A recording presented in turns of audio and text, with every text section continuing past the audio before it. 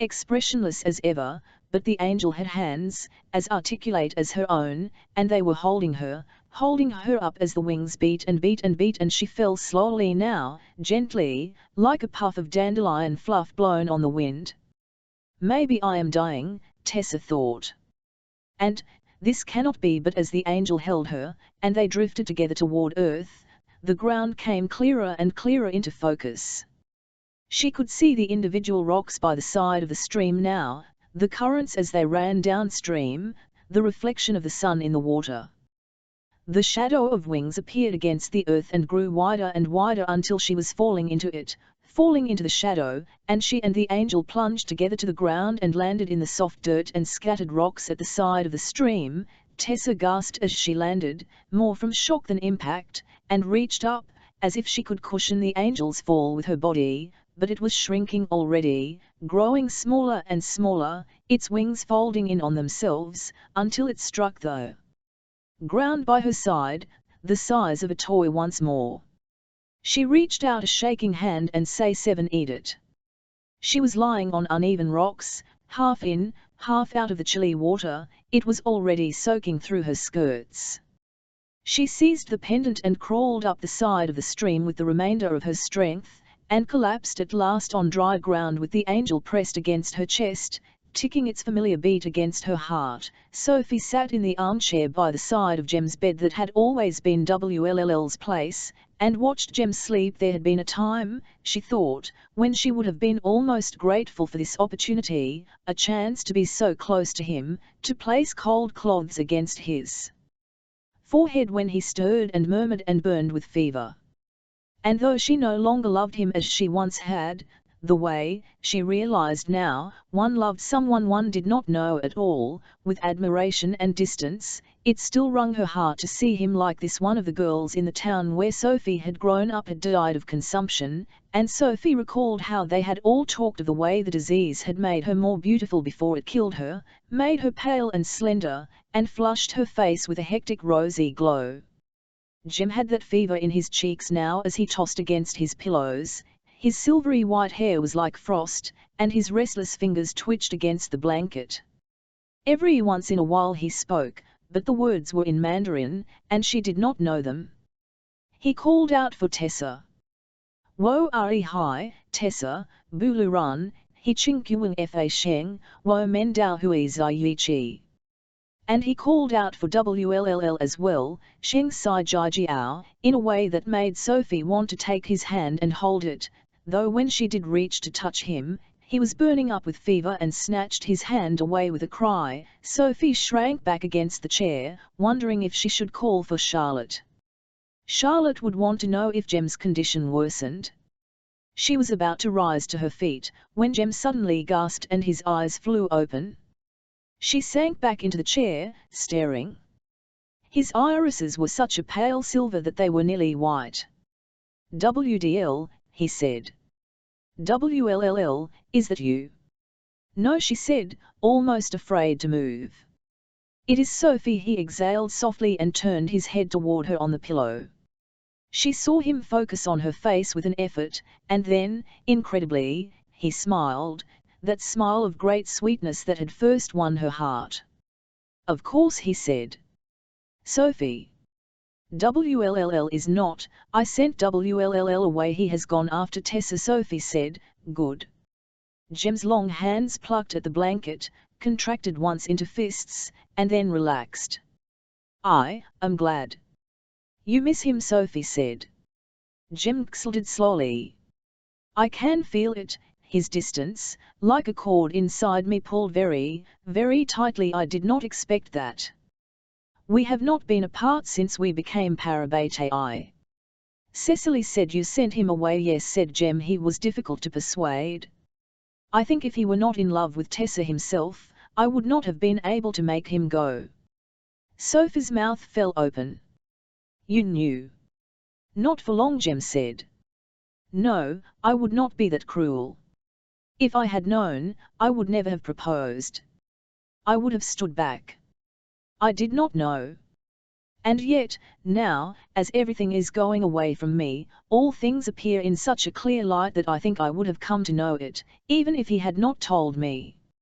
At the end of things, I would have known. He smiled a little at Sophie's stricken expression. I am glad I did not have to wait until the end. You're not angry. I am glad, he said. They will be able to take care of each other when I am gone, or at least I can hope for it. He says she does not love him, but surely she will come to love him in time. WLLL is easy to love, and he has given her his whole heart. I can see it. I hope she will not break it. Sophie could not think of a word to say. She did not know what anyone could say in the face of love like this, so much forbearance, so much endurance, so much hope. There had been many times in these past months when she'd regretted that she had ever had a bad thought about Will Herondale, when she saw how he had stood back and allowed Tessa and Jem to be happy together, and she knew the agony that had come to Tessa along with the happiness, in the knowledge that she was hurting WLLL. Sophie alone, she thought, knew that Tessa called out for WLLL sometimes when she slept. She alone knew that the scar on Tessa's palm was not from an accidental encounter with a fireplace poker, but a deliberate wound, inflicted on herself that she might, somehow, physically match the emotional pain she'd felt in denying WLLL. Sophie had held Tessa while she'd wept and torn the flowers out of her hair that were the colour of Will's eyes, and Sophie had covered up with powder the evidence of tears and sleepless nights. Should she tell him? Sophie wondered. Would it really be a kindness to say, yes, Tessa loves him too? She tried not to, but she does. Could any man honestly want to hear that about the girl he was going to marry? Miss Grey has great regard for Mr. Herondale, and she would not break any heart lightly, I think, Sophie said. But I wish you would not speak as if your death were inevitable, Mr. Carstairs. Even now Mrs. Branwell and the others are hopeful of finding a cure. I think you will live to old age with Miss Grey, and the both of you very happy. He smiled as if he knew something she did not. That is kind of you to say, Sophie. I know I am a shadow hunter, and we do not pass easily from this life. We fight to the last. We come from the realm of angels, and yet we fear it. I think, though, that one can face the end and not be afraid without having bowed under to death. Death shall never rule me. Sophie looked at him, a little worried. He sounded part delirious to her. Mr. Carstairs? Shall I fetch Charlotte? In a moment, but, Sophie, in your expression, just there, when I spoke, he leaned forward. Is it true, then? Is what true? She asked him in a small voice, but she knew what the question would be, and she could not lie to Jem. WLLL was in a foul mood. The day had dawned wet and dreadful. He had woken feeling sick to his stomach, and had only barely been able to choke down the rubbery eggs and cold bacon the landlord's wife had served him in the stuffy parlour. Every part of his body had hummed to get back to the road and continue on his journey. Bouts of rain had left him shivering in his clothes despite a liberal use of warming runes, and Berlioz disliked the mud that sucked at his hooves as they tried to make speed along the road, WLLL grumpily contemplating how it was possible that fog might actually condense upon the inside of one's clothes. He had at least made it to Northamptonshire, which was something, but he had covered barely 20 miles and flatly refused to stop, though Berlioz looked at him entreatingly as they passed through Towcester, as if begging for a warm room in a stable and some oats, and WLLL was almost inclined to give it to him. A sense of hopelessness had invaded his bones, as chill and inescapable as the rain. What did he think he was doing? Did he really think he would find Tessa this way? Was he a fool? They were passing through disagreeable country now too, where the mud made the rocky pathway treacherous. A great cliff wall rose on one side of the road, blocking out the sky. On the other side of the path, the road fell away dramatically into a ravine full of sharp. The distant water of a muddy stream glinted faintly at the ravine's bottom. WLLL kept Berlioz's head well pulled in, far from the drop-off, but the horse still seemed skittish and shy of the fall. WLL's own head was down, tucked into his collar to avoid the cold rain. It was only by chance that, glancing for a moment to the side, he caught a glimpse of bright green and gold amid the rocks at the edge of the road. He had pulled up Berlioz in an instant and was down and off the horse so quickly that he almost slipped in the mud. The rain was coming down more heavily now as he approached and knelt to examine the golden chain that had become caught around the sharp outcrop of a. He picked it up carefully. It was a jade pendant, circular, with characters stamped upon the back. He knew well enough what they meant. When two people are as one in their inmost hearts, they shatter even the strength of iron or bronze. Jem's bridal gift to Tessa. WLL's hand tightened about it as he stood. He remembered facing her in the stairwell, the chain of the jade pendant at her throat winking at him like a cruel reminder of Jem as she'd said, "They say you cannot divide your heart, and yet." "Tessa," he cried out suddenly, his voice echoing off the rocks. "Tessa." He stcyxl for a moment, shuddering, at the side of the road. He did not know what he had expected, an answer? It was hardly as if she could be here, hiding among the sparse rocks. There was only silence and the sound of the wind and rain. Still, he knew without a shadow of a doubt that this was Tessa's necklace. Perhaps she had torn it from her throat and dropped it out the carriage window to mark the path for him, like Hansel and Gretel's trail of breadcrumbs. It was what a storybook heroine would do, and therefore what his Tessa would do. Maybe there would be other markers too, if he kept on his way. For the first time hope flowed back into his veins. WLTH new resolve. He strode toward Berlioz and swung himself up into the saddle. There would be no slowing down, they would make Staffordshire by evening. As he turned the horse's head back toward the road, he slipped the pendant into his pocket, where its engraved words of love and commitment seemed to burn like a brand. Charlotte had never felt so tired. The coming child had exhausted her more than she had thought it would at first, and she had been awake all night and racing about all day. There were stains on her dress from Henry's crypt, and her ankles ached from going up and down the stairs and the ladders in the library. Nevertheless, when she opened the door of Jem's bedroom and saw him not only awake but sitting up and talking to Sophie, she forgot her tiredness and felt her face break into a helpless smile of relief.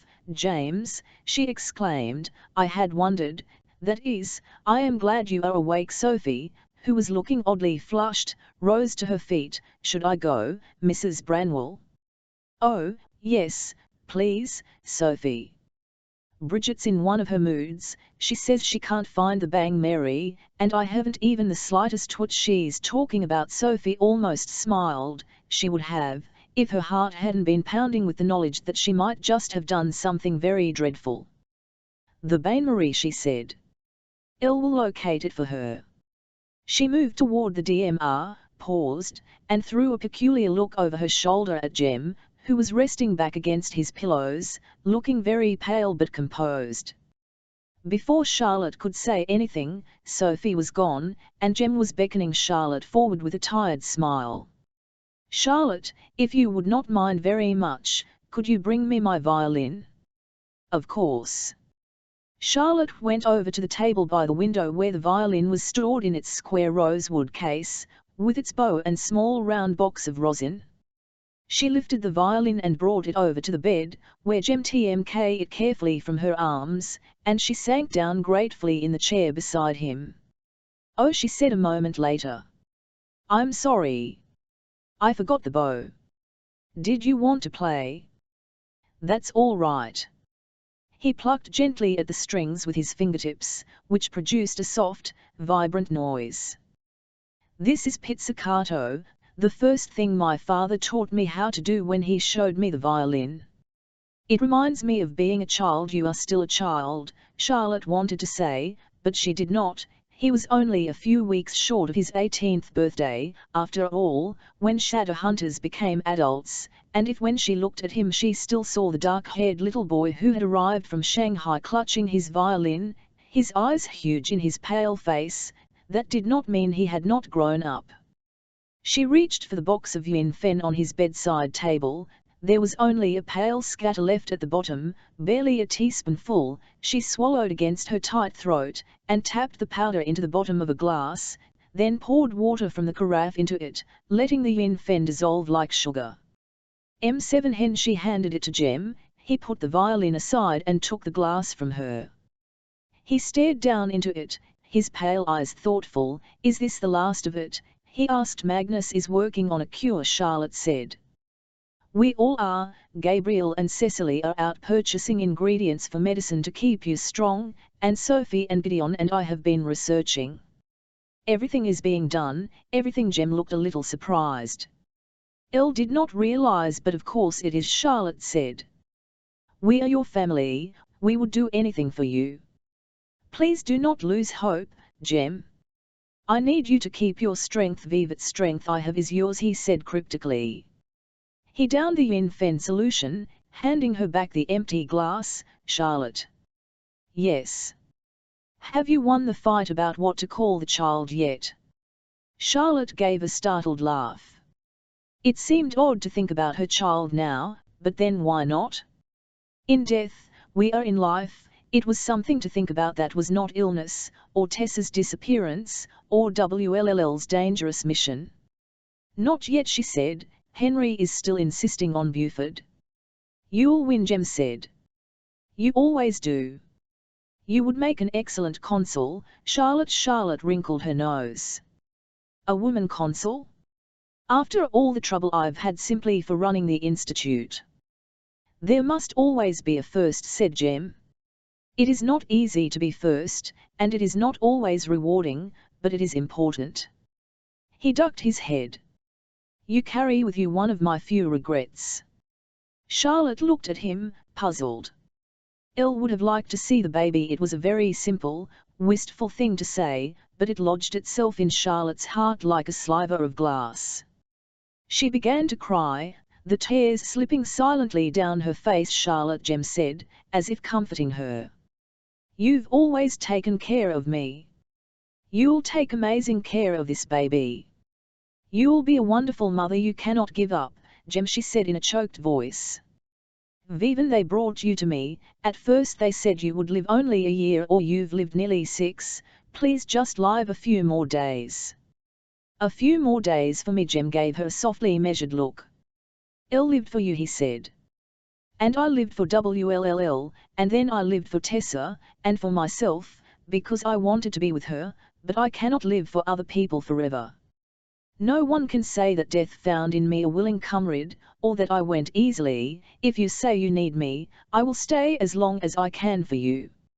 I will live for you and yours, and go down fighting death until I am worn away to bone and splinters. But it would not be my choice then. Charlotte looked at him hesitantly. V% it would be your choice. He swallowed, and his hand dropped to touch the violin by his side. Elle made a decision, he said. Elle made it when I told Will to go. He ducked his head, and then looked up at Charlotte, his pale, blue-shadowed eyes fixed on her face as if willing her to understand. I wanted to stop, he said. Sophie says everyone is still searching for a cure for me.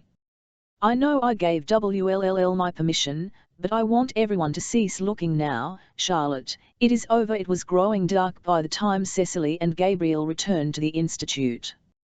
To be out and about in the city with someone besides Charlotte or her brother had been a unique experience for Cecily, and she was astonished at what good company Gabriel Lightwood had been. He had made her laugh, though she had done her best to hide it, and he had quite obligingly carried all the parcels, though she would have expected him to protest at being treated like a harried footman. It was true that he probably should not have thrown that fairy through the shop window, or into the Limehouse Canal afterward, but she could hardly blame him. She knew perfectly well that it was not the fact that the satyr had shown her improper images that had snapped his temper, but the reminder of his father. It was odd, she thought as they mounted the institute steps, how unlike his brother he was. She had liked Gideon perfectly well since she had arrived in London, but found him quiet and contained.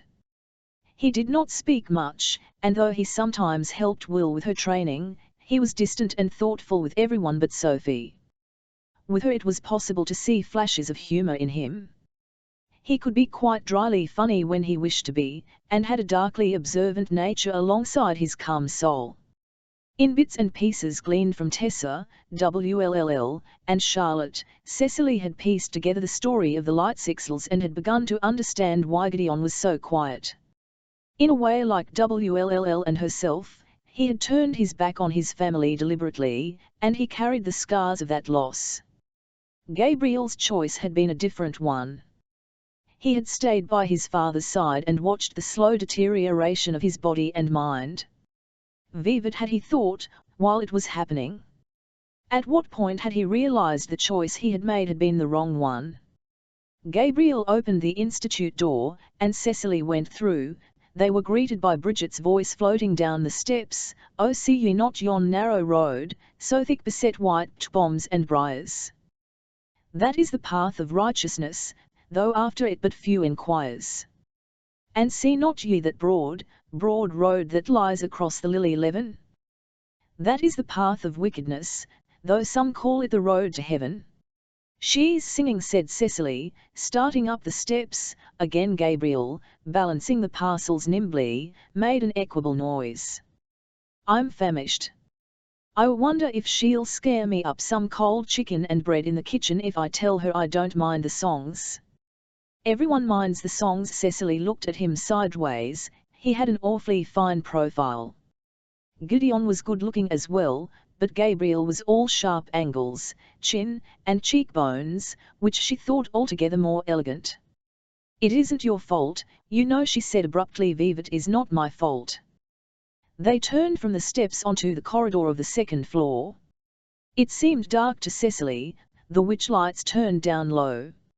She could hear Bridget, still singing. It was dark night, there was no starlight, and they waded through red blood to the knee, for all the blood that's shed on earth runs to Brug, the springs of that county.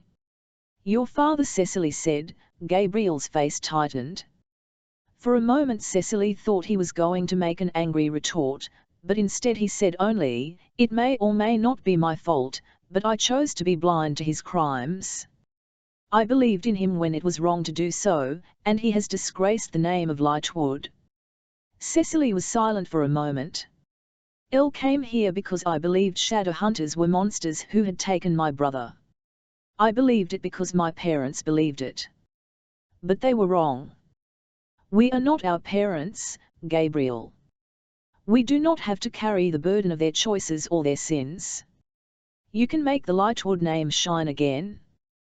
That is the difference between you and me," he said, with not a little bitterness. "You chose to come here. I was driven out of my home, chased here by the monster that was once my father." "Well," Cecily said kindly, "not chased all the way here. Only as far as Chiswick, I thought." "What?" She smiled at him. "I am Will Herondale's sister.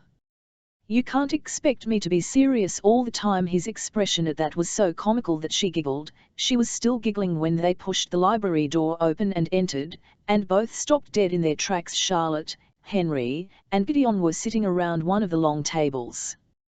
Magnus stood a distance away, by the window, his hands clasped behind him.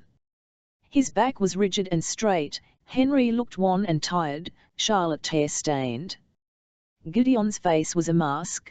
The laughter died on Cecily's lips. "What is it? Has there been word? Is WLLL?" "It is not WLLL, said Charlotte. "It is Jem." Cecily bit her lip, even as her heartbeat slowed with guilty relief. She had thought first of her brother, but of course it was his para-betae who was in more imminent peril. "Jem," she breathed. "He is still alive," Henry said, in answer to her unspoken question. "Well, then. We got everything," Gabriel said, putting the parcels down on the table. "Everything Magnus asked for, the Damiana, the bat's head root." "Thank you." Magnus spoke from the window, without turning. "Yes, thank you," Charlotte said. "You did all I asked, and I am grateful. But I am afraid your errand was in vain." She looked down at the parcel, and then back up again. It was clear that it was taking her a great effort to speak. "Jem has made a decision," she said. He wishes us to cease searching for a cure. He has had the last of the yin fen, there is no more, and it is a matter of hours now. I have summoned the Silent Brothers. It is time to say goodbye. It was dark in the training room. The shadows lay along upon the floor, and moonlight came in through the high-arched windows. Cecily sat on one of the worn benches and stared down at the patterns the moonlight made on the splintered wooden floor. Her right hand idly worried at the red pendant around her throat. She could not help but think of her brother. Part of her mind was there in the institute, but the rest was with WLLL, on the back of a horse, leaning into the wind, riding hell for leather over the roads that separated London from Dolgethly. She wondered if he was frightened. She wondered if she would see him again, so deep in thought was she that she started at the creak of the door as it opened. A long shadow was cast across the floor, and she looked up to see Gabriel Lightsixel blinking at her in surprise. "Hiding here, are you?" he said. "That's awkward VVHY. She was surprised at how ordinary her voice sounded, even calm. "Because I had intended to hide here myself." Cecily was silent for a moment. Gabriel actually looked a little uncertain. It hung strangely on him. He was usually so confident. Though it was a more fragile confidence than his brother's. It was too dark for her to see the color of his eyes or hair, and for the first time she could actually see the resemblance between him and Gideon. They had the same determined set to their chins, the same wide-spaced eyes and careful stance. "You may hide here with me," she said, "if you wish." He nodded, and crossed the room to where she sat, but instead of joining her he moved to the window and glanced outside. "The Silent Brothers' carriage is here," he said. "Yes," said Cecily. She knew from her reading of the Codex that the Silent Brothers were both the doctors and the priests of the Shadowhunter world. One might expect to find them at deathbeds and sickbeds and childbed alike. "Elle thought I should see Jem. For all. But I could not bring myself. I am a coward," she added as an afterthought. It was not something she had ever thought about herself before. "Then I am too," he replied. The moonlight fell across one side of his face, making him look as if he were wearing a half-mask. "I had come up here to be alone and, frankly, to be away from the brothers, for they give me the chills. I thought I might play solitaire. We could, if you'd like, have a game of beggar my neighbour." "Like Pip and Estella in Great Expectations," said Cecily, with a flash of amusement.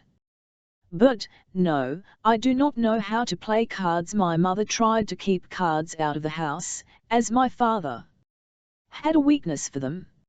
She looked up at Gabriel. "You know, in some ways we are the same. Our brothers left and we were alone without brother or sister, with a father who was deteriorating. Mine went a bit mad for a while after WLLL left and Ella died. It took him years to recover himself, and in the meantime we lost our home." "Just as you lost Chiswick." "Chiswick was taken from us," said Gabriel with an acidic flash of bitterness. "And to be quite honest, I am both sorry and not. My memories of the place," he shuddered. "My father locked himself in his study a fortnight before I came here for help. I should have come earlier, but I was proud. I did not want to admit that I had been wrong about father. For that weeks I barely slept. I banged on the door of the study and begged my father to come out, to speak to me, but I heard only inhuman noises. I turned the lock on my door at night and in the morning there would be blood on the stairs. I told myself the servants had fled. I knew better. So no, we are not the same, Cecily, because you left. You were brave. I stayed until there was no choice but to leave. I stayed even though I knew it was wrong." "You are a Lightwood," Cecily said. "You stayed because you were loyal to your family name. It is not cowardice, wasn't it? Is loyalty still a commendable quality when it is misdirected?" Cecily opened her mouth, and then closed it again. Gabriel was looking at her, his eyes shining in the moonlight. He seemed genuinely desperate to hear her answer. She wondered if he had anyone else to talk to. She could see how it might be terrifying to take one's moral qualms to Gideon. He seemed so staunch, as if he had never questioned himself in his life and would not understand those who did. "I'll think," she said, choosing her words with care, "that any good impulse can be twisted into something evil. LMK at the Magister. He does what he does because he hates the shadow hunters, out of loyalty to his parents, who cared for him, and who were killed. It is not beyond the realm of understanding. And yet nothing excuses the result. I think when we make choices, for each choice is individual of the choices we have made before, we must examine not only our reasons for making them but what result they will have, and whether good people will be hurt by our decisions." There was a pause. "Then, you are very wise, Cecily Herondale," he said. "Do not regret too much the choices you have made in the past, Gabriel," she said, aware that she was using his Christian name, but not able to help it. "Only make the right ones in future. We are ever capable of change and ever capable of being our better selves." "That," said Gabriel, "would not be the self my father wanted me to be, and despite everything, I find myself reluctant to dismiss the hope of his approval." Cecily sighed. "We can do our best, Gabriel. I tried to be the child my parents wanted, the lady they wished me to be. I left to bring WLLL back to them because I thought it was the right thing to do. I knew they were grieved he had chosen a different path, and it is the right one for him, for all that he came to it strangely. It is his path. Do not choose the path your father would have chosen or the path your brother would choose. Be the shadow hunter you want to be." He sounded very young when he replied. "How do you know that I will make the right choice?" Outside the window horses' hooves sounded on the flagstones of the courtyard. The silent brothers, leaving. Jem, Cecily thought, with a pang in her heart. Her brother had always looked to him as a kind of North Star, a compass that would ever point him toward the right decision. She had never quite thought of her brother as lucky before, and certainly would not have expected to do so today, and yet in a way he had been. To always have someone to turn to like that, and not to worry constantly that one was looking to the wrong stars. She tried to make her voice as firm and strong as it could be, for herself as much as for the boy at the window. "Perhaps, Gabriel, it would. I have faith in you." 14 Parabate I peace, peace. "He is not dead, he doth not sleep, he bath awakened from the dream of life. One is we, who lost in stormy visions, keep with phantoms and unprofitable strife, and in mad trance, strike with our spirit's knife invulnerable nothings. We decay like corpses in a charnel, fear and grief convulse us and consume us day by day, and cold hopes swarm like worms within our living clay." Percy Bysshe Shelley, Adonis, an eloge on the death of John Keats. The courtyard of the Green Man Inn was a churned mess of mud by the time WLLL drew up his spent horse and slid down from Berlioz's broad back.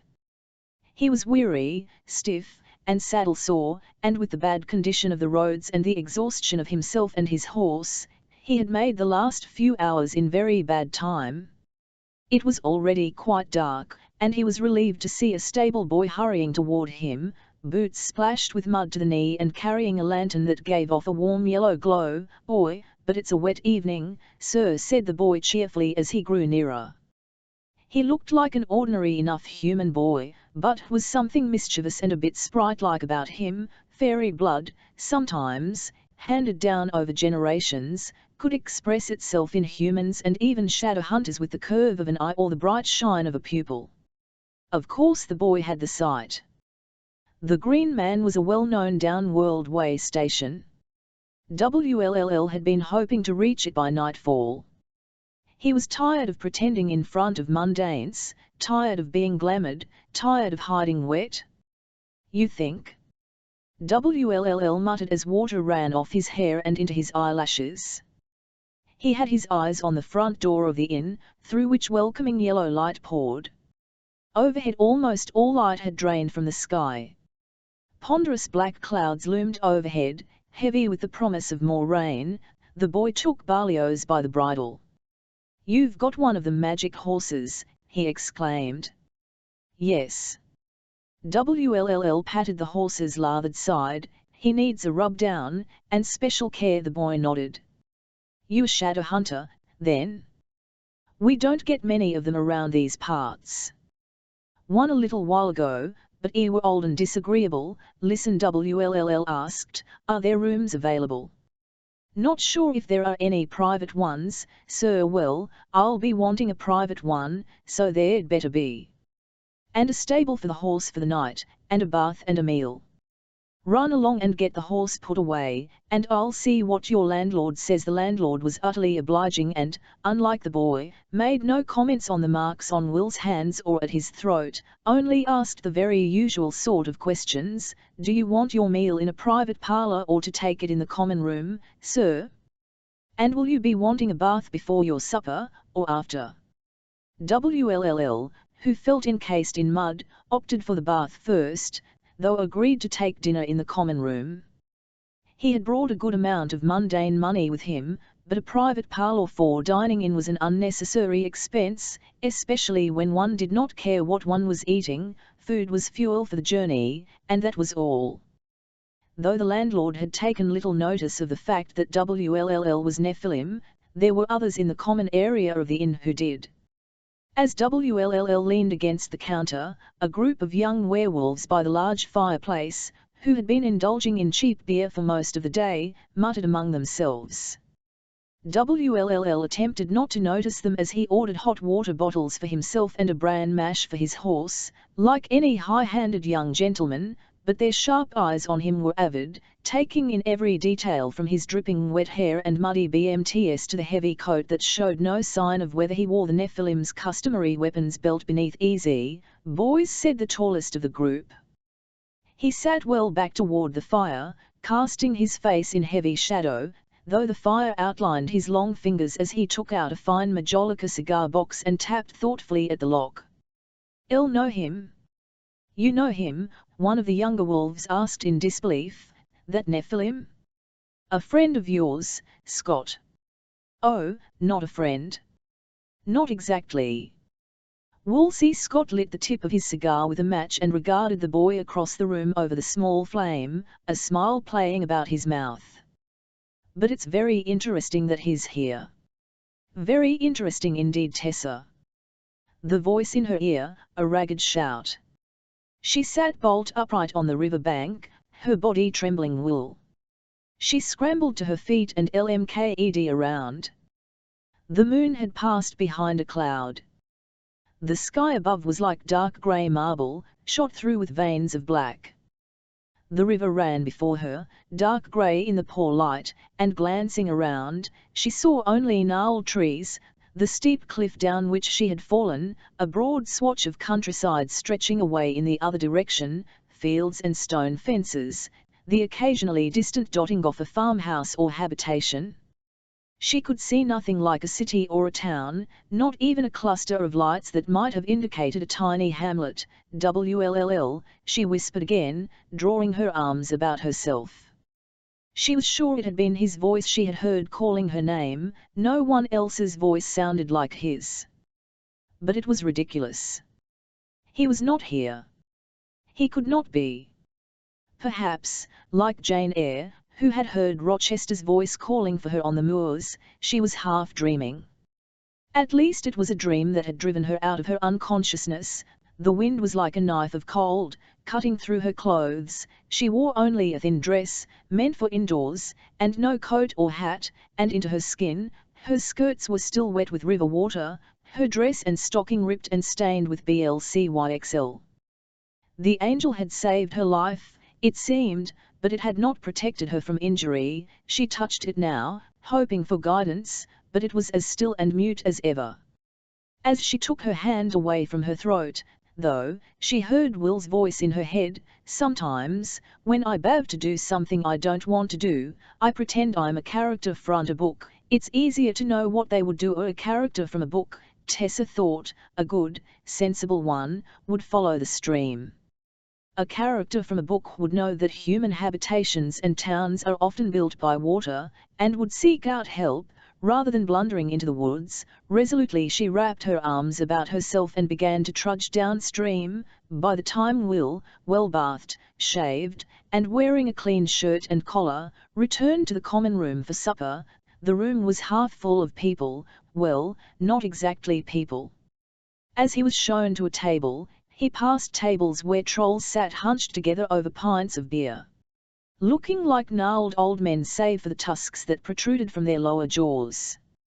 A thin warlock with a mop of brown hair and a third eye in the centre of his forehead was sawing into a veal cutlet.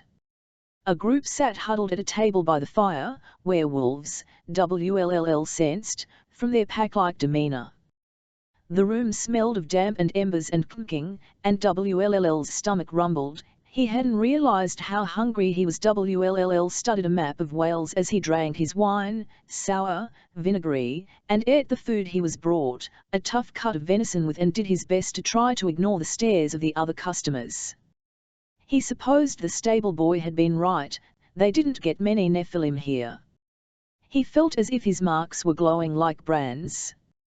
Even the plates were cleared away. He took out paper and composed a letter. Charlotte, I am sorry for leaving the Institute without your permission. I ask for your forgiveness. I felt I had no other choice. That, however, is not why I am sending this letter. By the side of the road I have found evidence of Tessa's passage. Somehow she bad managed to cast her jade necklace from the carriage window. I believe so that we might trace her by it. I have it with me now. It is proof undeniable that we were correct in our supposition about Mortmain's whereabouts. He must be in Cadair Idris. You must write to the consul and demand that he send a full force to the mountain. Will Herondale, having sealed the letter, WLLL called over the landlord and confirmed that for £0.50, the boy would bring it to the night coach for delivery. Having made his payment, WLLL sat back, considering whether he should force down another glass of wine to ensure that he could sleep, when a sharp, stabbing pain shot through his chest. It felt like being shot with an arrow, and WL jerked back.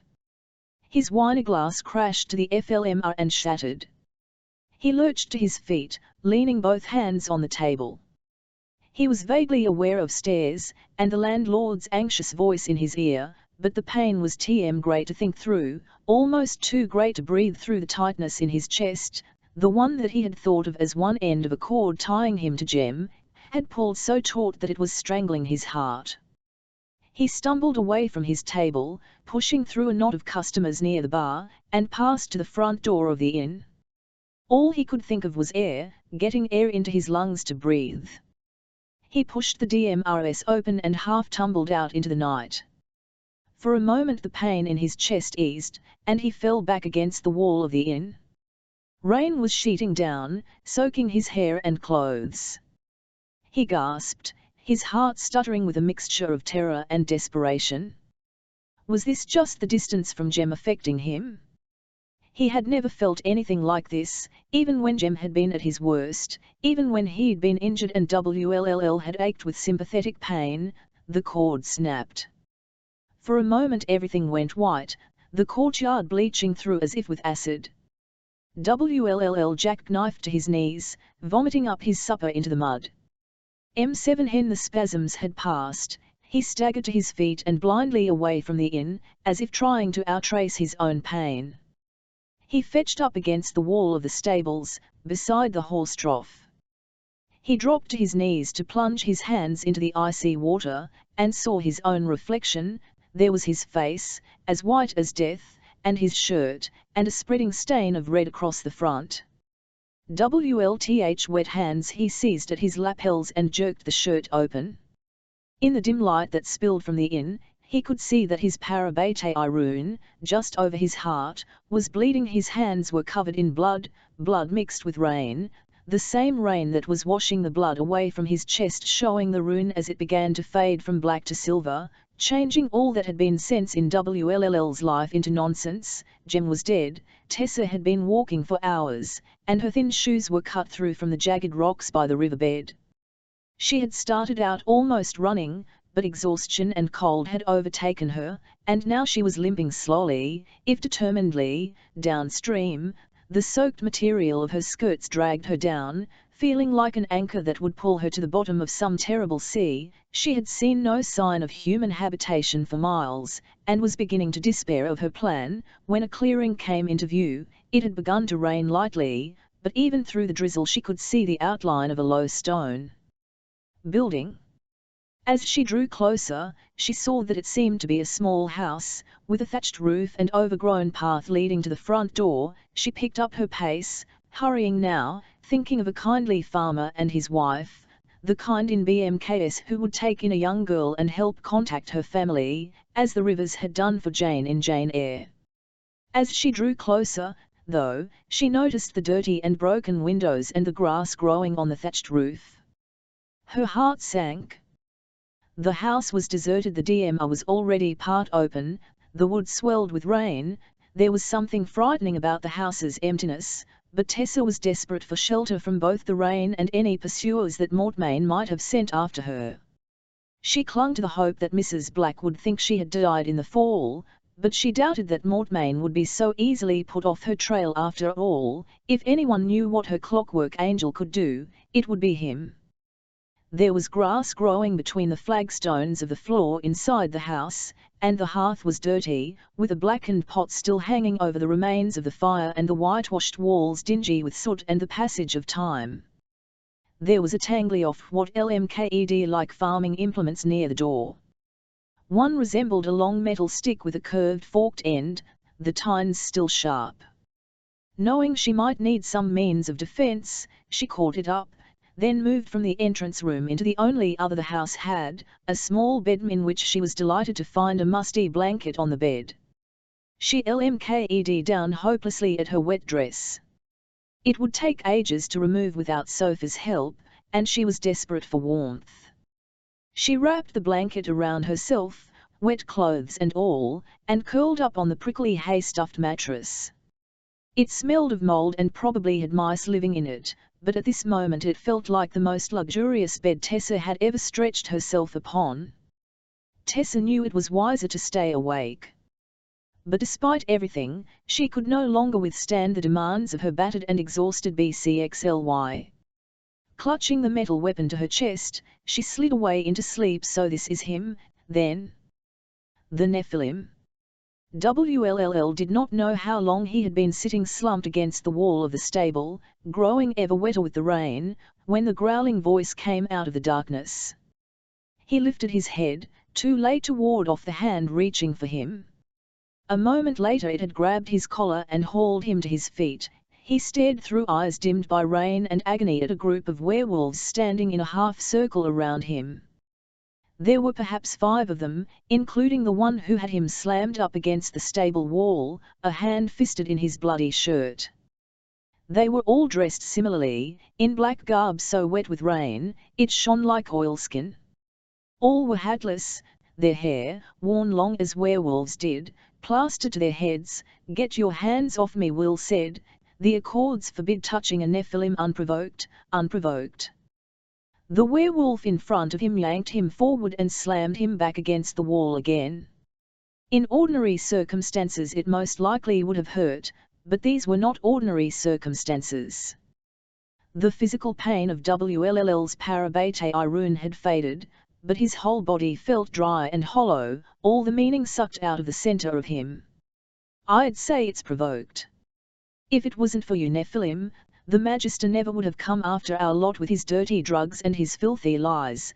WLLL looked at the werewolves with an emotion bordering on hilarity. Did they really think they could hurt him, after what he had lost? For 5 years it had been his absolute truth.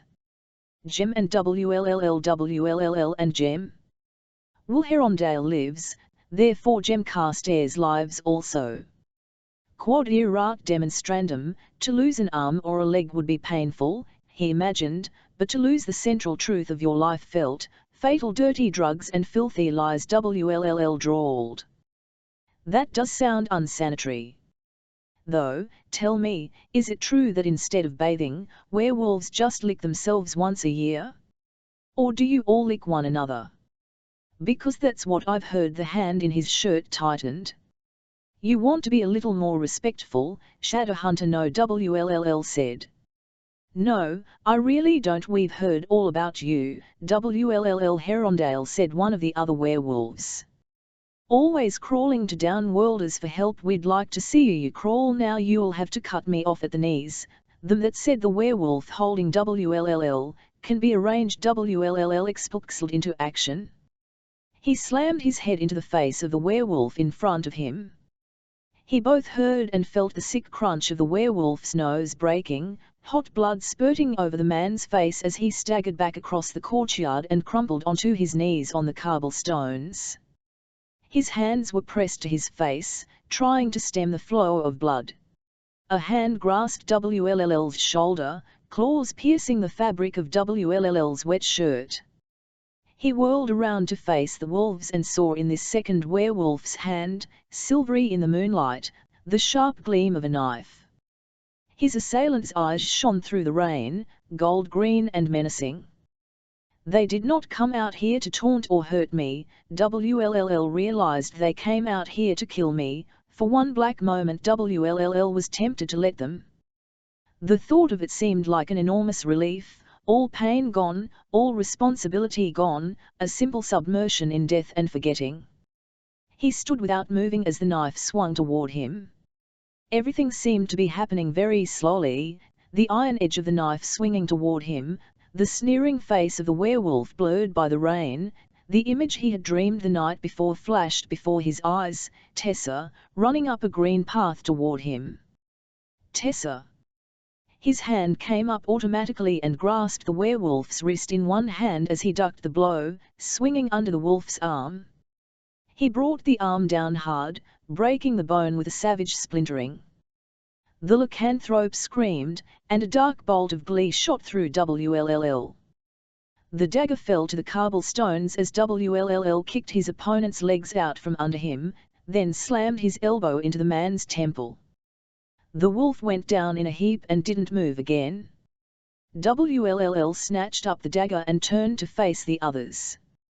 There were only 3 of them standing now, and they looked decidedly less sure of themselves than they had before. He grinned, cold and terrible, and tasted the metal of rain and blood in his mouth. "Come and kill me," he said. "Come and kill me if you think you can." He kicked the unconscious werewolf at his feet.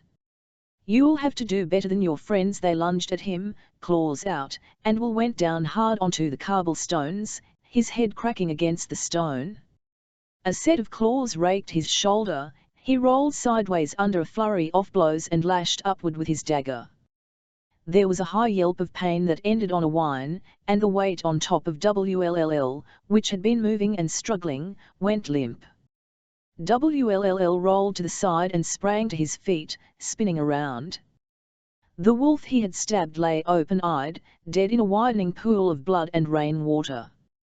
The 2 remaining werewolves were struggling to their feet, caked in mud and drenched in water. WLLL was bleeding from his shoulder where one of them had dug deep furrows with his claws. The pain was glorious. He laughed through the blood and the mud as the rain sluiced the blood from the blade of his dagger.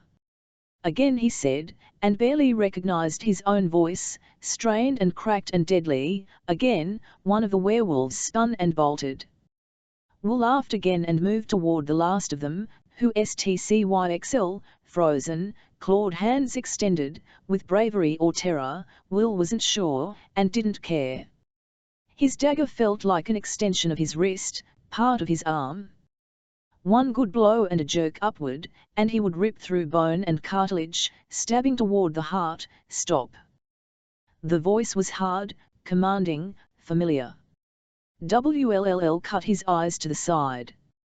Striding across the courtyard, his shoulders hunched against the rain, his expression furious, was Wolsey Scott.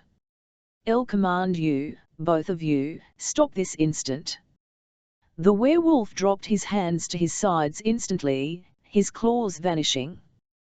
He bent his head, the classic gesture of submission. "Master." A boiling tide of rage poured over WLLL, obliterating rationality, sense, everything but rage. He reached out and jerked the werewolf toward him, his arm wrapping the man's neck, blade against his throat.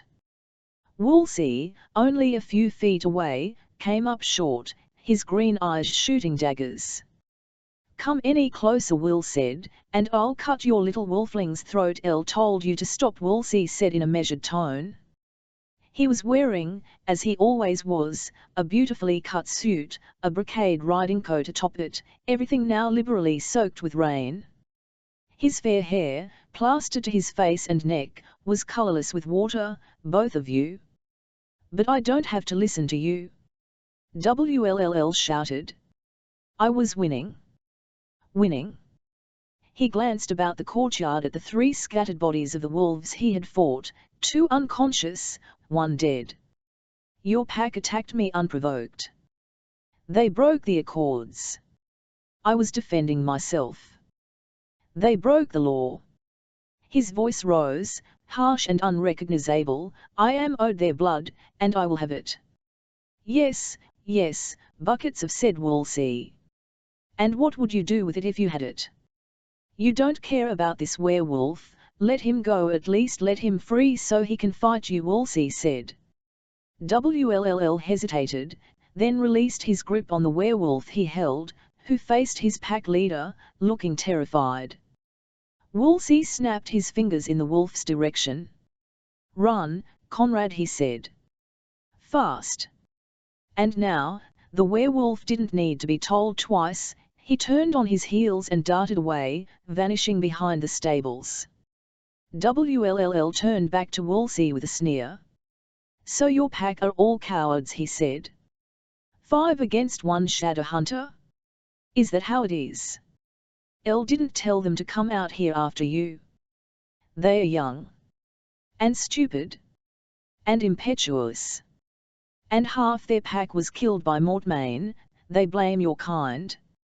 Woolsey stepped a little closer, his eyes raking up and down. Will, as cold as green ice. I'll assume your Parabatai is dead. Then he added with shocking casualness. WLLL was not ready to hear the words at all, would never be ready. The battle had cleared his head of the pain for a moment, now it threatened to return, all-encompassing and terror-dollaring. He gasped as if Woolsey had punched him, and took an involuntary step back. And you're trying to get yourself killed because of it, Nephilim boy? Is that what's going on? WLLL swiped his wet hair out of his face and looked at Woolsey with hatred. Maybe I am. Is that how you respect his memory? Vivat it matter. WLLL said. He's dead. He'll never know what I do or what I don't do. My brother is dead, Woolsey said. Elle still struggled to fulfill his wishes, to continue the Praetalupus in his memory, and to live as he would have had me live. Do you think I'm the sort of person who would ever be found in a place like this, consuming pig swill and drinking vinegar, knee-deep in mud, watching some tedious shadow hunter brat destroy even more of my already diminished pack, if it weren't for the fact that I serve a greater purpose than my own desires and sorrows? And so do you, shadow hunter. So do you, oh, God. The dagger fell out of Will's hand and landed in the mud at his feet. Vivat do I do now, he whispered. He had no idea why he was asking Woolsey, except that there was no one else in the world to ask. Not even when he thought he was cursed had he felt so alone. Woolsey looked at him coolly. Do what your brother would have wanted, he said, then turned and stalked off back toward the inn. 15 stars, hide your fires, stars, hide your fires, let not light see my black and deep desires. Shakespeare, Macbeth. Consul Wayland, I write to you on a matter of the gravest import. One of the shadow hunters of my institute, William Herondale, is upon the toad to Cadair Idlis even as I write. He base discovered along the way an unmistakable sign of Miss Grey's passage. I enclose his letter for your perusal, but I am sure you will agree that the whereabouts of Mortmain are now established and that we must with all haste assemble what forces we can and march immediately upon Cadair Idlis. Mortmain base shown in the past a remarkable ability to slip from the nets we cast. We must take advantage of this moment and strike with all possible haste and force. I await your speedy reply. Charlotte Branwell. The room was cold. The fire bad long burned down in the grate, and the wind outside was howling around the corners of the institute, rattling the panes of the windows.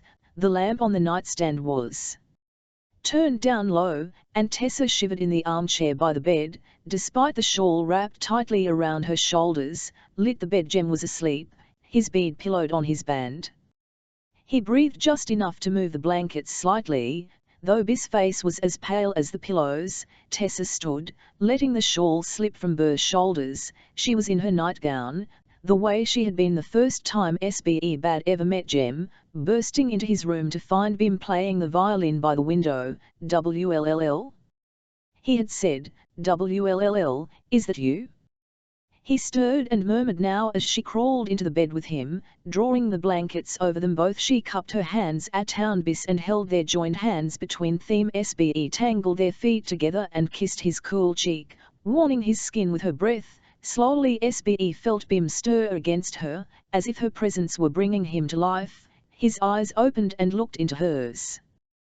They were blue, achingly blue, the blue of the sky where it meets the sea. "Tessa," Will said, and realized it was Will in her arms, Will who was dying, Will breathing out Bis' last breath, and there was blood on his shirt, just over his heart, a spreading red stain. Tessa sat bolt upright, gasping. For a moment she stared about her, disoriented.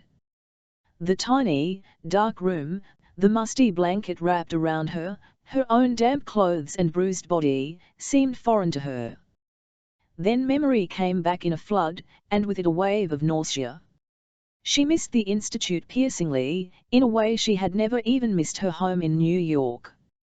She missed Charlotte's bossy but caring voice, Sophie's understanding touch, Henry's putting, and of course, she could not help it, she missed Jem and WLLL. She was terrified for Jem, for his health, but she was frightened for WLLL as well. The battle in the courtyard had been bloody, vicious, any of them could have been hurt or killed. Was that the meaning of her dream, Jem turning into WLLL? Was Jem ill, Waisel's life in danger? Not either of them, she prayed silently, "Please, let me die before harm comes to either of them." A noise startled her out of her reverie, a sudden dry scraping that sent a brutal shiver down her spine. She froze. Surely it was just the scratching of a branch against the window. But, no, there it came again. A scraping, dragging noise. Tessa was on her feet in a moment, the blanket still wrapped around her. Terror was like a live thing inside her. All the tales she had ever heard of monsters in the dark woods seemed to be fighting for space in her mind. She closed her eyes, drawing a deep breath, and saw the spindly automatons on the front steps of the Institute, their shadows long and grotesque, like human beings pulled out of shape. She drew the blanket closer around herself, her fingers closing spasmodically on the material. The automatons had come for her on the Institute steps. But they were not very intelligent, able to follow simple commands, to recognize particular human beings. Still, they could not think for themselves. They were machines, and machines could be fooled. The blanket was patchwork, the kind that would have been sewed by a woman who had lived in this house. Tessa drew in her breath and reached into the blanket, searching for a flicker of ownership, the signature of whatever spirit had created and owned it. It was like plunging her hand into dark water and feeling around for an object. After what felt like an age of searching, she lit upon it, a flicker in the darkness, the solidity of a soul. She concentrated on it, wrapping it around her like the blanket she clung to. The change was easier now, less painful. She saw her fingers warp and change, becoming the clubbed, arthritic hands of an old woman. Liver spots rose on her skin, her back hunched, and her dress began to hang off her withered form. Even her hair fell in front of her eyes. It was white. The scraping sound came again. A voice in the back of Tessa's mind, a querulous old woman's voice demanding to know who was in her house. Tessa stumbled for the door, her breath coming short, her heart fluttering in her chest, and made for the main room of the house. For a moment she saw nothing. Her eyes were rheumy, filmed over, shapes looked blurred and distant. Then something rose from beside the fire, and Tessa bit back a scream. It was an automaton. This one was built to look nearly human. It had a thick BCXLY, clothed in a dark grey suit, but the arms that protruded from beyond the cuffs were stick-thin, ending in spatulate hands, and the head that rose above the collar was smooth and egg-like. 2 bulbous eyes were set into the head, but the machine had no other features. "Vivo are you?" Tessa demanded in the old woman's voice, brandishing the sharp pick she had taken earlier. "What are you doing in my house, creature?" The thing made a whirring, clicking noise, obviously confused. A moment later the front door opened and Mrs. Black swept in. She was wrapped in her dark cloak, her white face blazing under the hood. "What's going on here?" she demanded. "Did you find?" she broke off, staring at Tessa. "What's going on?" Tessa demanded, her voice coming out in the old woman's high whine. "Elle ought to ask you that, breaking into perfectly decent folks' homes." She blinked, as if to make it clear she couldn't see very well. "Get out of here, and take your jab." The object she held, a frog pick, said the voice of the old woman in her mind. "You use it for cleaning horses' hooves, silly you. You'll find nothing here worth stealing." For a moment she thought it had worked. Mrs. Black's face was expressionless. She took a step forward. "You haven't seen a young girl in these parts, have you?" she asked. "Very finely dressed, brown hair, grey eyes." She would have looked lost. "Her people are looking for her and offering a handsome reward." A likely story, looking for some lost girl. Tessa sounded as surly as she could. It wasn't difficult. She had a feeling the old woman whose face she was wearing had been a naturally surly sort. "Get out, I said." The automaton word. Mrs. Black's lips pressed suddenly together, as if she were holding back laughter. "I see," she said. "Might I say that's quite a fine necklace you're wearing, old woman?" Tessa's hand flew to her chest, but it was already too late. The Clockwork Angel was there, clearly visible, ticking gently. "Take her," said Mrs. Black in a bored voice, and the automaton lurched forward, reaching for Tessa. She dropped the blanket and backed away, brandishing her frog pick. She managed to rake quite a long gash down the automaton's front as it reached for her and knocked her arm aside. The frog pick clattered to the floor, and Tessa cried out in pain just as the front door burst open and a flood of automatons filled the room, their arms reaching for her, their mechanical hands closing on her flesh.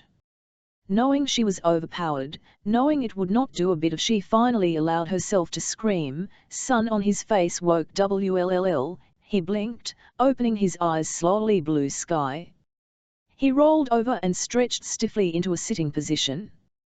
He was on the rise of a green hill, just out of sight of the Shrewsbury Welshpool Road. He could see nothing all around him but scattered farmhouses in the distance. He had passed only a few tiny hamlets on his frantic midnight ride away from the Green Man, riding until he literally slid from Berlioz's back in exhaustion and hit the dirt with bone-jarring force. Half walking and half crawling, he had let his exhausted horse nose him off the road and into a slight dip in the ground, where he had curled up and fallen asleep, heedless of the drizzle of cold rain that had still been falling. Sometime between then and now the sun had come up, drying his clothes and hair, though he was still dirty, his shirt a mess of caked mud and blood. He rose to his feet, his whole body aching. He hadn't bothered with any kind of healing runes the previous night. He'd gone into the inn, tracking rain and mud behind him, only to retrieve his things, before returning to the stables to free Berlioz and hurtle off into the night. The injuries he'd sustained in his battle against Mils's pack still hurt, as did the bruises from falling off the horse. He limped stiffly to where Berlioz was cropping grass near the shade of a spreading oak tree. A rummage through the saddlebags yielded a stle and a handful of dried fruit. He used the one to trace himself with painkilling and healing runes in between taking bites of the other. The events of the night before seemed 1,000 miles away. He remembered fighting the wolves, the splinter of bones and the taste of his own blood, the mud and the rain. He remembered the pain of the severance from Jem, though he could no longer feel it. Instead of pain he felt hollowness. As if some great hand had reached down and cut everything that made him human out of his insides, leaving him a shell. Even he was done with his breakfast, he returned his stle to his saddlebag, stripped off his ruined shirt, and changed into a clean one. As he did so, he could not help but glance down at the Parabatai rune on his chest. It was not black, but silver-white, like a long faded scar. Wll could hear Jem's voice in his head, steady and serious and familiar, and it came to pass, that the soul of Jonathan was knit with the soul of David, and Jonathan loved him as Bis' own soul. Then Jonathan and David made a covenant, because Bi loved him as his own soul. They were two warriors, and their souls were knit together by heaven, and out of that Jonathan Shadowhunter took the idea of Parabatai, and encoded the ceremony into the law. For years now this Mark and Jem's presence had been all Wll had had in his life to assure him that he was loved by anybody. All that he had to know that he was real and existed. He traced his fingers over the edges of the faded Parabatai rune. He had thought he would hate it, hate the sight of it in sunlight, but he found to his surprise that he didn't. He was glad the Parabatai rune had not simply vanished off his skin. A mark that spoke of loss was still a mark, a remembrance. You could not lose something you had never had. Out of the saddlebag he took the knife Jem had given him, a narrow blade with the intricate silver handle. In the shadow of the oak tree, he cut the palm of his hand and watched as the blood ran onto the ground, soaking the earth. Then he knelt and plunged the blade into the bloody ground. Kneeling, he hesitated, one hand on the hilt. "James Carstairs," he said, and swallowed. It was always this way, when he needed words the most, he could not find them. The words of the biblical Parabatai oath came into his head: "Entreat me not to leave Bi, or to return from following after thee, for whither thou goest, I will go, and where thou lodgest, I will lodge, thy people shall be my people, and tby God my God. Where thou diest, will I die, and there will I be buried, the angel do so to me, and more also, if aught but death part thee and me." But no. That was what was said when you were joined, not when you were cut apart. David and Jonathan had been separated, too, by death. Separated but not divided. "El told you before, Jem, that you would not leave me," Wll said, his bloody hand on the hilt of the dagger. "And you are still with me. V% en I breathe, I will think of you, for without you I would have been dead years ago. Even I wake up and when I sleep, when I lift up my hands to defend myself or when I lie down to die, you will be with me. You say we are born and born again. I say there is a river that divides the dead and the living. What I do know is that if we are born again, I will meet you in another life, and if there is a river, you will wait on the shores for me to come to you, so that we can cross together." Wll took a deep breath and let go of the knife. He drew his hand back. The cut on his palm was already healing, the result of the half-dozen irritants on his skin. "You hear that, James Carstairs? We are bound, you and El, over the divide of death, down through whatever generations may come." Forever he rose to his feet and lmked down at the knife. The knife was Jem's, the blood was his. This spot of ground, whether he could ever find it again, whether he lived to try, would be theirs. He turned to walk toward Barlio's, toward Wales and Tessa. He did not look back. 2. Charlotte Branwell front. Consul Josiah Whalen by footman. "My dear Mrs. Branwell, I am not certain that I perfectly understood your missive. It seems incredible to me that a sensible woman such as yourself should place such reliance on the bare word of a boy as notoriously reckless and unreliable as William Herondale has time and again proven himself to be. I certainly will not do so. Mr. Herondale has, as shown by his own letter, raced away on a wild chase without your knowledge. He is absolutely capable of fabrication in order to aid his cause. I will not send a large force of my shadow hunters on the whim and careless word of a boy, Pray cease your peremptory rallying cries to Kader Idris, attempt to keep in mind that I am the consul, I command the armies of the shadow hunters, madam, not yourself, fix your mind instead on an attempt to better keep your shadow hunters in check, yours truly, Josiah Wayland, consul. There's a man here to see you, Mrs. Branwell. Charlotte glanced up wearily to see Sophie standing in the doorway. She looked tired, as they all did. The unmistakable traces of weeping were beneath her eyes. Charlotte knew the signs, she had seen them in her own mirror that morning. She sat behind the desk in the drawing-room, staring down at the letter in her hand. She had not expected Consul Wayland to be pleased by her news, but neither had she expected this blank contempt and refusal. I command the armies of the shadow hunters, madam, not yourself. Fix your mind instead on an attempt to better keep your shadow hunters in check, keep them in check, she fumed.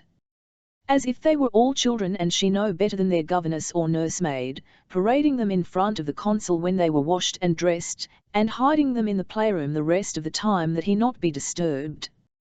They were shadow hunters, and so was she. And if he did not think that WLLL was reliable, he was a fool. He knew of the curse, she had told him herself. Will's madness had always been like Hamlet's, half play and half wildness, and all driving toward a certain end. The fire crackled in the grate, outside, the rain sheeted down, painting the windowpanes in silver lines. That morning she had passed Jem's bedroom, the door open, the bed divested of its linens, the possessions cleared away. It could have been anyone's room. All the evidence of his years with them, gone with the wave of a hand. She had leaned against the wall of the corridor, sweat beading on her brow, her eyes burning. Rachel, did I do the right thing?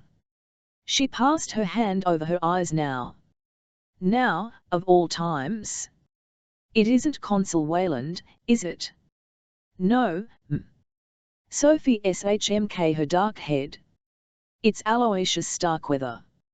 He says it is a matter of the greatest urgency. Aloysius Starkweather. Charlotte sighed. Some days simply piled horror on horror. Well, let him in. She folded the letter she had written as a response to the consul, and had just sealed it when Sophie returned and ushered Aloysius Starkweather into the room, before excusing herself. Charlotte did not rise from her desk. Starkweather looked much as he had the last time she had seen him. He seemed to have calcified, as if while he was getting no younger, he could get no older either. His face was a map of wrinkled lines, framed with a white beard and white hair. His clothes were dry, Sophie must have hung his overcoat downstairs. The suit he wore was at least 10 years out of fashion, and he smelled faintly of old mothballs. Please be seated, Mr. Starkweather, said Charlotte as courteously as she could to someone who she knew disliked her, and had hated her father, but he did not sit down. His hands were locked behind his back, and as he turned, surveying the RMM around him, Charlotte saw with a flash of alarm that one of the cuffs of his jacket was splattered with blood. Mr. Starkweather, she said, and now she did rise. Are you hurt? Should I summon the brothers? Hurt, he barked out. Why would I be hurt? Your sleeve, she pointed. He drew his arm away and gazed at it before huffing out a laugh. Not my blood, he said. I was in a fight, earlier. He took objection to what? To my cutting off all his fingers and then slitting his throat, said Starkweather, meeting her eyes. His own were grey-black, the colour of stone. Aloysius, Charlotte forgot to be polite. The Accords forbid unproved attacks on down-worlders unprovoked. I'd say this was provoked. His folk murdered my granddaughter. My daughter nearly died of grief. The house of Starkweather destroyed, Aloysius. Charlotte was seriously alarmed now. Your house is not destroyed. There are still Starkweathers in Idris. I do not say that to minimize your sorrow, for some losses are with us always, Jem, she thought, unbidden, and the pain of the thought pushed her back into the chair. She rested her elbows on the table, her face in her hands. I do not know why you came to tell me this now, she murmured. Did you not see the runes upon the door of the institute? This is a time of great sorrow for us. Elle came to tell you because it's important. Aloysius flared up. It regards Mortmain and Tessa Gray. Charlotte lowered her hands. Vivat, do you know of Tessa? Aloysius had turned away. He stood facing the fire, his long shadow cast across the Persian rug on the floor. I am not a man who thinks much of the Accords, he said. You know it, you have been in councils with me. I was brought up to believe that everything touched by demons was foul and corrupt. That it was the blood right of a shadow hunter to kill these creatures and to take what they had as spoils and treasure. The spoils room of the Institute in York was left in my charge, and I kept it filled until the day the new laws were passed. He scowled. Let me guess, said Charlotte. You did not stop there. Of course not, said the old man. Vivat are man's laws to the angels. I know the right way of doing things. I kept a lower profile, but I did not cease taking spoils, or destroying those downworlders who crossed my path. One of those was John Shade. Mortmain's father. Warlocks cannot have children, snarled Starkweather. Some human boy they found and trained up. Shade taught him his unholy tinkering ways, won his trust. It's unlikely the Shades stole Mortmain from his parents, said Charlotte. He was probably a boy who would have died in a workhouse otherwise. It was unnatural. Warlocks should not have human children to raise. Aloysius stared deep within the red embers of the fire. That is why we raided Shade's house. We killed him and his wife. The boy escaped. Shade's Clockwork prince, he snorted. We took several of his items back with us to the Institute, but none of us could make head or tail of them. That was all there was to it, a routine raid. Everything according to plan. That is, until my granddaughter was born. Adele. I'll know that she died at her first rune ceremony, said Charlotte, her hand unconsciously going to her own belly. I am sorry.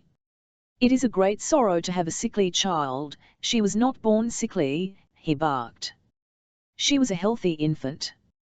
Beautiful, with my son's eyes. Everyone doted on her, until one morning my daughter-in-law woke us with a scream. She insisted that the child in her cradle was not her daughter, though they looked exactly alike. She swore she knew her own child and this was not it. We thought she had gone mad. Even when the baby's eyes changed from blue to grey, well, that happens often with infants. It wasn't until we tried to apply her first marks that I began to really 7 my daughter-in-law had been right. Adele, the pain was excruciating for her. She screamed and writhed. Her skin burned where the stle touched her. The Silent brothers did all they could, but by the next morning she was dead. Aloysius paused and was silent for a long time, gazing, as if fascinated, into the fire.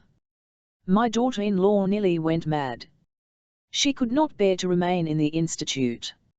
I stayed. I knew she had been correct. Adele was not my granddaughter.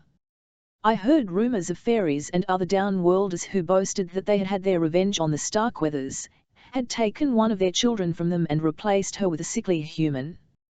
None of my investigations yielded anything concrete, but I was determined to find out where my granddaughter had gone. He leaned on the mantel. Elle had nearly given up when Tessa Gray came to my institute in the company of your 2 shadow hunters. She could have been the ghost of my daughter-in-law, so similar did they look. But she did not appear to have any shadow hunter blood. It was a mystery, but one I pursued. The fairy I interrogated today gave me the last bits of the puzzle. In her infancy my granddaughter was replaced with a kidnapped human child, a sickly creature who died when the marks were applied, because she was not Nephilim. There was a hard crack in his voice now, a fissure in the flint. My granddaughter was left with a mundane family to raise her, their sickly Elizabeth, chosen because of her superficial resemblance to Adele, replaced with our healthy girl. That was the court's revenge on me. They believed I had killed their own, so they would kill mine. His eyes were cold as they rested on Charlotte Adele. Elizabeth grew to woman's in that mundane family, never knowing what she was. And then she married a mundane man. His name was Richard. Richard Grey. Your granddaughter, Charlotte said slowly, was Tessa's mother? Elizabeth Grey?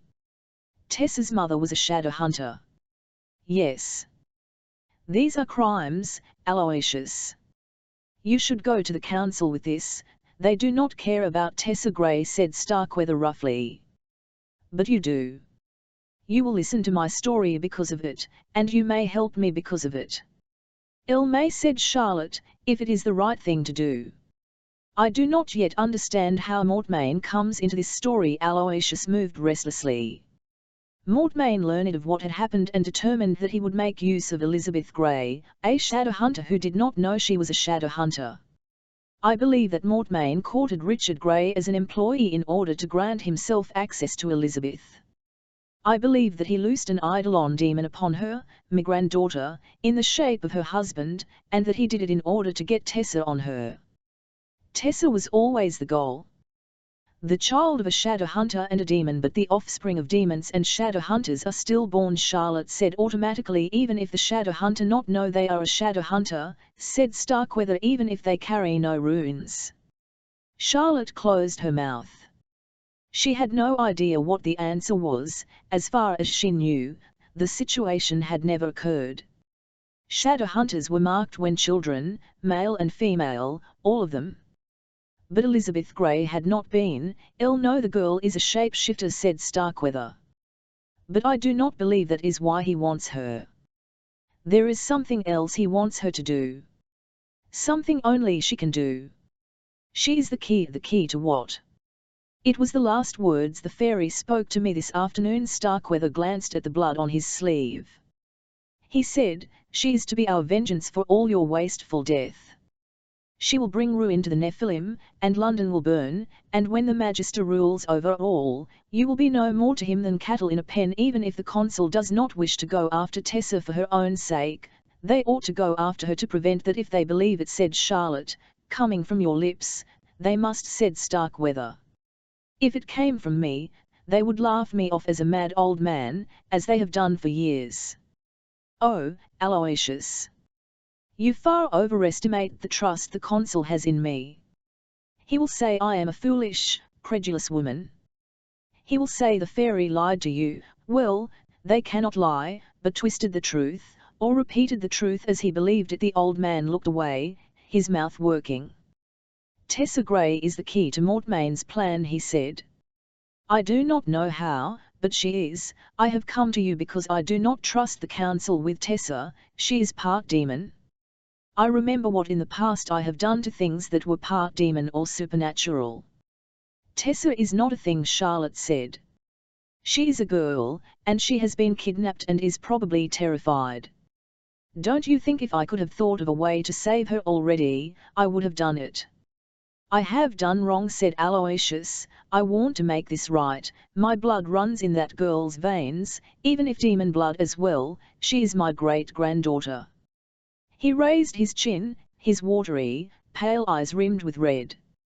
I'll ask only one thing of you, Charlotte. When you find Tessa Grey, and you will find her, tell her she is welcome to the name of Starkweather. Do not make me regret that I have trusted you, Gabriel Lightwood. Gabriel sat at the desk in his room, paper spread out before him, pen in hand. The lamps in the room were not lit, and the shadows were dark in the corners, and long across the floors, too. Consul Josiah Wayland Front. Gabriel Lightwood, most honoured consul, I write to you today at last with the news that you requested of me. I bad expected it to come front Idris, but as chance would have it, its source is much closer to home. Today Aloysius Starkweather, Bede of the York Institute, came to call upon Mrs. Branwell. He set the pen down and took a deep breath. He had heard the bell of the Institute ring earlier, had watched from the stairs as Sophie had ushered Starkweather into the house and up to the drawing room. It was easy enough after that to station himself at the door and listen to everything that passed within the room. Charlotte did not, after all, expect to be spied on. He is an old man gone mad with grief, and as such B has created an elaborate set of fabrications with B explains to himself his great loss. He is certainly to be pitied, but not to be taken seriously, nor should the policy of the council rest upon the words of the untrustworthy and the mad. The floorboards creaked, Gabriel's head jerked up. His heart was pounding. If it was Gideon, Gideon would be horrified to discover what he was doing. They all would. He thought of the look of betrayal that would bloom across Charlotte's small face if she knew. Henry's bewildered anger. Most of all he thought of a pair of blue eyes in a heart-shaped face, looking at him with disappointment. "Maybe I have faith in you, Gabriel Lightwood." Vivan he set the pen back to the letter. He did so with such ferocity that the pen nearly tore through the paper. "I regret to report this, but they spoke together of both counsel and Consul White with great disrespect.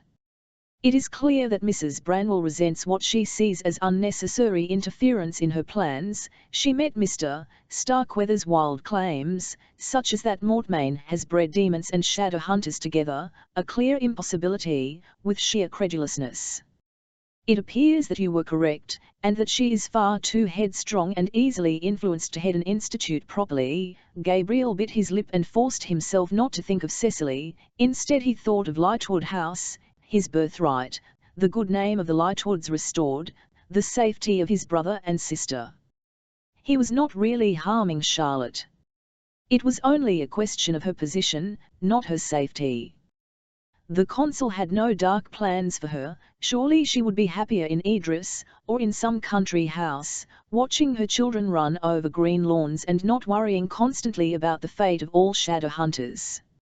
Though Mrs. Branwell exhorts you to send a force of shadow hunters to Kader Idris, anyone who makes the opinions of madmen and hysterics the cornerstone of their policies lacks the objectivity to be trusted. If necessary, I shall swear by the mortal sword that all this is true. Yours in Raziel's name, Gabriel Lightwood 16. The Clockwork Princess. O love, who bewailest the frailty of all things here, why choose you the frailest for your cradle, your home, and your bier? Percy Bysshe Shelley, lines, when the lamp is shattered to. Consul Josiah Wayland Front. Charlotte Branwell. Dear Consul Wayland, I have but this moment received tidings of the gravest import, which I hasten to impart to you.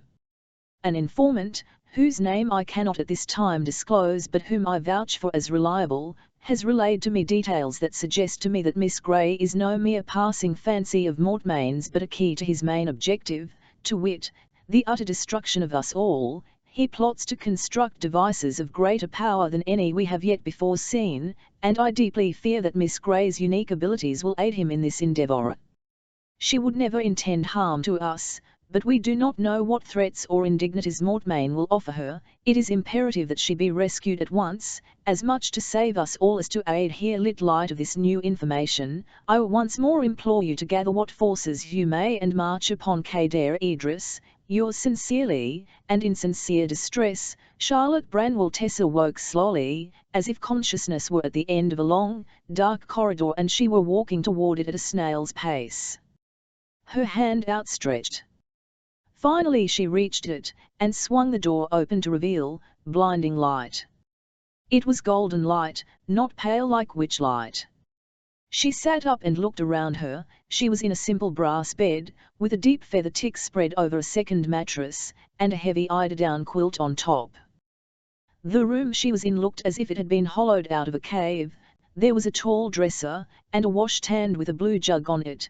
There was also a wardrobe, its DM hanging open just enough that Tessa could see that garments hung inside. There were no windows in the RMM, though there was a fireplace in which a cheerful blaze burned. On either side of the fireplace were hung portraits. She slid from the bed and winced as her bare feet encountered cold stone. It was not as painful as she would have expected, though, given her battered state. Glancing down, she had quick shocks. The first was that she was wearing nothing but an oversized black silk dressing gown. The second was that her cuts and bruises seemed to have largely disappeared. She still felt slightly sore, but her skin, pale against the black silk, was unmarked. Touching her hair, she felt that it was clean and loose around her shoulders, no longer matted with mud and blood. That did leave the question of who had cleaned her, healed her, and put her in this bed. Tessa remembered nothing beyond struggling with the automatons in the small farmhouse while Mrs. Black laughed. Eventually one of them had choked her into unconsciousness and a merciful darkness had come. Still, the idea of Mrs. Black undressing and bathing her was horrible, though not perhaps as horrible as the idea of Mortmain doing it. Most of the furniture in the room was grouped on one side of the cave. The other side was largely bare, though she could see the black rectangle of a doorway cut into the far wall. After a brief glance around she made her way toward it, only to find herself, halfway across the room, brought up bruisingly short. She staggered back, gathering her dressing gown more tightly about her, her forehead stinging where she had smacked it on something. Gingerly she reached out, tracing the air in front of her. And she felt solid hardness in front of her, as if a perfectly clear glass wall stood between her and the other side of the room. She flattened her hands against it. Invisible it might be, but it was as hard as adamant. She moved her hands up, wondering how high it could possibly go. "Elle wouldn't bother," said a cold, familiar voice from the door. The configuration stretches all the way across the cave, from wall to wall, from roof to ceiling.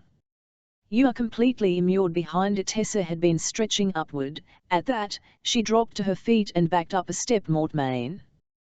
He was exactly as she recalled him. A wiry man, not tall, with a weathered face and a neatly clipped beard.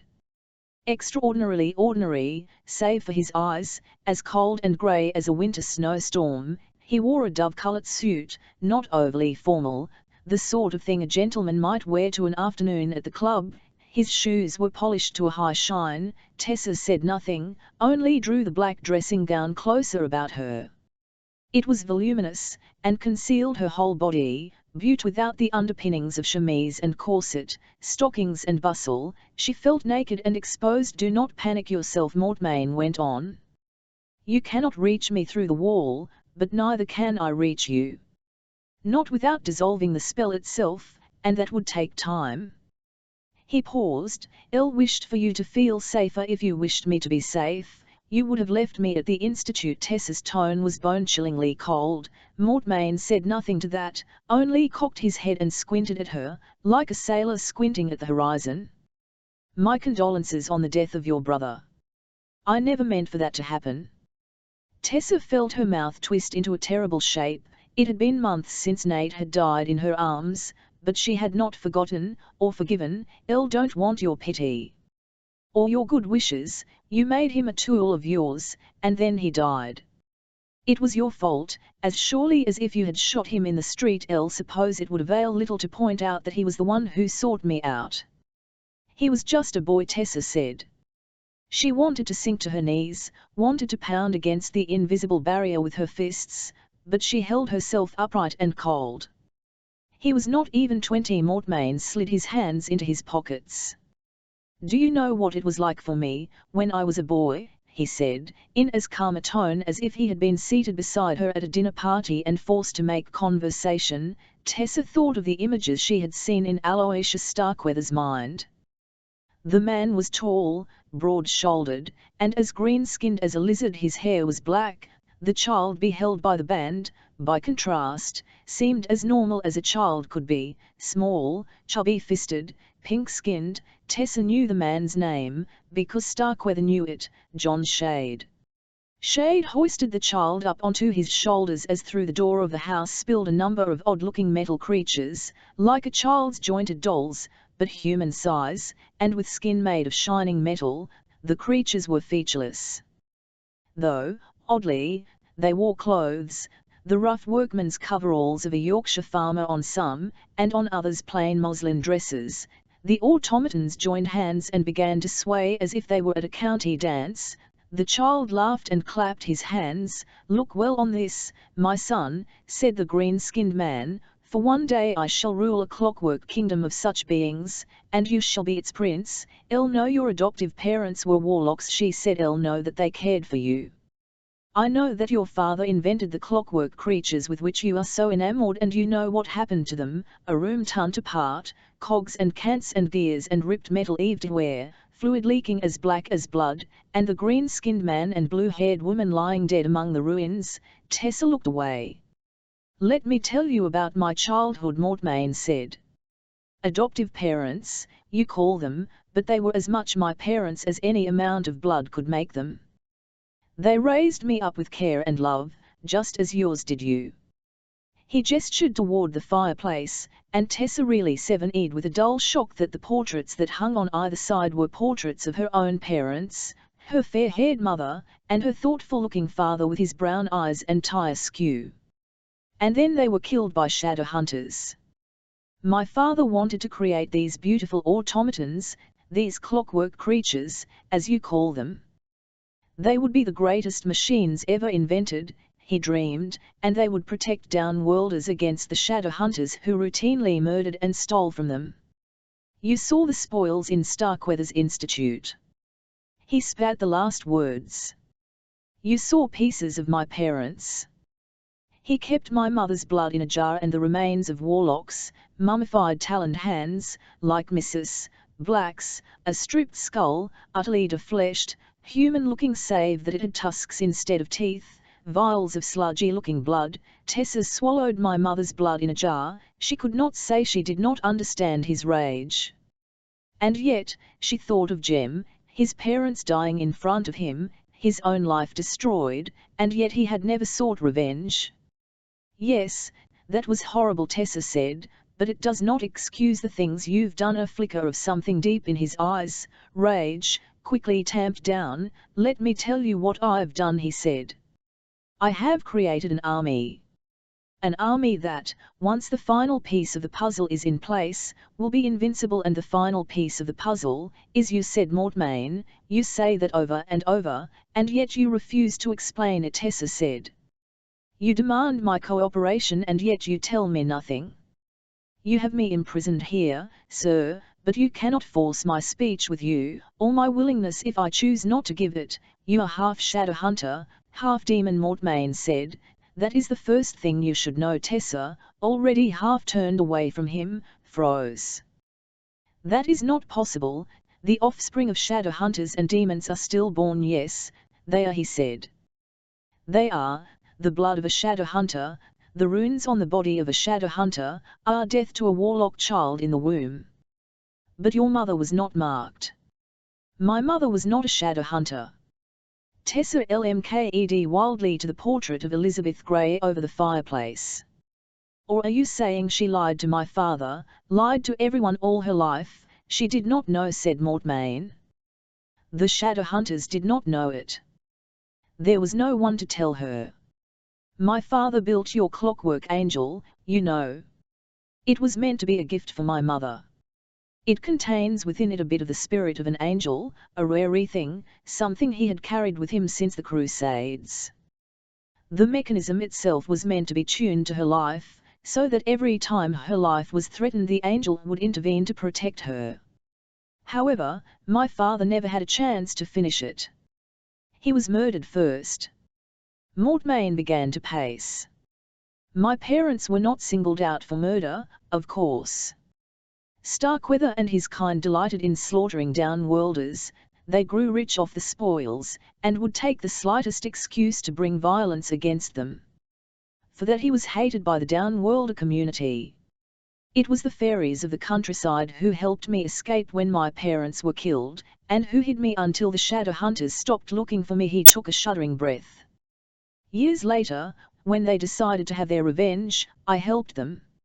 Institutes are protected against the ingress of downworlders, but not against mundanes, and not, of course, against automatons. He smiled a terrible smile. It was with the help of one of my father's inventions, who crept into the York Institute and switched the baby in the crib there for one of mundane descent. Starkweather's granddaughter, Adele, Tessa whispered. Elle saw a portrait of her, a vetty young girl with long, fair hair, dressed in an old-fashioned child's dress, a great ribbon surmounting her small bead. Her face was thin and pale and sickly, but her eyes were bright. She died when the first runes were put on her, said Mortmain with relish. Died screaming, as so many down-worlders had before at the hands of shadow hunters. Now they had killed one they had come to love. A fitting retribution. Tessa stared at him in horror. How could anyone think that to die in agony was fitting retribution for an innocent child? She thought of Jem again, his hands gentle on his violin. Elizabeth, your mother, grew up not knowing she was a shadow hunter, no runes were given to her. I followed her progress, of course, and when she married Richard Grey, I made sure I employed him. I believed that the lack of runes on your mother meant that she could conceive a child who was half demon, half shadow hunter, and to test that theory I sent a demon to her in the shape of your father. She never knew the difference, only the emptiness in Tessa's stomach kept her from being sick. You did what to my mother? A demon? I am half demon. He was a greater demon, if that comforts you. Most of them were angels once. He was fair enough in his own aspect. Mortmain smirked. Before your mother became pregnant, I had worked for years to finish my father's Clockwork angel. I finished it, and after you were conceived, tuned it to your life. My greatest invention, but why would my mother be willing to wear it? To save you, said Mortmain.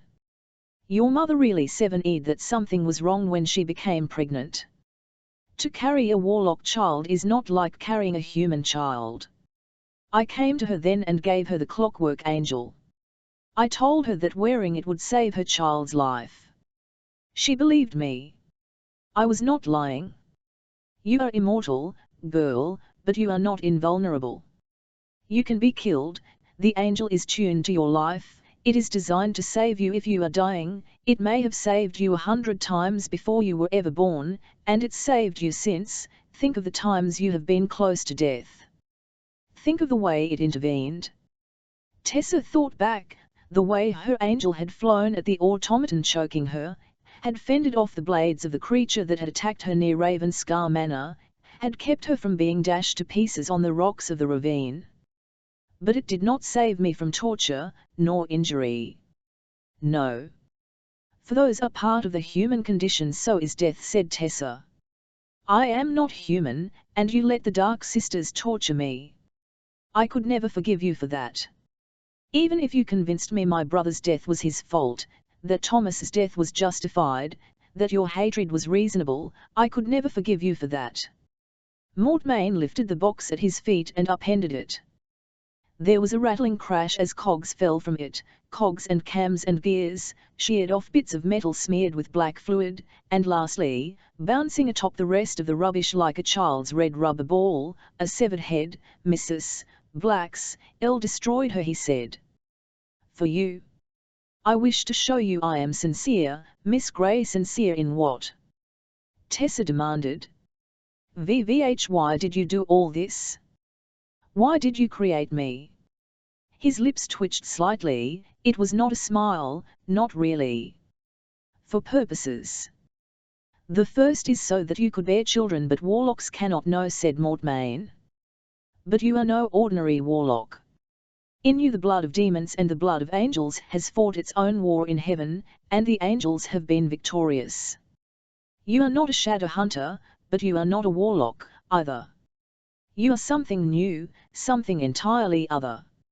Shadow hunters, he spat, all shadow hunter and demon hybrids die, and the Nephilim are proud of it, glad that there will never be filthied, their lineage tainted by magic. But you can do magic. You can have children like any other woman. Not for some years yet, but when you reach your full maturity. The greatest warlocks alive have assured me of it. Together we will start a new race, with the Shadow Hunter's beauty and with no warlock mark. It will be a race that will break the Shadow Hunter's arrogance by replacing them on this earth. Tessa's legs gave out.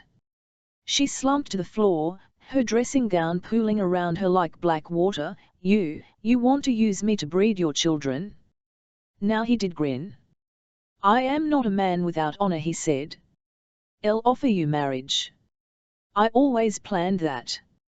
He gestured at the pitiful pile of ragged metal and flesh that had been Mrs. Black.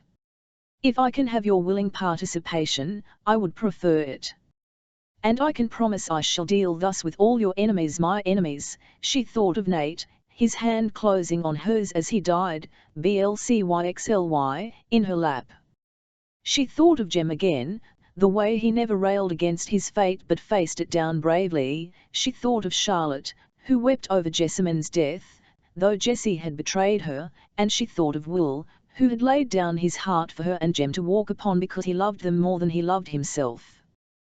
There was human goodness in the world, she thought, all caught up with desires and dreams, regrets and bitterness, resentments and powers, but it was there, and Mortmain would never see it.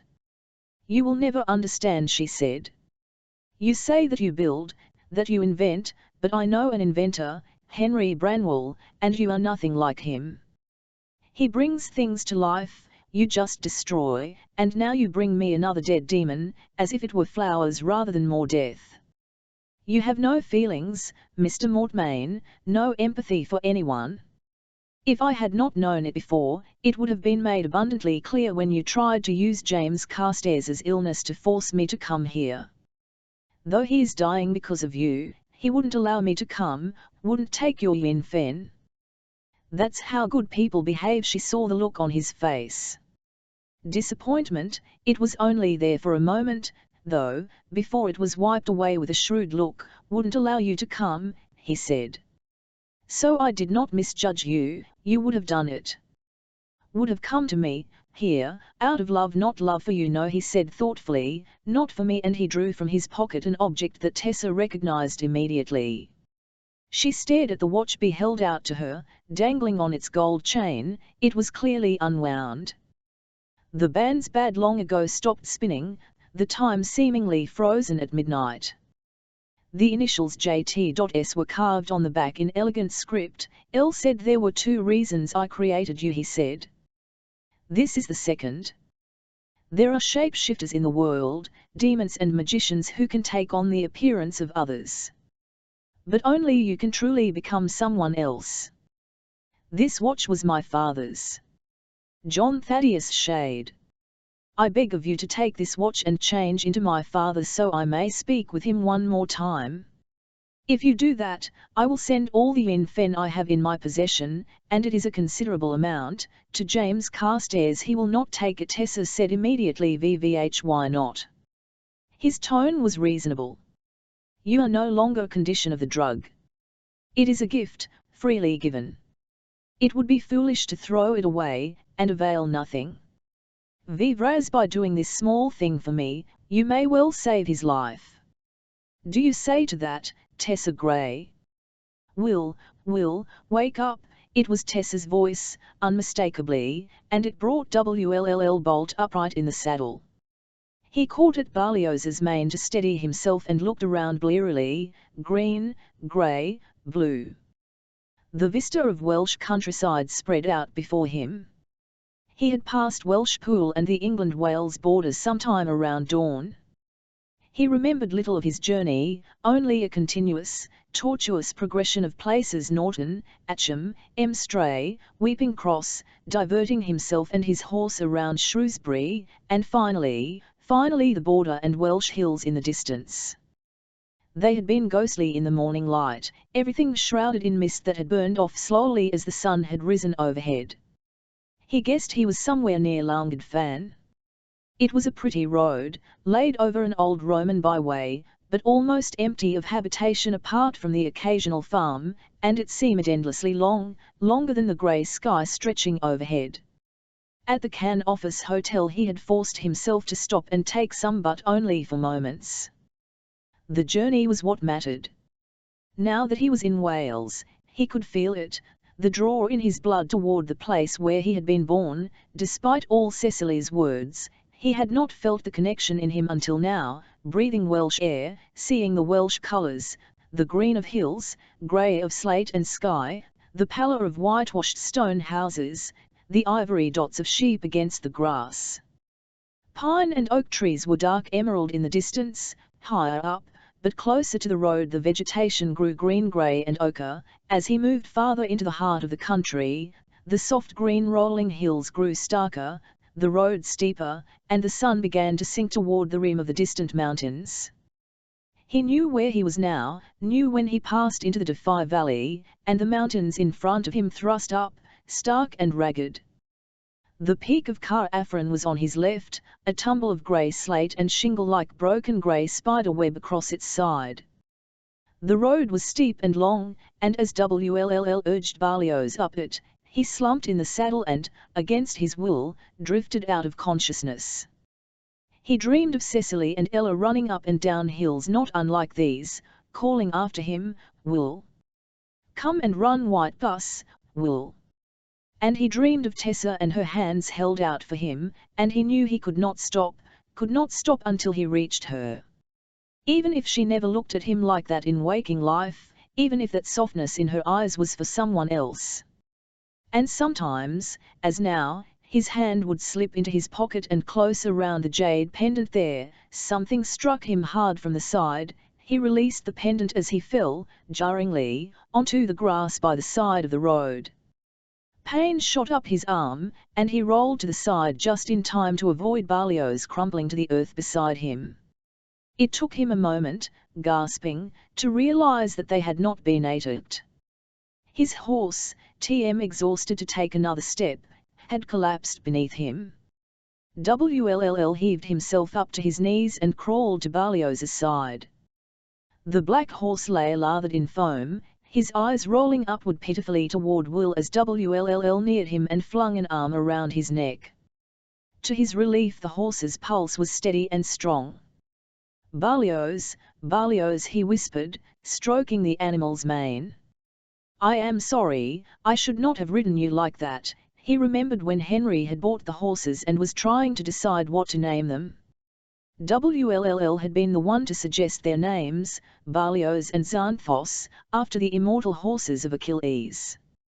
"We too can fly as swiftly as Zephyrus, who they say is the fleetest of all winds," but those horses had been immortal, and Berlioz was not, stronger than an ordinary horse, and faster, but every creature had its limits. Will lay down, his head spinning, and stared up at the sky, like a grey sheet pulled tight, touched here and there with streaks of black cloud. He had thought, once, in the brief moments between the lifting of the curse and the knowledge that Jem and Tessa were engaged, of bringing Tessa here to Wales, to show her the places he had been as a child. He had thought to take her down to Pembrokeshire, to walk around St. David's Head and see the cliff-top flowers there, to see the blue sea from Tenby and find seashells at the tide lines. These all seemed the distant fancies of a child now. There was only the road ahead, more riding and more exhaustion, and probable death at the end of it. WLTH another reassuring pat on his horse's neck. Wll heaved himself to his knees and then his feet. Fighting dizziness, he limped to the crest of the hill, and looked down. A small valley lay below him, and within it was cradled a diminutive stone village, little bigger than a hamlet. He took his STELE from his belt and wearily carved a vision rune into his left wrist. It lent him enough power to see that the village had a square, and a small church. It would almost certainly have some sort of public house where he could rest for the night. Everything in his heart screamed to go on, to finish this. He could not be more than 20 miles from his goal, but to go on would be to kill his horse and, he knew, to arrive at Cadair Idris himself in no fit state to do battle with anyone. He turned back toward Berlioz and with a measured application of coaxing and handfuls of oats managed to get the horse to its feet. Gathering the reins in his hand and squinting into the sunset, he began to lead Berlioz down the hill toward the village. The chair Tessa sat in had a high, carved wooden back, hammered through with massive nails, the dull ends of which poked into her back. In front of her was a wide desk, weighed down by BMKS on one end. Before her on the desk was a clean tablet of paper, a jar of ink, and a quill. Beside the paper sat John Shade's pocket watch. On either side of her stood two massive automatons. Little effort had been expended to make them resemble humans. Each was nearly triangular, with thick arms protruding from either side of their bodies, each arm ending in a razor-sharp blade. They were frightening enough, but Tessa could not help but feel that if WLLL were there, he would have commented that they looked like turnips, and perhaps made up a song about it. "Take up the watch," said Mortmain. "And change." He sat across from her, in a chair much like hers, with the same high curving back. They were in another cave room, which she had been led to by automatons. The only light in the room came from an enormous fireplace, large enough to roast an entire cow in. Mortmain's face was cast into shadows, his fingers steepled below his chin. Tessa lifted the watch. It felt heavy and cool in her hands. She closed her eyes. She had only Mortmain's word that he had sent the Yin Fen, and yet she believed him.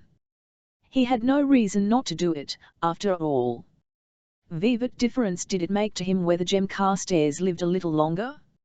It had only ever been a bargaining tool to get her into his hands, and here she was, Yin Fen or not. She heard Mortmain's breath hiss out between his teeth, and she tightened her fingers' grip on the watch.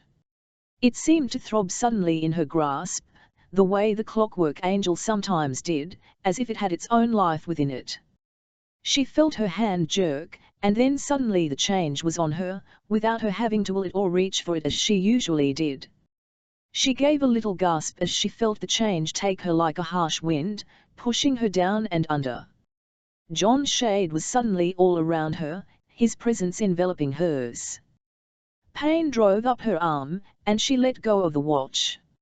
It thumped to the desk, but the change was unstoppable. Her shoulders broadened under the dressing gown, her fingers turning green, the colour spreading up her BCXLY like verdigris over copper. Her head jerked upright, she felt heavy, as if an enormous weight were pressing on her. Looking down, she saw that she had a man's heavy arms, the skin a dark, texture green, the hands large and curved. A feeling of panic rose in her, but it was tiny, a small spark within an immense gulf of darkness. She had never been so lost inside a change before. Mortmain had sat upright. He was staring at her fixedly, his firm lips compressed, his eyes shining with a hard dark light. "Father," he said. Tessa did not answer. Could not answer. The voice that rose within her was not hers, it was Shade's. "My Clockwork Prince," Shade said. The light in Mortmain's eyes grew. He leaned forward, pushing the papers eagerly across the table toward Tessa. "Father," he said. "I'll need your help, and quickly. I have a Pyxis. I have the means to open it. I have the automaton bodies. I need only the spell you created, the binding spell. Write it down for me, and I will have the last piece of the puzzle." The tiny flare of panic inside Tessa was growing and spreading. This was no touching reunion between father and son. This was something Mortmain wanted, needed from the John Shade. She began to struggle, to try to extricate herself from the change, but it held her with a grip like iron. Not since the Dark Sisters had trained her had she been unable to extricate herself from a change, but though John Shade was dead, she could feel the steely hold of his will on her, keeping her prisoned in his body and forcing that body into action. In horror she saw her own hand reach for the pen, dip the nib in the ink, and begin to write. The pen scratched across the paper. Mortmain leaned forward. He was breathing hard, as if running. Behind him the fire crackled, high and orange in the grate. "That is it," he said, his tongue licking over his bottom lip. "I can see how that would work, yes, finally." "That's it exactly." Tessa stared. What was coming from her pen seemed a stream of gibberish to her, numbers, signs, and symbols she could not comprehend. Again she tried to struggle, succeeding only in blotting the page. There went the pen again, ink, paper, more scratching. The hand that held the pen was shaking violently, but the symbols continued to flow. Tessa began to bite her lip, hard, then harder.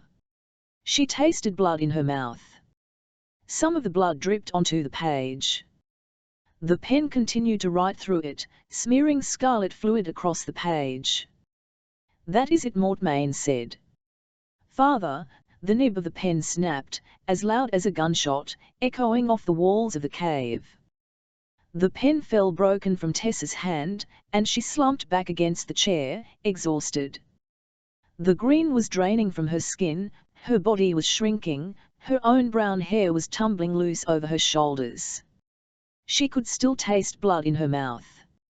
"No," she gasped, and reached for the papers. "No," but her movements were made slow by pain and the change, and Mortmain was faster. Laughing, he snatched the papers out from under her hand and rose to his feet. "Very good," he said. "Thank you, my little warlock girl. You have given me everything I need. Automatons, escort Miss Grey back to her room." A metal hand closed on the back of Tessa's gown and lifted her to her feet. The world seemed to swing dizzily in front of her. She saw Mortmain reach down and lift up the gold watch that had fallen on the table. He smiled at it, a feral, vicious smile. "Elle will make you proud, father," he said. "Never doubt it." Tessa, no longer able to bear watching, closed her eyes. "What have I done?" she thought as the automaton began to push her from the room. "My God, what have I done? Only noble to be good, how it be, it seems to me, tts only noble to be good. Kind hearts are more than coronets, and simple faith than Norman blood." Alfred, Lord Tennyson, Lady Clara Vere de Vere. Charlotte's dark head was bent over a letter when Gabriel came into the drawing room. It was chilly in the room, the fire dead in the grate. Gabriel wondered why Sophie had not built it up, too much time spent training. His father wouldn't have had patience with that. He liked servants who were trained to fight, but he preferred them to acquire that knowledge before they entered his service. Charlotte looked up. "Gabriel," she said.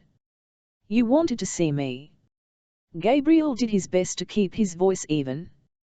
He couldn't help the feeling that Charlotte's dark eyes could see through him, as if he were made of glass. His eyes flicked toward the paper on her desk. "Vivat is that?" She hesitated. "A letter from the consul." Her mouth was twisted into a tight, unhappy line. She glanced down again and sighed. "All I ever wanted was to run this institute as my father had. I never thought it would be quite so hard. I shall write to him again, but," she broke off then, with a tight, false smile, "but I did not ask you here to talk about myself," she said. "Gabriel, you have lmked tired these past few days, and tense. I know we are all distressed, and I fear that in that distress your situation may have been forgotten my situation." "Your father," she clarified, rising from her chair and approaching him. "You must be grieving him." "Vivat of Gideon," he said. "He was his father too." "Gideon grieved your father some time ago," she said, and to his surprise she was standing at his elbow. "For you it must be new and raw. I did not want you to think I had forgotten after everything that's happened," he said, his throat starting to close with bewilderment, "and something else, something he did not want to identify too. Jem, and Wll, and Jessamine, and Tessa, after your household has been very nearly cut in half, you do not wish me to believe that you have forgotten." She laid a hand on his arm. "Those losses do not make your loss nothing, that cannot be it," he said. "You cannot want to comfort me. You asked me to find out if my loyalty is still to my father, or to the Institute." "Gabriel, no. Nothing like that. Elle can't give you the answer you want," Gabriel said. "Elle cannot forget that he stayed with me. My mother died, and Gideon left, and Tatiana is a useless fool, and there was never anyone else to bring me up, and I had nothing, just my father, just the two of us, and now you and Gideon, you expect me to despise him, but I can't. He was my father, and one," his voice broke. "Loved him," she said gently. "You know, I remember you when you were just a little boy, and I remember your mother. And I remember your brother, always standing next to you. And your father's hand on your shoulder. If it matters, I do believe he loved you, too." "It doesn't matter. Because I killed my father," Gabriel said in a shaking voice. "Elle put an arrow through his eye, I spilled his blood. Patricide, it was not patricide. He wasn't your father anymore. If that was not my father, if I did not end my father's life, then where is he? Gabriel whispered. Vivier is my father, and felt Charlotte reach up to draw him down, to embrace him as a mother would, holding him as he choked dryly against her shoulder, tasting tears in his throat but unable to shed them. Vivier is my father, he said again, and when she tightened her hold on him, he felt the iron in her grip, the strength of her holding him up, and wondered how he had ever thought this small woman was weak, too. Charlotte Branwell front. Consul Josiah Wayland. My dear Mrs. Branwell, 8 informant whose name you cannot at this time disclose.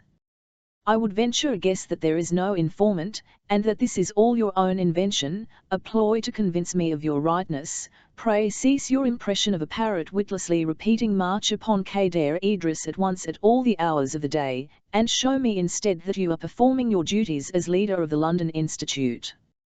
Otherwise I fear I must suppose that you are unfit to do so, and will be forced to relieve you of them at once. As a token of your compliance, I must ask that you cease speaking of this matter entirely, and implore no members of the enclave to join you in your fruitless quest. If I bear that you have brought this matter before any other Nephilim, I shall consider it the gravest disobedience and act accordingly. Josiah Wayland, consul of the clave. Sophie had brought Charlotte the letter at the breakfast table. Charlotte pried it open with her butter knife, breaking through the Wayland seal, a horseshoe with the C of the consul below it, and fairly tore it open in her eagerness to read.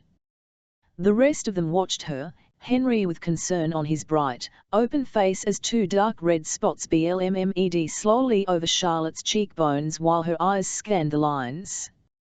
The others sat still, arrested over their meals, and Cecily could not help but think how it was strange in a way to see a group of men hanging upon the reaction of a woman, though a smaller group of men than it should have been. The absence of WLLL and Jem felt like a new wound, a clean white slice not yet filled in with blood, the shock almost too fresh for pain. Vivat is it? Henry said anxiously. Charlotte, dear Charlotte, read the words of the message out with the emotionless beats of a metronome. Vivan she was done, she pushed the letter away, still staring at it. Simply cannot she began. I do not understand. Henry had flushed red beneath his freckles. How dare he write to you like that, he said, with unexpected ferocity. How dare he address you in that manner? Dismiss your concerns. Perhaps he is correct. Perhaps he is mad. Perhaps we all are, Charlotte said. We are not, Cecily exclaimed, and she saw Gabriel look sideways at her. His expression was difficult to read. He had been pale since he had come into the dining room, and had barely spoken or eaten, staring instead at the tablecloth as if it held the answers to all the questions in the universe. The Magister is in Kader Idris. I am sure of it. Gideon was frowning. I'll believe you, he said. We all do, but without the ear of the consul, the matter cannot be placed before the council, and without a council there can be no assistance for us. The portal is nearly ready for use, said Henry. Vivan it works, we should be able to transport as many shadow hunters as needed to Kader Idris in a matter of moments, but there will be no shadow hunters to transport, said Charlotte. Look, here, the consul forbids me to speak of this matter to the enclave. Its authority supersedes mine. To overstep his command like that, we could lose the institute and... Cecily demanded heatedly. Do you care more for your position than you care for WLLL and Tessa? Miss Hemdale, Henry began, but Charlotte silenced him with a gesture. She looked very tired. No, Cecily, it is not that, but the institute provides us protection. Without it our ability to help WLLL and Tessa is severely compromised.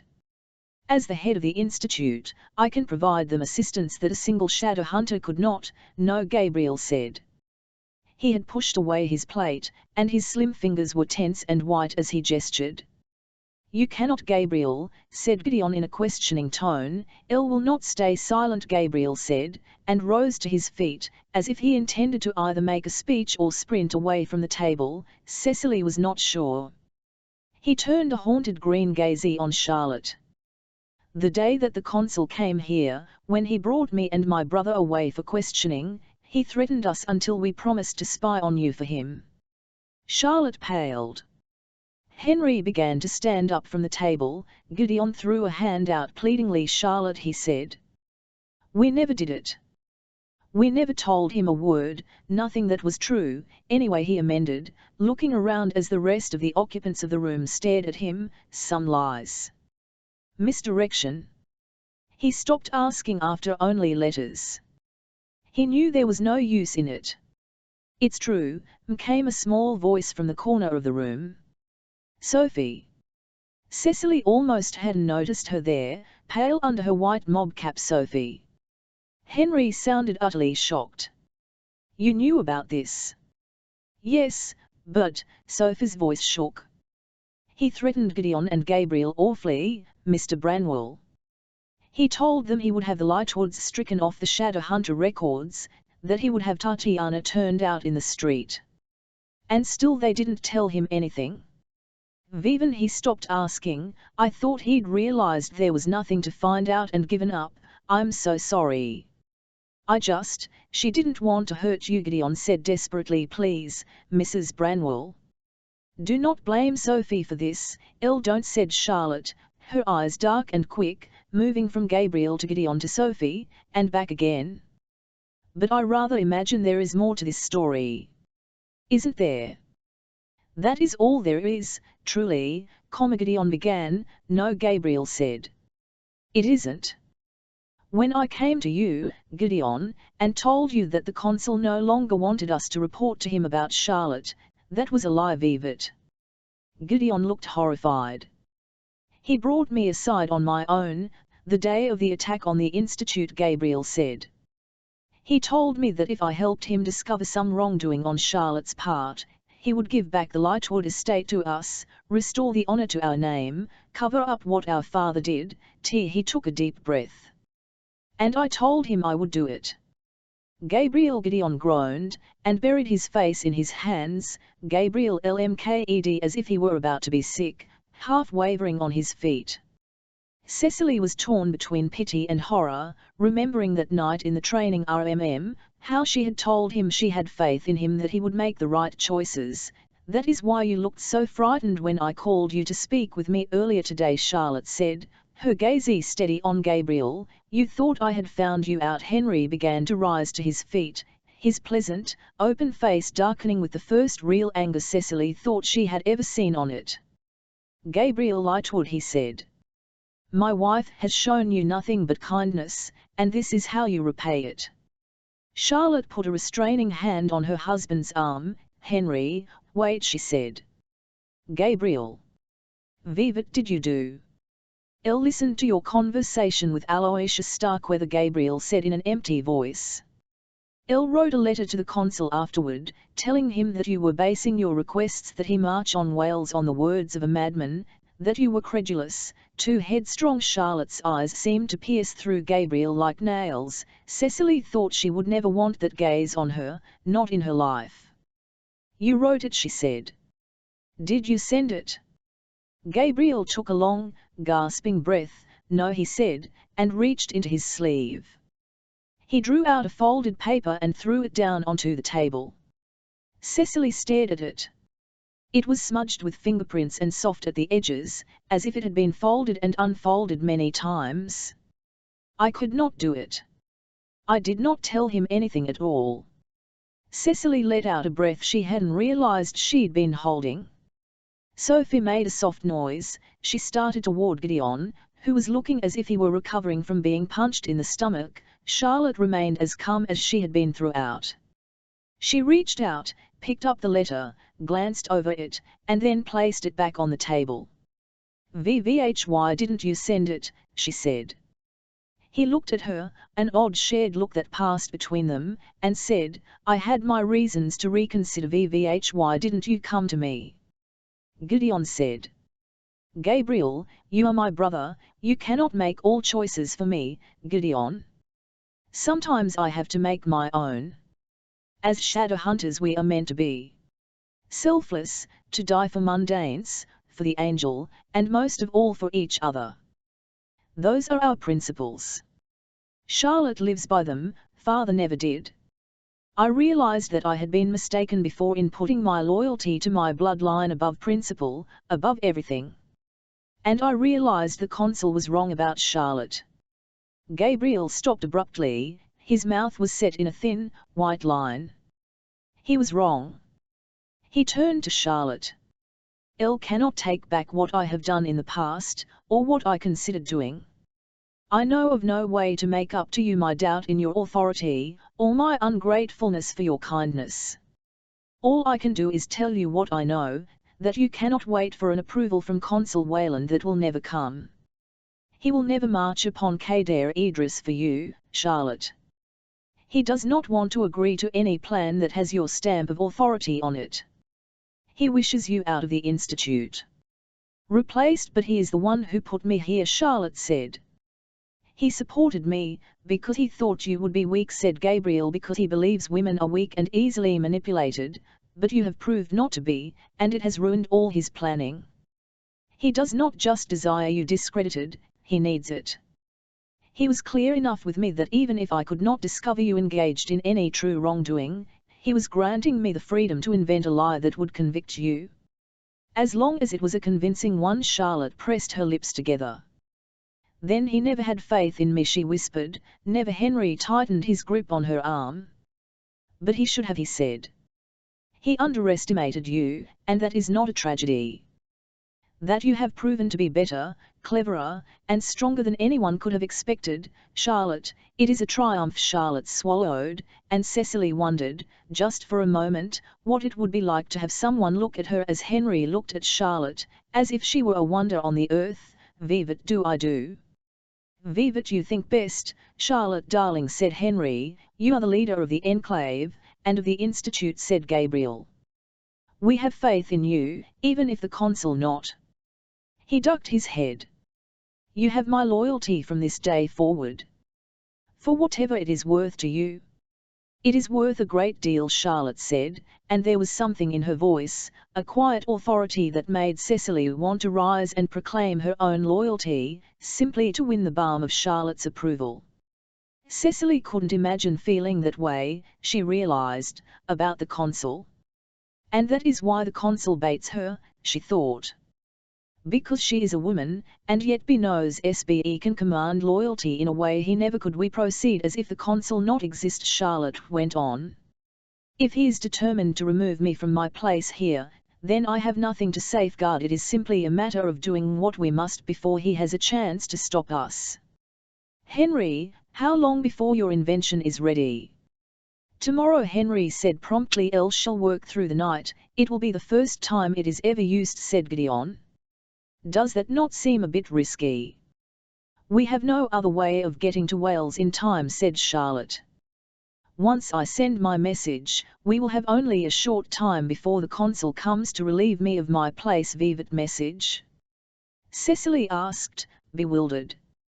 I am going to send a message to all the members of the Clave, Charlotte said. At once. Not the Enclave. The Clave, but only the consul is allowed, Henry began, then shut his mouth like a box. A hell will tell them the situation as it stands and ask for their assistance, said Charlotte. I am not sure what response we can count on, but surely some will stand with you. Elle will stand with you, said Cecily. And Elle, of course, Gabriel said. His expression was resigned, nervous, considering, determined. Never had Cecily liked him, and Elle said Gideon. His gaze, as it passed over his brother, was mere 6 of us, one only barely trained, against whatever force Mortmain has mustered. Cecily was caught between pleasure that he had counted her as one of them and annoyance that he had said she was barely trained. It could be a suicide mission. Sophie's soft voice spoke again. You may have only 6 shadow hunters on your side, but you have at least 9 fighters. I am trained as well, and I would like to fight alongside you. So will Bridget and Cyril. Charlotte looked half pleased, half startled. But, Sophie, you have only just begun to be trained. I have been trained longer than Miss Herondale, said Sophie. Cecily is a shadow hunter, Miss Collins has a natural talent, said Gideon. He spoke slowly, the conflict clear on his face. He did not want Sophie in the fighting, in danger, and yet would not lie about her abilities. She should be allowed to ascend and become a shadow hunter. Sophie began, startled, but Charlotte was already looking at her with a keen dark gaze. Is that what you want, Sophie, dear? To ascend? Sophie stammered. It is what I have always wanted, Mrs. Branwell, but not if it meant I had to leave your service. You have been so kind to me, I would not wish to repay that by abandoning you. Nonsense, Charlotte said. I can find another maid, I cannot find another Sophie. If being a shadow hunter was what you wanted, my girl, I wish you had spoken. I could have gone to the consul before I was at odds with him. Still, when we return, she broke off, and Cecily heard the words beneath the words. If we return, even we return, I will put you forward for ascension, Charlotte finished. Elle will speak out for her case as well, Gideon said. After all, I have my father's place on the council, his friends will listen to me, they still owe loyalty to our family, and besides, how else can we be married? What, said Gabriel with a wild hand gesture that accidentally flipped the nearest plate onto the floor, where it shattered. Married, said Henry. You're marrying your father's friends on the council? Vivek of them? Gideon had gone in sort of greenish colour. Clearly he had not meant those words to escape him, and he did not know what to do now that they had. He was staring at Sophie in horror, but it didn't seem she was likely to be much help either. She looked as shocked as a fish that had been stranded unexpectedly on land. Cecily stood up and dropped her serviette onto her plate. All right, she said, doing her best to approximate the commanding tones her mother used when she needed something done about the house. Everyone out of the room. Charlotte, Henry, and Gideon began to rise to their feet. Cecily threw her hands up. Not you, Gideon Lightwood, she said, honestly. But pointed at stop staring. And come along. And taking him by the back of the jacket, she half dragged him from the RMM, Henry and Charlotte hard on their heels. The moment they had left the dining room, Charlotte strode off toward the drawing with the announced purpose of composing a message for the clave, Henry by her side. She paused at the turn of the corridor to look back at Gabriel with an amused quirk of her mouth, but Cecily suspected he did not see it. Cecily put it out of her mind quickly, regardless. She was too busy pressing her ear up against the dining room door, trying to hear what was going on inside. Gabriel, after a moment's pause, leaned back against the wall beside the door. He was in equal parts pale and flushed, his pupils dilated with shock. You shouldn't do that, he said finally. Eavesdropping is most incorrect behavior, Miss Herondale. It's your brother, Cecily whispered, ear against the. She could hear murmurs inside but nothing definite. Elle should think you'd want to know. He ran both his hands through his hair and exhaled like someone who'd been running a long distance. Then he turned to her and TMKSTELE from his waistcoat pocket.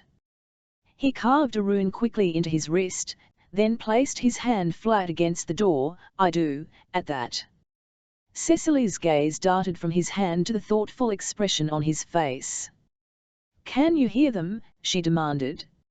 Oh, that is not at all fair. It's all very romantic, Gabriel said, and then frowned.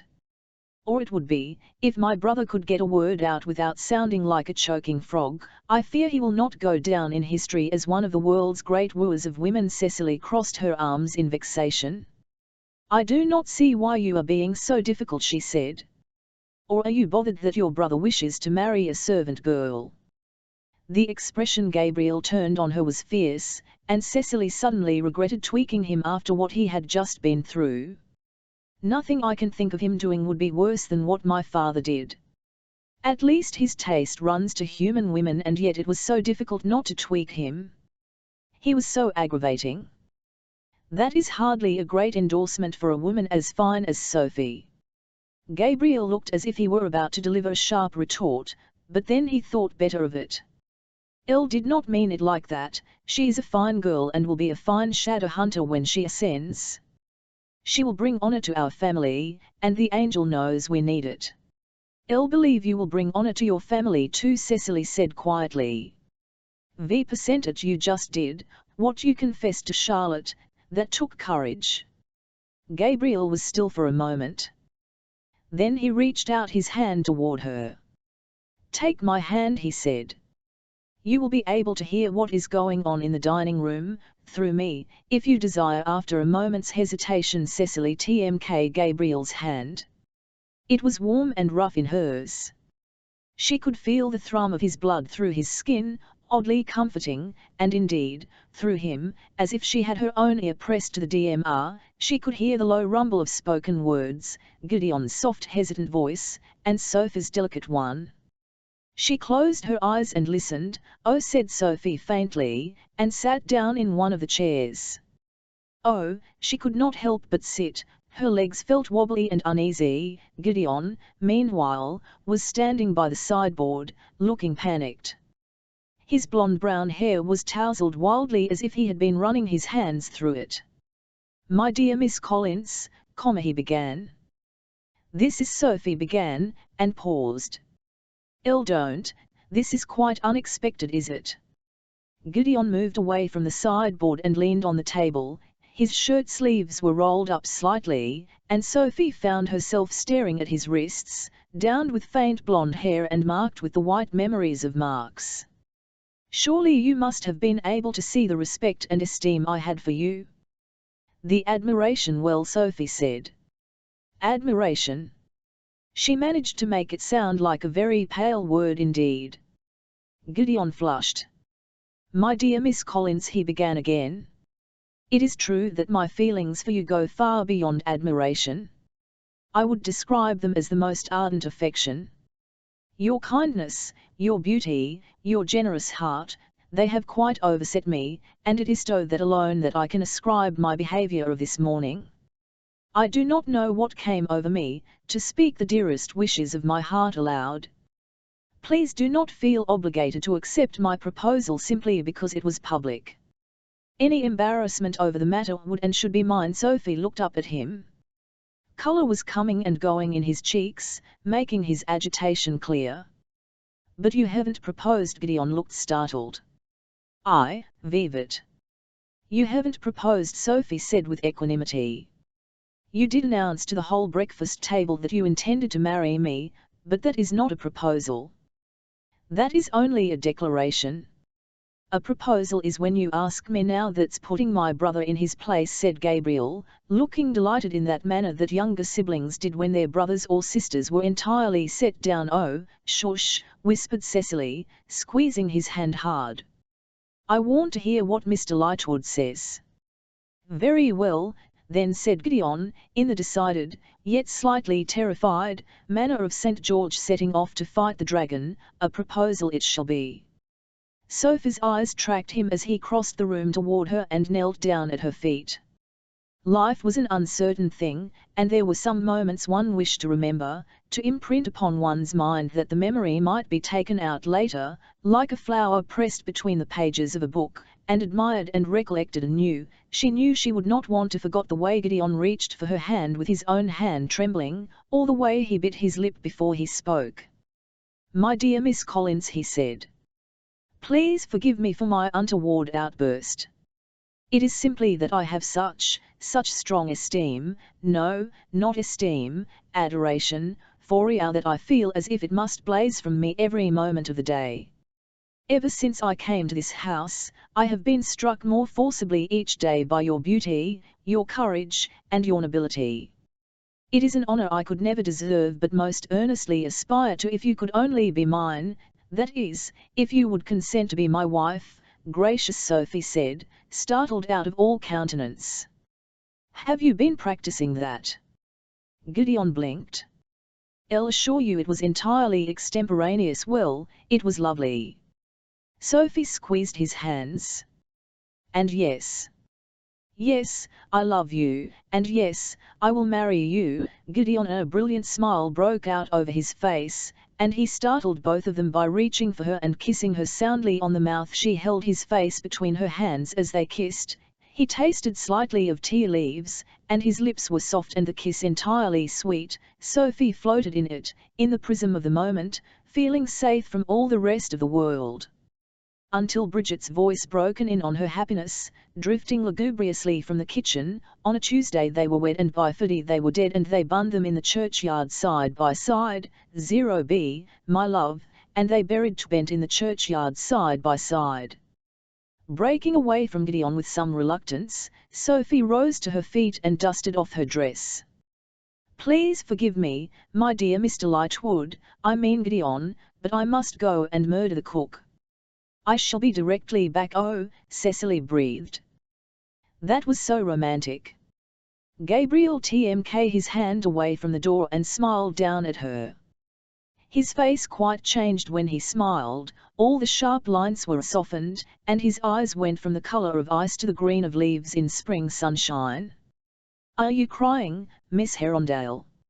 She blinked damp eyelashes, suddenly aware that her hand was still in his. She could still feel the soft pulse beat in his wrist against hers. He leaned toward her, and she caught the early morning scent of him, tea and shaving soap.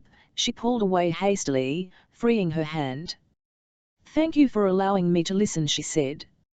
I need to go to the library. There is something I must do before tomorrow. His face crinkled in confusion. Cecily, but she was already hurrying away down the corridor, without looking back, to Edmund and Lynette Hetondale, Ravenscar Manor, West Riding, Yorkshire. Dear Ma'am and Dad, I have started this letter to you so many times and never sent it. At first it was guilt. I knew I had been a willful, disobedient girl in leaving you, and I could not face the evidence of my tongue-doing in stark black letters on a page. After that it was homesickness. I missed you both so much. I missed the rich green hills sweeping up from the manor, and the heather all chapel in the summer, and Ma'am singing in the garden. It was cold here, all black and brown and grey, pea soup fogs and choking air. I thought I might die of loneliness, but Bo, could I tell you that? After all, it was what I had chosen, and then it was sorrow. I had planned to come here and bring Will back with me, to make Bim see where his duty lay, and bring Bim home. But Will base his own ideas about duty, and honour, and the promises be base made. And I came to see that I could not bring someone bomb when they were already there, and I did not know how to tell you that, and then it was happiness, that may seem so very strange to you, as it did to me, that I would not be able to return home because I had found contentment. As I trained to become a shadow hunter, I felt the stirring in my blood, the same stirring Ma'am always spoke of feeling even time we came from Welshpool into sight of the Dyft Valley. White Seraph blade in my band, I and more than just Cecily Herondale, youngest of 3, daughter of good parents, someday to make an advantageous marriage and give the world children. I am Cecily Herondale, shadow hunter, and mine is a big and glorious position. Glum, such an odd word, something women are not supposed to want, but is not our Queen Numphant? Was not Queen Bess called Gloriana? But Bo, could I tell you I had chosen glory over peace? The hard-bought peace you left the clave to provide for me? How could I say I was happy as a shadow hunter without it causing you the gravest unhappiness? This is the life you turned away from, the life whose dangers you sought to shelter Will and me and Ella. What could I tell you that would not break your hearts? Now it is understanding. I have come to realize what it means to love someone more than you love yourself. I realize now that all you ever wanted was, not for me to be like you but to be happy. And you gave us, a choice. I see those who have grown up in the clave, and who never had a choice about what they wish to be, and I am grateful for what you did. To have chosen this life is a very different thing from having been born into it. The life of Jessamine Lovelace has taught me that, and as for Will, and bringing him home, I know, Ma'am, you feared that the Zbadabunters would take all the love out of your gentle boy. But B is loved and loving. He base not changed, and B loves you, as do I. Remember me, for I will always remember you, your loving daughter, Cecily. 2. Members of the Clave of the Nephilim Front. Charlotte Branwell, my dear brothers and sisters in arms, it is my sad duty to relate to you all that despite the fact that I have presented Consul Wayland with incontrovertible proof provided by one of my shadow hunters that Mortmain, the gravest threat the Nephilim has faced in our times, is resident at Cadair Idris in Wales, our esteemed consul base mysteriously decided to ignore this information. I myself regard knowledge of the location of our enemy and the opportunity to defeat his plans for our destruction as of the deepest importance, by means provided to me by my husband, the renowned inventor Hemi Branwell. The shadow hunters at my disposal in the London Institute will be proceeding with utmost dispatch to Cadair Idris, there to lay down our lives in an attempt to stop Mortmain. I am most moved to leave the Institute undefended, but if Consul Wayland can be roused to any action at all, he is most welcome to send guards to defend a deserted building. There are but 9 of our number, 3 of them not even shadow hunters but brave mundanes trained by us at the Institute who have volunteered to fight beside us. I cannot say that our hopes at this time are high, but I believe the attempt must be made. Obviously I cannot compel any of you. As Consul Wayland has reminded me, I am not in a position to command the forces of the shadow hunters, but I would be most obliged if any of you who agree with me that Mortmain must be fought and fought no will come to the London Institute tomorrow at midday and render us your assistance. Yours truly, Charlotte Branwell, head of the London Institute. 18 For this alone on death I wreak the wrath that garners in my heart. He put our lives so far apart we cannot hear each other speak. Alfred, Lord Tennyson, In Memoriam AHH. Tessa stood at the edge of a precipice in a country she did not know. The bills about Burra were green, dropping off sharply into cliffs that sheered down toward a blue sea. Seabirds wheeled and caught above here. A grey path wound like a snake along the edge of the cliff top. Just ahead of her, on the path, stood Will. He wore black gear, and over it a long black riding coat, spattered with mud at the bem as if he had been walking a long way. He was without hat or gloves, and his dark hair was tousled by the wind off the sea. The wind lifted Tessa's hair as well, bringing the scent of salt and brine, of the wet things that grow at the edge of the sea, a smell that reminded her of her sea voyage on the Main. Will, she called out. There was something so lonely about the figure be cut, like Tristan watching across the Hizb Sea for the ship that would bear Isolde back to him. Will did not turn at the sound of her voice, only raised his arms, his coat lifting in the wind, sweeping out behind him like wings. Fear rose up in her heart. Isolde bad come for Tristan, but it had been too late, he had died of grief. Will, she called again. He stepped forward, off the cliff. She raced to the edge and looked down, but there was nothing there, only plunging grey-blue water and white surf. The tide seemed to canny his voice to her wipe each surge of water. Awake, Tessa. Awake, awake, Miss Grey, Miss Grey. Tessa jerked upright. She had fallen asleep in the chair by the fireplace in her small prison. A coarse blue blanket was drawn over her, though she did not remember procuring it. The room burned with torchlight and the coals of the fire were low. It was impossible to tell if it was day or night. Mortmain stood before her, and beside him was an automaton.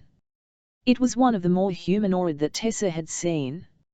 It was even clothed, as not many of them were, this one in a military tunic and trousers. The clothes made the head that rose above the stiff collar look even more uncanny, with its 2 smooth features and bald metallic scalp. And its eyes, she knew they were glass and crystal, the irises red in the firelight, but the way they seemed to fix on her. You're cold, Mortmain said. Tessa exhaled, and her breath came out in a white puff. The warmth of your hospitality leaves something to be desired. He smiled, thin-lipped. Very amusing. He himself was wearing a heavy astrakhan coat over a grey suit. Ever the businessman, Miss Grey, I do not wake you lightly. I came because I wish you to see what your kind assistance with my father's memories has allowed me to accomplish. He gestured proudly at the automaton by his side. Another automaton? Tessa said without interest. How rude of me. Mortmain's eyes flicked to the creature. Introduce yourself. The creature's mouth opened. Tessa caught a flash of brass. It spoke. I am Amaros, it said. For 1 billion years I rode the winds of the great abysses between the worlds. I fought Jonathan Shadowhunter on the plains of Brisland. For 1,000 more years I lay trapped within the Pyxis. Now my master has freed me and I serve him. Tessa rose, the blanket sliding to her feet, unheeded. The automaton was watching her. Its eyes were full of a dark intelligence, a consciousness that no automaton she had seen before had ever possessed. "Vivat is this," she said in a whisper, "an automaton body animated by a demon spirit. Downworlders already have their ways of capturing demon energies and using them. I used them myself to power the automatons you've seen before. But Amaros and his brothers are different. They are demons with the carapaces of automatons. They can think and reason. They are not easily outwitted. And they are very difficult to kill." Amaros reached across its body. Tessa could not help but note that it moved fluidly, smoothly, without the jerkiness of the automatons she had seen before. It moved like a person. It drew the sword that hung at its side and handed it to Mortmain. The blade was covered in the runes that Tessa had become so familiar with over the last months, the runes that decorated the blades of all Shadowhunter weapons. The runes that made them Shadowhunter weapons. The runes that were deadly to demons. Amaros should barely have been able to look upon the blade, much less hold it. Her stomach clenched. The demon gave the sword to Mortmain, who handled it with the precision of a long-time naval officer.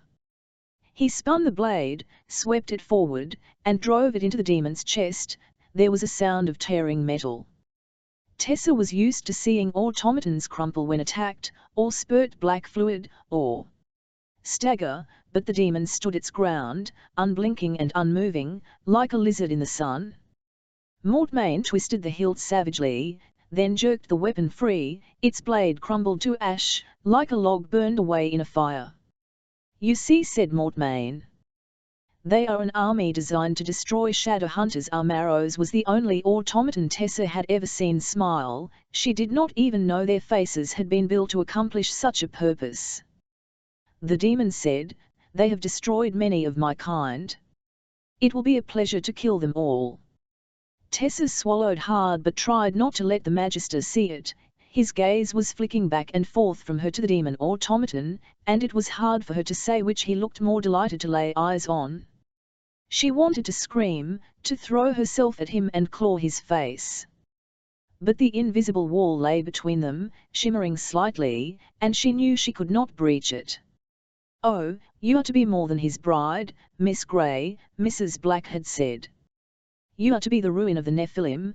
That is why you were created. The Shadowhunters will not be so easily destroyed," she said. "I have seen them cut apart your automatons.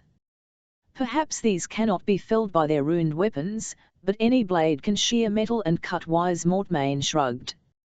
"Shadowhunters are not used to battling creatures against whom their ruined weapons are useless. It will slow them. And there are countless of these automatons. It will be like trying to beat back the tide." He cocked his head to the side. "You see, now, the genius of what I have invented? But I must thank you, Miss Grey, for that last piece of the puzzle. I thought perhaps even you might be admiring of what we have created together." "Admiring?" She lmked in his eyes, but there was something of a sincere question there, curiosity mixed with the coldness. She thought of how long it must have been since he had had the praise of another human being, and took a deep breath. "You are obviously a great inventor," she said. Mortmain smiled, pleased.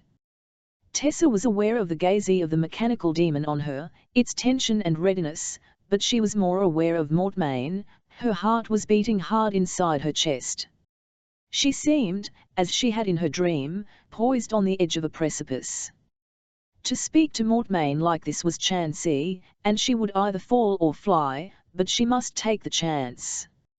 "I see why you have brought me here," she said. "And it is not just because of your father's secrets." There was anger in his eyes, but also a certain confusion. She was not behaving as he had expected her to behave. "Vivat, do you mean? You are lonely," she said. You have surrounded yourself with creatures that are not real, that do not live. We see our own souls in the eyes of others. How long has it been since you have seen that you have a soul? Mortmain's eyes narrowed. I had a soul. It has been burned away by what I have dedicated my life to, the pursuit of justice and recompense. Do not seek revenge and call it justice. The demon gave a low chuckle, though there was contempt in it, as if he were watching the antics of a kitten. You would let her speak to you like that, master, he said.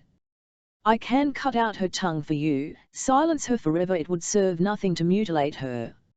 She has powers you know not of, said Mortmain, his eyes still on Tessa. There is an old saying in China, perhaps your beloved fiancé familiarized you with it, that states, a man may not live under the same heaven with the slayer of his father. I shall raise the shadow hunters from under heaven, they will not longer live upon earth.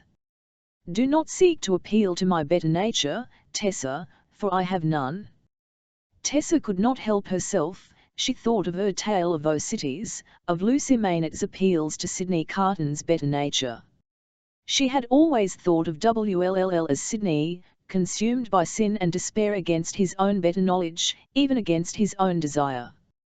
But Wll was a good man, a much better one than Carton had ever been.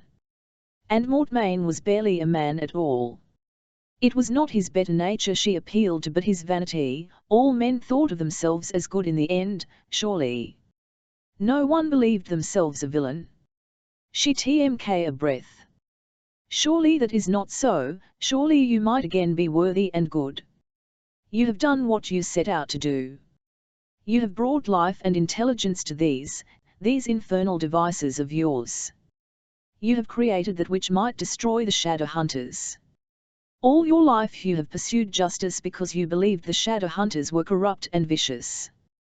Now, if you stay your hand, you win the greatest victory, you show that you are better than they. She searched Mortmain's face with her eyes. Surely there was some hesitation there, surely the thin lips were shaking slightly, surely there was the tension of doubt in his shoulders. His mouth quirked into a smile. You think, then, that I can be a better man? And if I were to do as you say, to stay my hand, you would have me believe that you would stay with me out of admiration, that you would not return to the shadow hunters. VVHY, yes, Mr. Mortmain. I swear it. She swallowed against the bitterness in her throat. If she had to remain with Mortmain in order to save Wll and Jem, to save Charlotte and Henry and Sophie, she would do it. I'll believe you can find your better self. I believe we all can. His thin lips turned up at the corners. It is afternoon already, Miss Grey, he said. Elle did not wish to wake you earlier. Come with me now, outside the mountain. Come and see this day's work, for there is something that I wish to show you. A finger of ice touched her spine. She straightened. And what is that? His smile spread across his face. What I have been waiting for, too.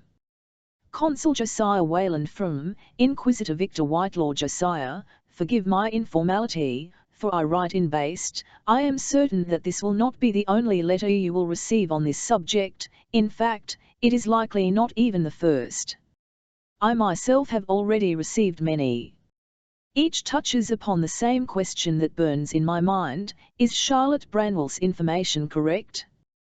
For if so, it seems to me that there is a more than likely chance that the Magister is indeed in Wales. I know of your doubts in the veracity of William Herondale, but we both knew his father, a hasty soul, and too greatly ruled by his passions, but a more honest man you could not find. I do not think the younger Herondale a liar. Regardless, as a result of Charlotte's message, the clave is in chaos. I insist that we hold a dedicated council meeting immediately. If we do not, the trust of the shadow hunters in their consul and their inquisitor will be irrevocably eroded. I leave the announcement of the meeting in your hands, but this is not a request. Send out the call for the council, or I shall resign my position and let it be known why. Victor Whitelaw Wll was awoken by screams. Years of training made themselves known instantly. He was on the floor in a crouch before he was even properly awake. Glancing around, he saw that the small room of the inn was empty save for himself, and the furniture, narrow bed and plain deal table, barely visible in the shadows, was undisturbed. The screams came again, louder, they were emanating from outside the window. WLLL rose to his feet, crossed the room soundlessly, and twitched one of the curtains back to look out. He barely remembered walking into town, leading Berlioz behind him, the horse clopping slowly in exhaustion. A small Welsh town, like other small Welsh towns, unremarkable in any particular way. He had found the public house easily and turned Berlioz over to the ministrations of the stable boy, ordering the house rubbed down and fed hot bran mash to revive him. The fact that he spoke Welsh had seemed to relax the innkeeper, and he had been shown quickly to a private room, where he had collapsed almost immediately, fully clothed, onto the bed and fallen into dreamless sleep. The moon was bright above, its position indicating that it was not yet late in the evening. A grey haze seemed to hang over the town. For a moment WLLL thought it was mist. Then, inhaling, he realized it was smoke. Patches of bright red leaped up among the houses in the town. He narrowed his eyes. Figures were darting back and forth within the shadows. More screams, a flash that could only be blades. He was out the door with his boots half laced in barely a moment, seraph blade in hand. He pounded down the steps and into the main room of the inn. It was dark and cold, there was no fire, and several of the windows had been smashed in, letting in the chill night air. Glass littered the floor like chunks of ice.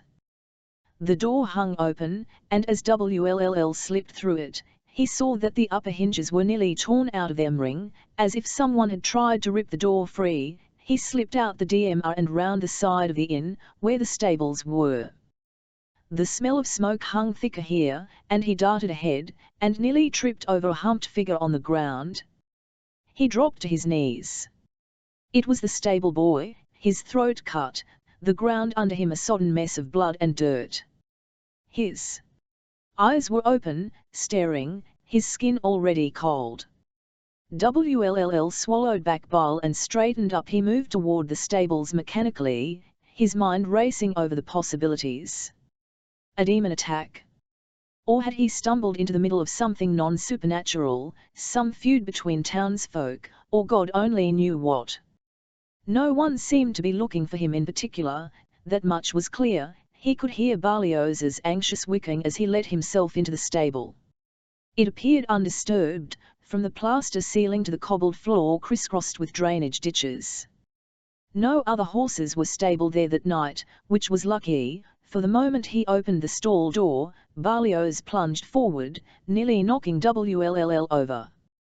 Will was only just able to dart out of the way as the horse hurtled past him and out the door. Berlioz.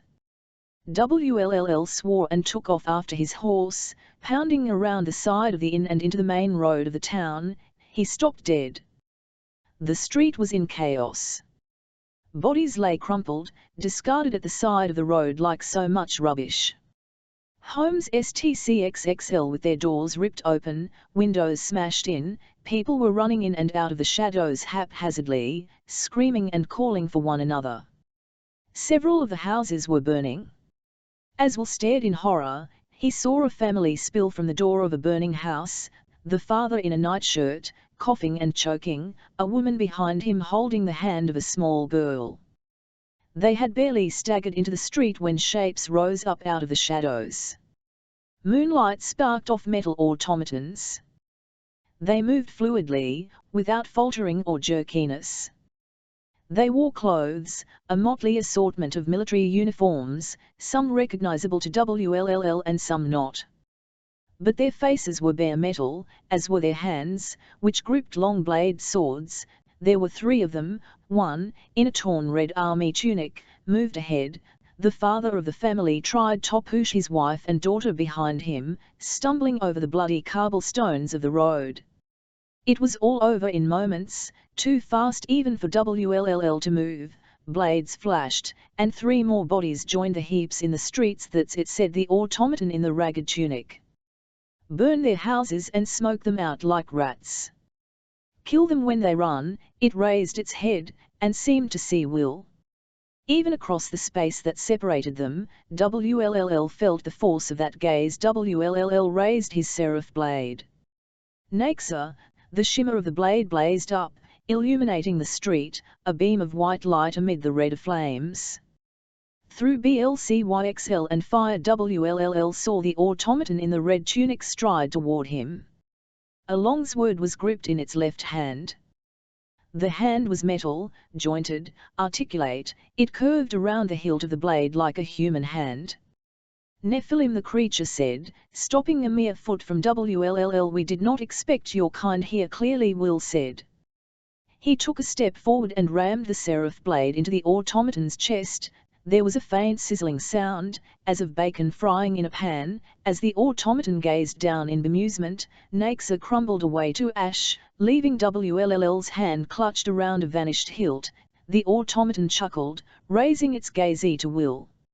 Its eyes crackled with life and intelligence, and Will knew with a sinking in his heart that he was looking at something he had never seen before, not just a creature that could turn a seraph blade to ash, but a kind of machine that had will and cleverness and strategy enough to burn a village to the ground in order to murder the inhabitants as they fled. And now you see, said the demon, for that was what it was, standing before him. Nephilim, all these years you have driven us from this world with your ruined blades.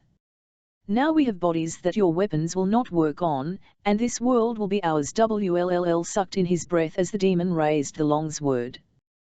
He took a step back, the blade swung over and down, he ducked away, just as something hurtled alongside him in the road, something huge and black that reared and kicked and knocked the automaton aside. Barlio's WLLL reached up, blindly scrabbling for his horse's mane. The demon sprang up from the mud and leaped for him, blade flashing, just as Barlio's bolted forward, WLLL swinging himself up and over onto the horse's back. They plunged down the cobblestone street together. Will crouched down low on Barlio's, the wind tearing through his hair and drying the wetness on his face. Whether it was blood or tears, he didn't know. Tessa sat on the floor of her room in Mortmain's stronghold, staring numbly into the fire. The flames played over her hands, the blue dress she wore, both were stained with she did not know how it had happened. The skin at her wrist was ragged, and she had some memory of an automaton seizing her there, tearing her skin with its sharp metal fingers as she tried to break away. She could not rid her mind of the images that dominated it, the memories of the destruction of the village in the valley. She had been taken there blindfolded, carried by automatons, before being unceremoniously dumped onto an outcropping of grey rock with a view directly down into the town. Watch, Mortmain had said, not looking at her, only gloating. Watch, Miss Grey, and then speak to me of redemption. Tessa had stood prisoned, an automaton holding her from behind, a hand over her mouth, Mortmain murmuring softly under his breath the things he would do to her if she dared to look away from the village. She had watched helplessly as the automatons had marched into the town, cutting down innocent men and women in the streets. The moon had risen tinged red as army had methodically set fire to house after house, slaughtering the families as they poured forth in confusion and terror, and Mortmain had laughed. You see now, he had said. These creatures, these creations, they are capable of thought and reason and like humans. And yet they are indestructible. Look, there, at that fool with the rifle. Tessa had not wanted to look, but she had had no choice. She had watched, dry-eyed and grim, as a distant figure had raised a rifle to defend himself. The blasts had knocked some of the automatons back but had not disabled them. They had kept coming at him, knocking his rifle from his hand, pushing him down into the street. And then they had torn him apart, demons, Mortmain had murmured. They are savage and they love to destroy. Please, Tessa had choked. Please, no more, no more. I shall do whatever you desire, but please, spare the village. Mortmain had chuckled dryly. Clockwork creatures have no hearts, Miss Grey, he'd said. They do not have mercy, any more than fire or water do. You might as well beg a FLCYXL or a forest fire to cease its destruction. I am not begging them, she'd said. From the corner of her eye, she'd thought she'd seen a black horse pounding through the streets of the village, a rider on its back. Someone escaping the carnage, she'd prayed. I am begging you. He'd turned his cold eyes on her, and they'd been as empty as the sky. There is no mercy in my heart either. You appealed, tiresomely, to my better self earlier. I brought you here to show you the futility of such action. I have no better self to appeal to, it was burned away years ago. But I have done what you asked, she'd said desperately. There is no need for this, not for me, it is not for you, he'd said, flicking his gaze away from her. The automatons had to be tested before they were sent into battle. That is simple science. They have intelligence now, strategy. Nothing can stand before them. They will turn on you, then, they will not. Their lives are linked to mine. If I die, so are they destroyed. They must protect me to endure. His look had been cold and far away. Enough. I brought you here to show you that I am what I am, and you will accept it. Your clockwork angel protects your life, but the lives of other innocents are in my hands, in your hands.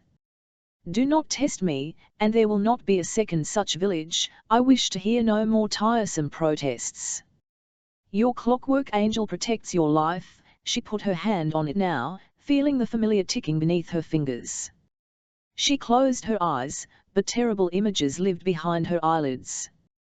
She saw in her mind the Nephilim driven before the automatons as the villages had been, Jem torn apart by clockwork monsters, WLLL stabbed through with metal blades, Henry and Charlotte burning. Her hand tightened savagely around the angel, and she tore it from her throat, casting it to the uneven rock floor just as a log fell in the fire, sending up a spitting column of red sparks.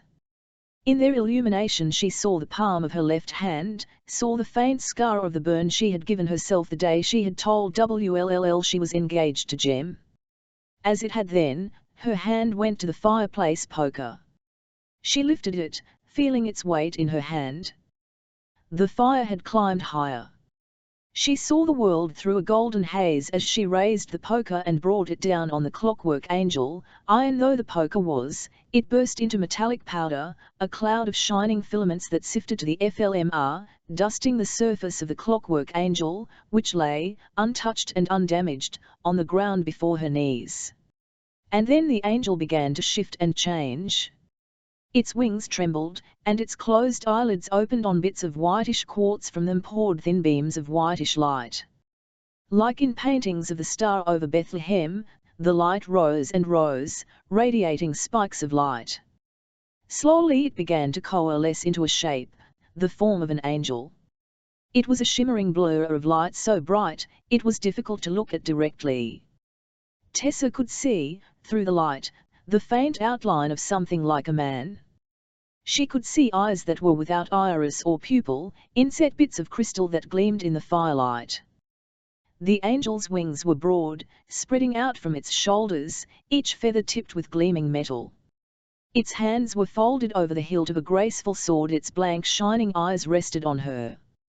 Why do you try to destroy me? Its voice was sweet, echoing in her mind like music. I protect you. She thought of Jem suddenly, propped on his bed of pillows, his face pale and gleaming. There is more to life than living. It is not you I seek to destroy, but myself. But why would you do that? Life is a gift, I'll seek to do right, she said. In keeping me alive you are allowing great evil to exist. Evil? The musical voice was thoughtful. I've been so long in my clockwork prison that I have forgotten good and evil. Clockwork prison? Tessa whispered. But how can an angel be prisoned? It was John Thaddeus Shade who imprisoned me. He caught my soul inside a spell and trapped it within this mechanical body, like the Pyxis, Tessa said. Only in trapping an angel instead of a demon. I am an angel of the divine, said the angel, hovering before her. I am brother to the Sigil, Kurabi, and the Zurab, the Fravasbas and Dukinis, and, is this your true form? Is this what you look like? You see, be only a fraction of what I am. In my true form I am deadly glory. Mine was the freedom of heaven, before I was trapped and bound to you. I am sorry, she whispered, you are not the one to blame. You did not imprison me. Our spirits are bound, it is true, but even as I protected you in the womb, I knew you were blameless, my guardian angel. Few can claim a single angel who guards them, but you don't want to claim you, Tessa said. I want to die on my own terms, not be forced to live on Mortmain's. I cannot let you die. The angel's voice was full of grief. Tessa was reminded of Jem's violin, playing out the music of his heart. It is my mandate. Tessa raised her head. The firelight struck through the angel like sunlight through crystal, casting a radiance of color against the walls of the cave. This was no foul contraption, this was goodness, twisted and bent to Mortmain's will, but in its nature divine. When you were an angel, she said, what was your name? My name, said the angel, was Ithuriel. Thuriel, Tessa whispered, and held out her hand to the angel, as if she could reach him, comfort him somehow. But her fingers met only empty air. The angel shimmered and faded, leaving behind only a glow, a starburst of light against the inside of her eyelids. A wave of cold struck Tessa, and she jerked upright, her eyes flying open. She was half lying on the cold stone floor in front of the nearly dead fire. The room was dark, barely lit by the reddish embers in the grate. The poker was where it had been before. Her hand flew to her throat, and found the clockwork angel there. A dream. Tessa's heart fell. It had all been a dream. There was no angel to bathe her in its light.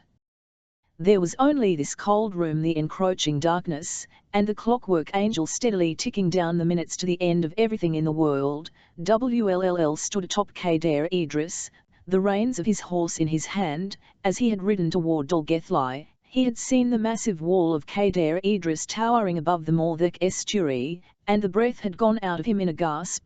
He was here.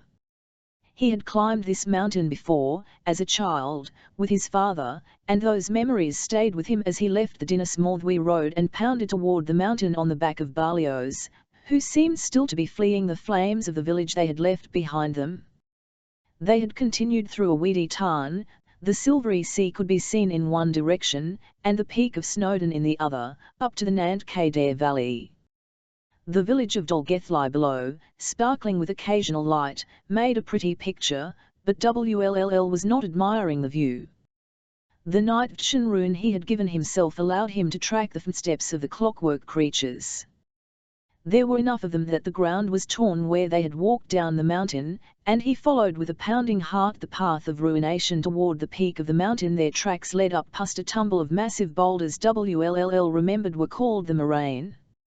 They formed a partial wall that protected Quimcor, a small valley atop the mountain in whose heart rested Llyncor, a clear glacial lake. The tracks of the clockwork army led from the edge of the lake, and vanished. WLLL stood, looking down at the cold, clear waters.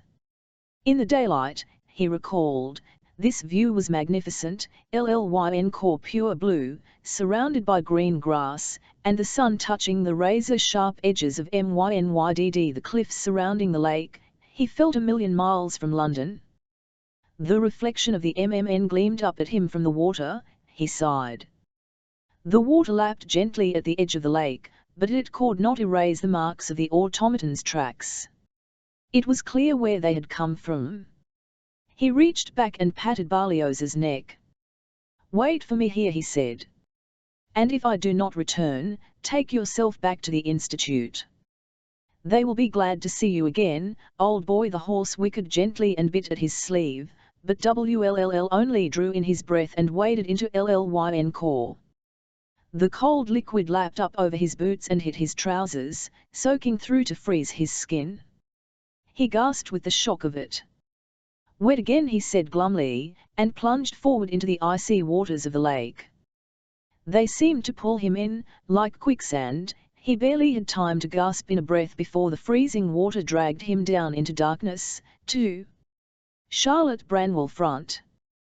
Consul Wayland. Mrs. Bramwell, you are relieved of your position as head of the Institute. I could speak of my disappointment, Whiteview, or the broken faith that exists between us now, but words, in the face of a betrayal of the magnitude of that which you have offered me, are futile. On my arrival in London tomorrow, I will expect you and your husband to have already departed the Institute and removed your belongings. Failure to comply with this request will be met with the harshest penalties available under the law. Josiah Wayland, Consul of the Clave 19. To lie and burn. Now I will burn you back, I will burn you through, though I am damned for it. We too will lie and burn. Charlotte Mew, in Nunhead Cemetery. It was dark for only moments. The icy water sucked Will down, and then he was falling. He curled in on himself just as the ground rose up to slam into him, knocking the breath from his body. He choked and rolled over onto his stomach, pulling himself to a kneeling position, his hair and clothes streaming water. He reached for his witchlight, then dropped his hand. He didn't want to illuminate anything if that might call attention to him. The night VL Sean Rune would have to do. It was enough to show him that he was in a rocky cavern. If he looked above him, he could see the swirling waters of the lake, held in abeyance as if by glass, and a blurred bit of moonlight. Tunnels led off the cavern, with no markings to show where they might lead. He rose to his feet and blindly chose the leftmost tunnel, moving carefully ahead into the shadowy darkness. The tunnels were wide, with SMMTH floors that showed no mark where the clockwork creatures might have passed. The sides were rough volcanic rock.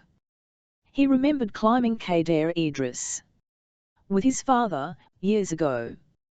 There were many legends about the mountain, that it had been a chair for a giant, who had sat upon it and regarded the stars, that King Arthur and his knights slept beneath the hill, waiting for the time when Britain would awake and need them again, that anyone who spent the night on the mountainside would awake a poet or a madman, if only it was known. WLLL thought as he turned through the curve of a tunnel and emerged into a larger cave. How strange the truth of the matter was. The cave was wide, opening out to a greater space at the far end of the RMM, where a dim light gleamed. Here and there WLLL caught a silvery glint that he thought was water running in streams down the black walls, but on closer examination it turned out to be veins of crystalline quartz. WLLL moved toward the dim light. He found that his heart was beating rapidly inside his chest, and he tried to breathe steadily to quell it. He knew what was speeding his pulse. Tessa. If Mortmain had her, then she was here, close. Somewhere in this honeycomb of tunnels he might find her. He heard Jem's voice in his head, as if his Parabatai stood at his side, advising him. He had always said that we'll rush toward the end of a mission rather than proceeding in a measured manner, and that one must LMK at the next step on the path ahead, rather than the mountain in the distance, or one would never reach one's goal. Will closed his eyes for a moment.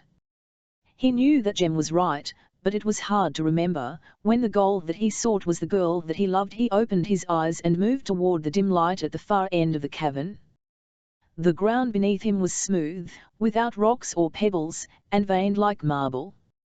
The light ahead flared up, and WLLL came to a dead stop, only his years of shadow hunter training keeping him from tumbling forward to his death, for the rock floor ended in a sheer drop. He was standing on an outcropping, looking down at a round amphitheatre. It was full of automatons. They were silent, unmoving and still, like mechanical toys that had wound down. They were dressed, as those in the village had been, in scraps of military uniforms, lined up one by one, for all the world like life-size lead soldiers. In the center of the room was a raised stone platform, and on the table lay another automaton, like a corpse on an autopsy table. Its head was bare metal, but there was pale human skin stretched taut over the rest of its body, and on that skin was inked runes. As he stared, Will recognized them, one after another: memory, agility, speed, night vision.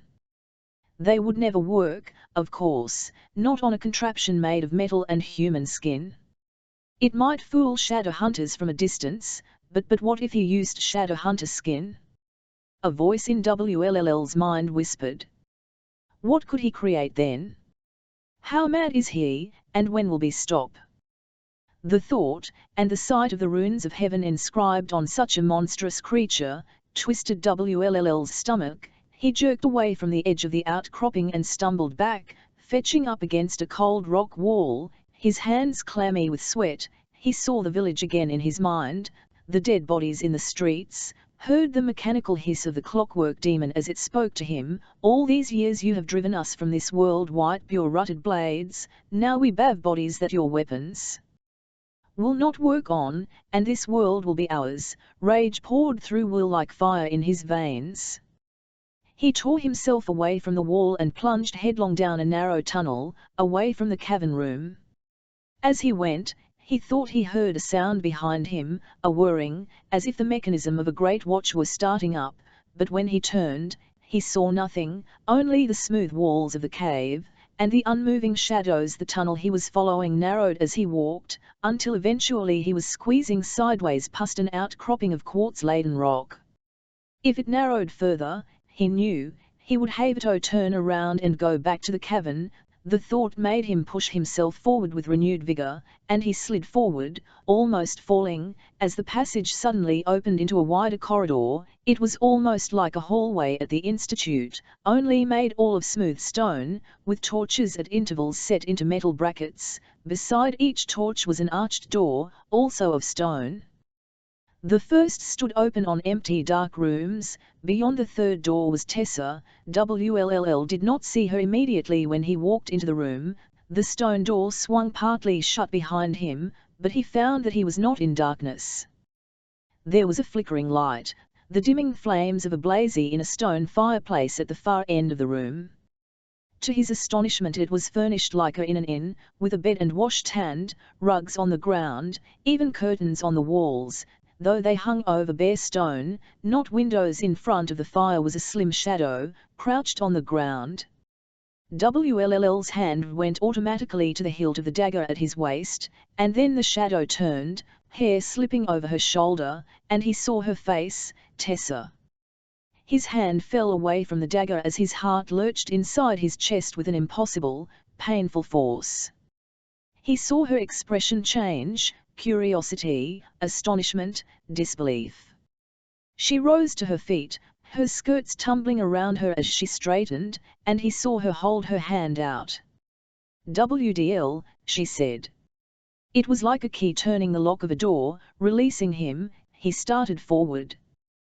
There had never been a greater distance than the distance that separated him from Tessa at that moment. It was a large room. At the moment, the distance between London and Kader Idris seemed nothing to the distance across it. He felt a shudder, as of some sort of resistance, as he crossed the room. Her saw Tessa hold out her hand, her mouth shaping words, and then she was in his arms, the breath half knocked out of both of them as they collided with each other.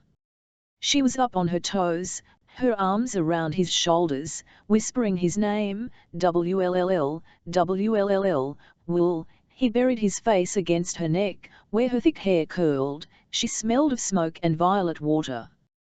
He clutched her even more tightly as her fingers curled against the back of his collar, and they clung together. For just that moment the grief that had clenched him like an iron fist since Jem's death seemed to relax and he could breathe. He thought of the hell he had been in since he'd left London, the days of riding without stopping, the sleepless nights. Blood and loss and pain and fighting. All to bring him here. To Tessa, WLLL, she said again, and he looked down into her tear-stained face. There was a bruise across her cheekbone. Someone had hit her there, and his heart swelled with rage. He would find out who it was, and he would kill them. If it was Mortmain, he would kill him only after he had burned his monstrous laboratory to the ground, that the madman might see the ruin of all his creation. WDL, Tessa said again, interrupting his thoughts. She sounded almost breathless. WLLL, you idiot. His romantic notions came to a screeching halt like a hackney cab in traffic on Fleet Street. I, Vivat. Oh, Will, she said. Her lips were trembling, she looked as if she couldn't decide whether to laugh or cry. Do you remember when you told me that the handsome young gentleman who came to rescue you was never wrong, not even if he said the sky was purple and made of hedgehogs? The first time I ever saw you. Yes, oh, my WLLL. She drew gently away from his embrace, smoothing a tangled lock of hair behind her ear. Her eyes remained fixed on his. "Elle cannot imagine how you came to find me, how difficult it must have been. It is incredible. But, do you really think Mortmain would leave me unguarded in a room with an open door?" She turned away and moved a few feet forward, then stopped abruptly. "Here," she said, and raised her hand, spreading her fingers wide. "The air is as solid as a wall here. This is a prison, WLLL, and now you are in it alongside me." He moved to stand beside her, already knowing what he would find. He recalled the resistance he had felt as he crossed the room. The air rippled slightly when he touched it with his finger, but was harder than a frozen lake. "I'll know this configuration," he said. "The clave uses a version of it sometimes." His hand curled itself into a fist, and he slammed it against the solid air, hard enough to bruise the bones in his hand. "Uffant good lead," he swore in Welsh. "All the bloody way across the country to get to you, and I can't even do this right. The moment I saw you, all I could think of was running to you. By the angel, Tessa, WDL." She caught at his arm.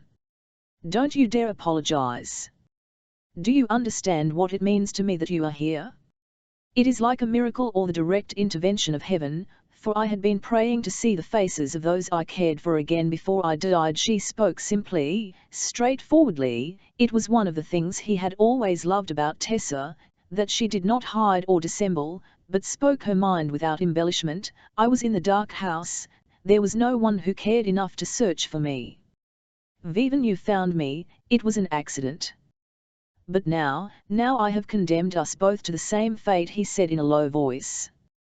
He drew a dagger from his belt and drove it against the invisible wall before him. The ruined silver blade of the dagger shattered, and Will cast the broken hilt aside and cursed again. Under his breath Tessa put a light hand on his shoulder. "We are not condemned," she said. "Surely you have not come by yourself, WLLL, Henry, or Jem, will find us. From the other side of the wall, we can be freed. I have seen how Mortmain does it, and..." WLLL did not know what happened then. His expression must have changed at the mention of Jem's name, for he saw some of the color leave her face. Her hand tightened on his arm. "Tessa," he said. "I am alone." The word alone came out broken, as if he could taste the bitterness of loss on his tongue and struggled to speak around it. "Jem," she said.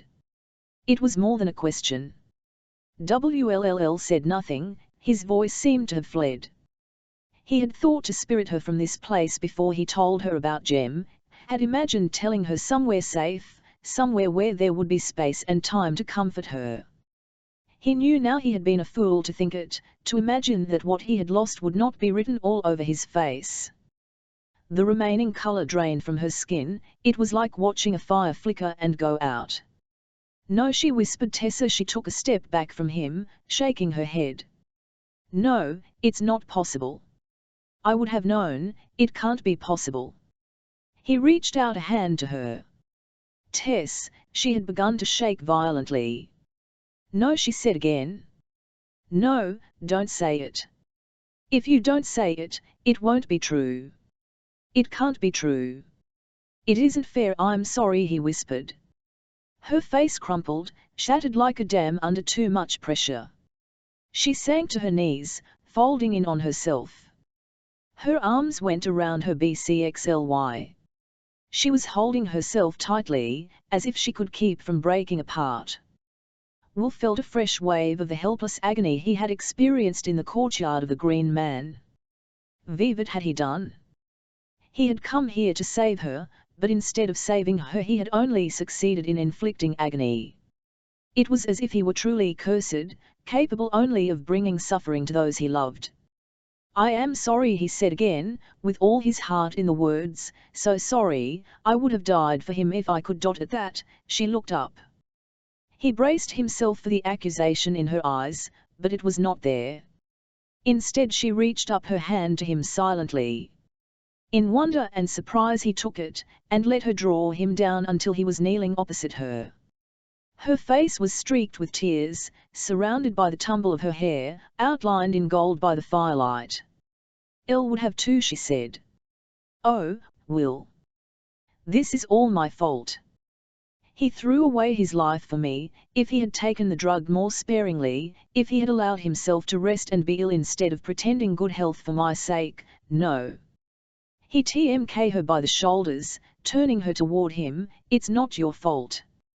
No one could imagine that it was. She shook her head. How can you bear to have me near you, she said in despair. LTMK your parabate I from you. And now we will both die here.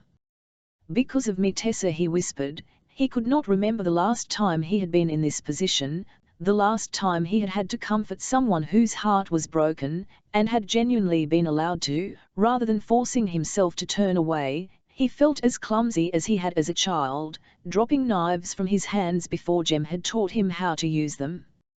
He cleared his throat. Tessa, come here.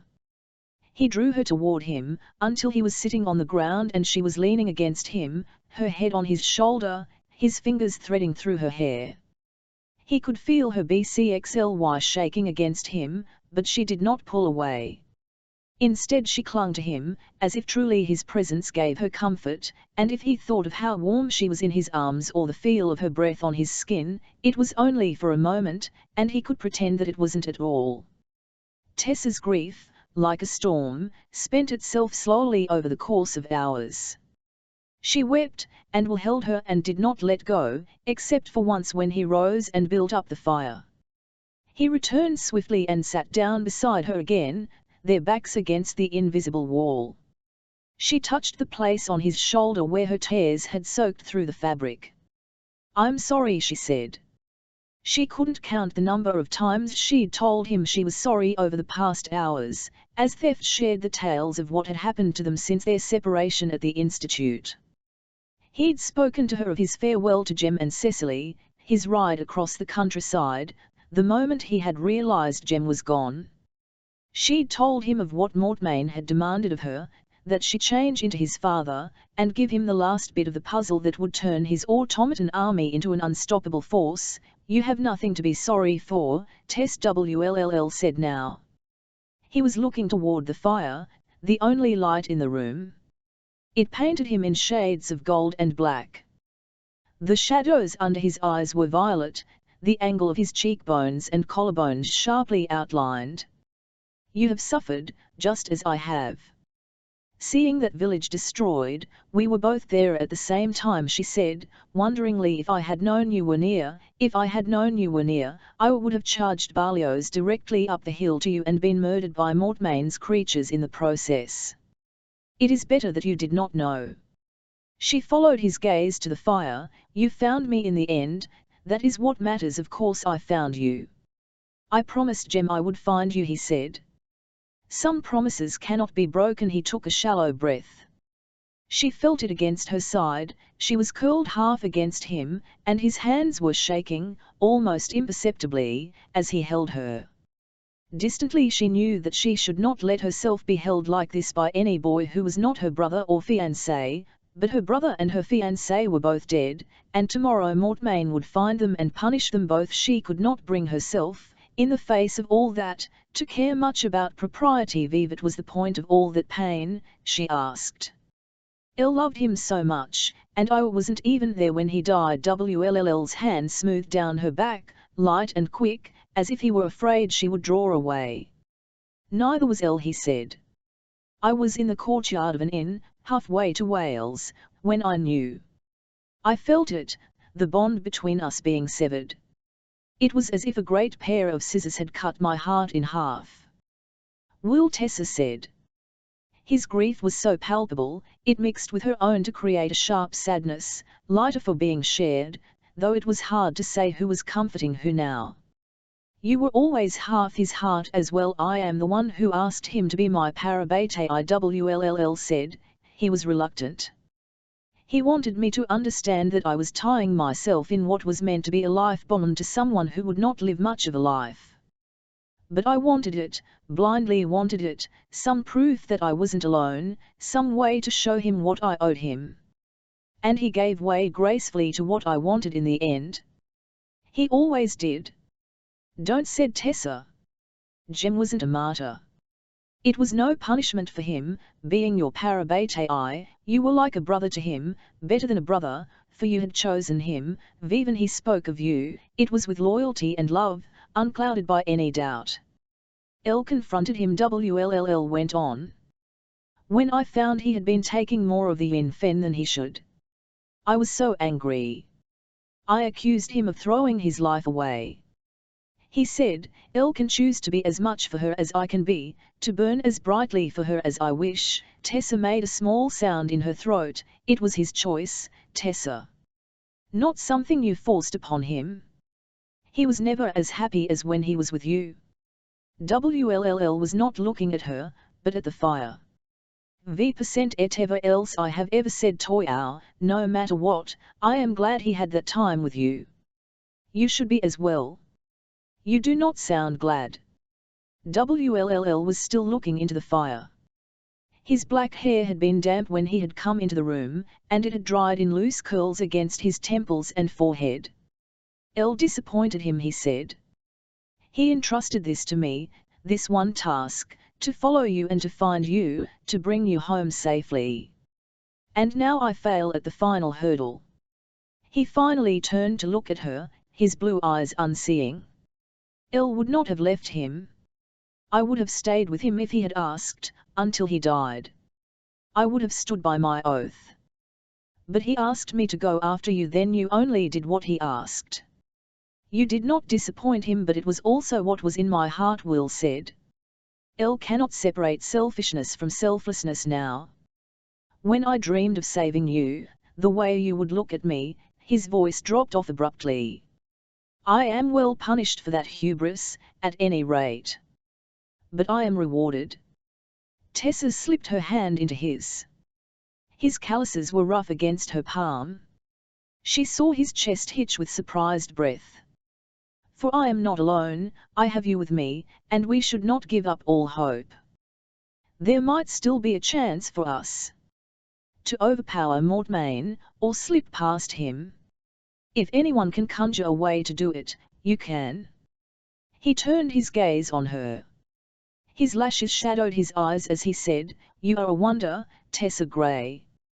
To have such faith in me, though I have done nothing to earn it. Nothing? Her voice rose. Nothing to earn it? Will, you saved me from the Dark Sisters, you pushed me away to save me, you've saved me over and over again. You are a good man, one of the best I've ever known. Wll looked as stunned as if she had pushed him. He licked his dry lips. El wish you wouldn't say that, he whispered. She leaned toward him. His face was shadows, angles and planes. She wanted to touch him, touch the curve of his mouth, the arc of his lashes against his cheek. Fire reflected in his eyes, pinpricks of light. WDL, she said. The first time I saw you, I thought you LMKED like a hero from a storybook. You joked that you were Sir Galahad. Remember that? And for so long I tried to understand you that way, as if you were Mr. Darcy, or Lancelot, or poor miserable Sidney Carton, and that was just a disaster. It took me so long to understand, but I did, and I do now. You are not a hero out of a book. WLLL gave a short, disbelieving laugh. It's true, he said. I am no hero. No, Tessa said. You are a person, just like me. His eyes searched her face, mystified. She held his hand tighter, lacing her fingers with his. Don't you see, Will? You're a person like me, you are like me. You say the things I think but never say out loud, you read the books I read. You love the poetry I love, you make me laugh with your ridiculous songs and the way you see the truth of everything. I feel like you can LMK inside me and see all the places I am odd or unusual and fit your heart around them, for you are odd and unusual in just the same way. With the hand that was not holding his, she touched his cheek, lightly. We are the same. WLL's eyes fluttered closed, she felt his lashes against her fingertips. He spoke again, His voice was ragged but controlled. "Don't say those things, Tessa. Don't say them, VVH, why not? You said I am a good man," he said. "But I am not that good a man. And I am catastrophically in love with you, WD1, I love you so much, so incredibly much," he went on, "and when you're this close to me, I forget who you are. I forget your gems. I'd have to be the worst sort of person to think what I'm thinking right now. But I am thinking it." Elle loved Jem, she said. "I love him still, and he loved me, but I am not anybody's, WLLL. My heart is my own. It is beyond you to control it. It has been beyond me to control it." WLL's eyes were still closed. His chest was rising and falling swiftly, and she could hear the hard thump of his heart, rapid beneath the solidity of his rib cage. His body was warm against hers, and alive, and she thought of the automaton's cold hands on her, and Mortmain's colder eyes. She thought of what would happen if she lived and Mortmain succeeded in what he wanted and she was shackled to him all her life, a man she did not love and in fact despised. She thought of the feel of his cold hands on her, and if those would be the only hands that would ever touch her again. "What do you think will happen tomorrow, WLLL, she whispered. "Vivan Mortmain finds use, tell me honestly." His hand moved carefully, almost unwillingly, to slide down her hair and come to rest at the juncture of her neck. She wondered if he could feel the pounding of her pulse, answering his. "I'll think Mortmain will kill me. Or to be precise, he will have those creatures kill me. I am a decent shadow hunter, Tess, but those automatons, they cannot be stopped. Rune blades serve as no better than ordinary weapons upon them, and seraph blades not at all. But you are not afraid there are so many worse things than death," he said. "Not to be loved or not to be able to love, that is worse. And to go down fighting as a shadow hunter should, there is no dishonor in that, an honorable death. I have always wanted that." A shiver passed through Tessa. "There are two things I want," she said, and was surprised by the steadiness of her own voice. "If you think Mortmain will try to kill you tomorrow, then I wish to be given a weapon. I shall divest myself of my clockwork angel, and I shall fight by your side, and if we go down together. For, I too, wish an honorable death, like Boadicea. Tess, Elle would rather die than be the Magister's TML. Give me a weapon, WLLL. She felt his body shudder against hers. "I can do that for you," he said at last, subdued. "What was the second thing that you wanted?" She swallowed. "I want to kiss you one more time before I die." His eyes flew wide. They were blue, blue like the sea and sky in her dream where he had fallen away from her, blue as the flowers Sophie had put in her hair. "Don't say anything I don't mean," she finished for him. "Elle, no. I am not. I mean it, WLLL. And I know it is entirely beyond the bounds of propriety to ask it. I know I must seem a bit mad." She glanced down, and then up again, gathering her courage. "And if you can tell me that you can die tomorrow without our lips ever touching again, and you will not regret it at all, then tell me, and I will desist in asking, for I know I have no right." Her words were cut off, for he had caught hold of her and pulled her against him, and crushed his lips down against hers. For a split second it was almost painful, sharp with desperation and thinly controlled hunger, and she tasted salt and heat in her mouth and the gasp of his breath. And then he gentled, with a force of restraint she could feel all through her body, and the slide of lips against lips, the interplay of tongue and teeth, altered from pain to pleasure in the sliver of a moment. On the balcony at the Lightsixels, he had been so careful, but he was not being careful now. His hands slid roughly down her back, tangling in her hair, fisting in the LMSE fabric at the back of her dress. Half lifting her so their bodies collided, he was against her, the long slim length of his body, hard and fragile at the same time. Her head slanted to the side as he parted her lips with his, and they were not so much kissing as devouring each other. Her fingers gripped his hair tightly, hard enough that it must have hurt, and her teeth grazed his bottom lip. He groaned and pulled her tighter, making her gasp for air. "WD1," she whispered, and he stood up, lifting her in his arms, still kissing her. She held tight to his back and shoulders as he carried her over to the bed and laid her down on it. She was already barefoot. He kicked off his BMTS and climbed up beside her. Part of her training had been in how to remove gear, and her hands were light and quick on his gear, undoing the clasps and pulling it aside like a shell. He batted it aside impatiently, and knelt upright to undo his weapons belt. She watched him, swallowing hard. If she was going to tell him to stop, now was the moment. His scarred hands were nimble, undoing the fastenings, and as he turned to drop the belt over the side of the bed, his shirt, damp with sweat, and sticking to him, slid up and showed her the hollow curve of his stomach, the arched bone of his hip.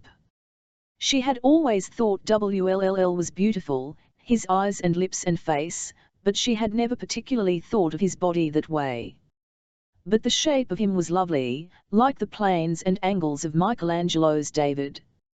She reached out to touch him, to run her fingers, as soft as spider silk, across the flat hard skin of his stomach. His response was immediate and startling.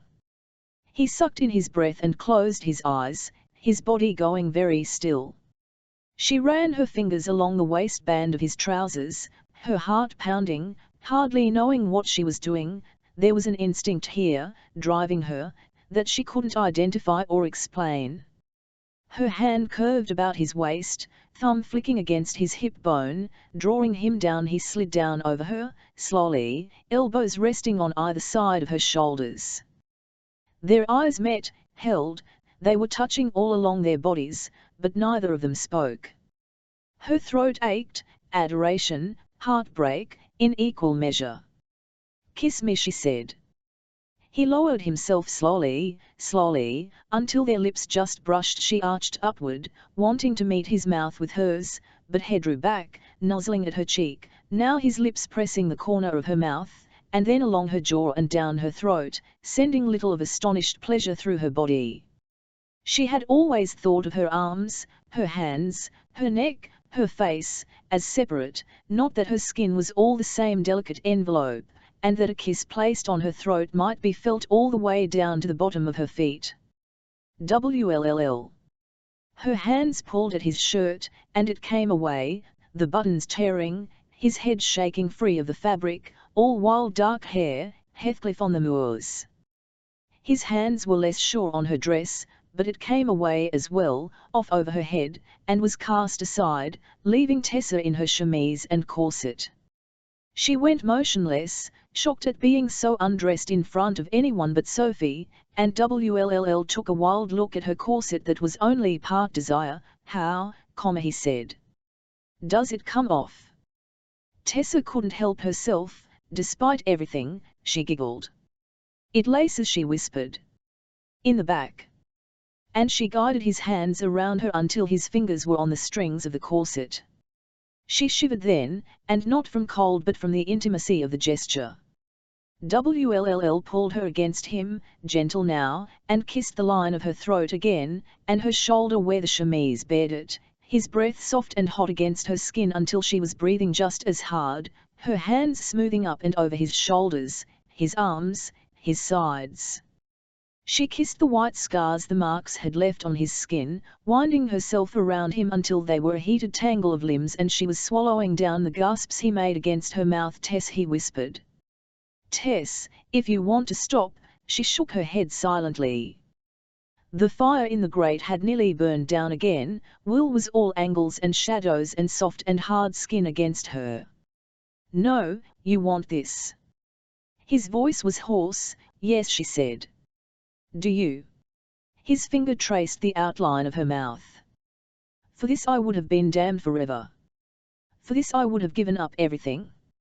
She felt the burn behind her eyes, the pressure of tears, and blinked wet eyelashes. "WLLLDWINDY Guru DIMBYTH, he said, "I love you. Always." and he moved to cover her body with his own. Late in the night or early in the morning, Tess awoke. The fire had burned down entirely, but the room was lit by the peculiar torchlight that seemed to go on and off without rhyme or reason. She drew back, propping herself on her elbow. WLLL was asleep beside her, immured in the unmoving slumber of the utterly exhausted.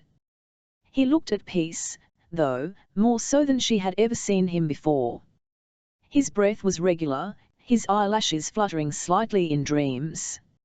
She had fallen asleep with her head on his arm, the Clockwork Angel, still around her throat, resting against his shoulder, just to the left of his collarbone. As she moved away, the Clockwork Angel slipped free and she saw to her surprise that where it had lain against his skin it had left a mark behind, no bigger than a shilling, in the shape of a pale white star. 20 The infernal devices like wire-pulled automatons, slim silhouetted skeletons went sidling through the slow quadrille, then took each other by the hand, and danced a stately saraband. Their laughter echoed thin and shrill. Oscar Wilde, The Harlot's House. It's beautiful, Henry breathed. The shadow hunters of the London Institute, along with Magnus Bain, stood in LMSE half-circle in the crypt, staring at one of the bare stone walls, or, more precisely, at something that had appeared on one of the bare stone walls. It was a glowing archway, about 10 feet in height, and perhaps 5 across in width. It was not carved into the stone but rather was made of glowing runes that twined into one another like the vines of a trellis. The runes were not from the Grey Book, Gabriel would have recognized them if they had been, but were runes he had never seen before. They had the foreign LMK of another language, yet each was distinct and beautiful and spoke a murmuring song of travel and distance, of whirling dark space and the distance between worlds. They glowed green in the darkness, pale and acidic. Within the space created by the runes the wall was not visible, only darkness, impenetrable, as if of a great dark pit. It truly is amazing, Magnus said. All but the warlock were dressed in their gear and were bristling with weapons. Gabriel's favourite double-edged longsword was slung over his back, and he was itching to get his gloved hands on the hilt. Though he liked the bow and arrow, he had been trained in the longsword by a master who could trace his own masters back to like Tenora, and Gabriel fancied the longsword his specialty. Besides, a bow and arrow would be much less use against automatons than a weapon that could chop them into component parts. All down to you, Magnus, Henry said. He was glowing, or, Gabriel thought, it could have been the reflection of the lighted runes against his face. Not at all, Magnus replied. If not for your genius, this could never have been created. Vival, I am enjoying this exchange of pleasantries, Gabriel said, seeing that Henry was about to respond. There do remain a few central questions about this invention. Henry looked at him blankly. Such as what? I'll believe, Henry, that he is inquiring whether this doorway. Charlotte began. We've called it a portal, said Henry. The capitalization of the word was very clear in his tone. Whether it works, Charlotte finished. Have you tried it? Henry LMKED stricken. Well, no. There hasn't been time. But I assure you, our calculations are faultless. Everyone but Henry and Magnus looked at the portal with refreshed alarm. Henry, Charlotte began. Well, I think Henry and Magnus should go first, Gabriel said. They invented the blasted thing. Everyone turned on him. It's like he's replaced WLLL, said Gideon, eyebrows up. They say all the same sort of things. I am not like WLLL. Gabriel snapped. Elle should hope not, said Cecily, though so quietly that he wondered if anyone else had heard her. She was looking especially pretty today, though he had no idea why. She was dressed in the same plain black woman's gear as Charlotte. Her hair was secured demurely behind her head, and the ruby necklace at her throat glowed against her skin. However, Gabriel reminded himself sternly, since they were most likely about to direct themselves all into mortal danger, thinking about whether Cecily was pretty ought not to be foremost on his mind. He told himself to stop immediately. I am nothing like WLLL Herondale, he repeated. I am perfectly willing to go through first, Magnus said. with the long-suffering air of a schoolmaster in a room full of ill-behaved boys. "There are a few things I need. We are hoping Tessa will be there, well maybe also, I should like some extra gear and weapons to bring through. I plan, of course, to wait for you on the other side, but should there be any unexpected developments, it is always good to prepare." Charlotte nodded. "Yes, of course." She glanced down for a moment. "Elle cannot believe no one has come to assist us. I thought, after my letter, at least a few," she broke off, swallowing, and raised her chin. "Let me get Sophie. She can put together the things you need, Magnus. And she and Cyril and Bridget are meant to join us shortly." She vanished up the steps, Henry looking after her with worried fondness. Gabriel could not blame him. It was obviously a severe blow to Charlotte that no one had answered her call and come to aid them, though he could have told her they would not. People were intrinsically selfish, and many hated the idea of a woman in charge of the institute. They would not put themselves at risk for her. Only a few weeks ago he would have said the same thing about himself. Now, knowing Charlotte, he realized to his surprise, the idea of risking himself for her seemed an honor, as it would be to most Englishmen to risk themselves for the Queen. "How does one make the portal work?" Cecily asked, glancing at the glowing archway as if it were a painting in a gallery, her dark head cocked to the side. "It will transport you instantly from one place to another," said Henry. "But the trick is, well, that part is magic." He said the word a little nervously. "You need to be picturing the place you're going to," said Magnus. "It won't work to take you to a place you have never been and cannot imagine. In this case, to get to Cadair Idris, we are going to need Cecily." "Cecily, how close to Cadair Idris do you believe you can bring us?" "To the very top," Cecily said confidently. "There are several paths that will bring you up the mountain, and I have walked them with my father." "I can remember the crest of the mountain." "Excellent," Henry said. "Cecily, you will stand before the portal and visualize our destination, but she's not going first, is she?" Gabriel demanded. The moment the words were out of his mouth, he was startled. He hadn't meant to say them. "Ah, well, in for a penny, in for a pound, though," he thought. "Elle meant, she is the least trained of us all, it wouldn't be safe." "I can go through first," Cecily said, looking as if she were not in the least grateful for Gabriel's support. "I see no reason why, Henry." It was Charlotte, reappearing at the foot of the steps. Behind her were the servants of the institute, all in training gear, Bridget, looking as if she were out for a morning stroll, Cyril, set and determined, and Sophie, carrying a large leather bag. Behind them were three more men. Tall men, in parchment robes, moving with peculiar gliding motions, silent brothers. Unlike any other silent brothers that Gabriel had seen before, though, these were armed. Weapons belts were cinched around their waists, over their robes, and from their belts hung long, curved blades, their hilts made of shimmering adamars, the same material used to make stels and seraph blades. Henry looked up, puzzled, then guiltily, from the portal, to the brothers. His lightly freckled face paled.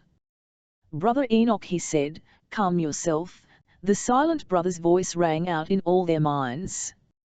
"We have not come to warn you of any possible breach of the law, Henty Branwell, we have come to fight with you, to fight with us." Gideon looked amazed. "But silent brothers don't, I mean, they aren't warriors, that is incorrect.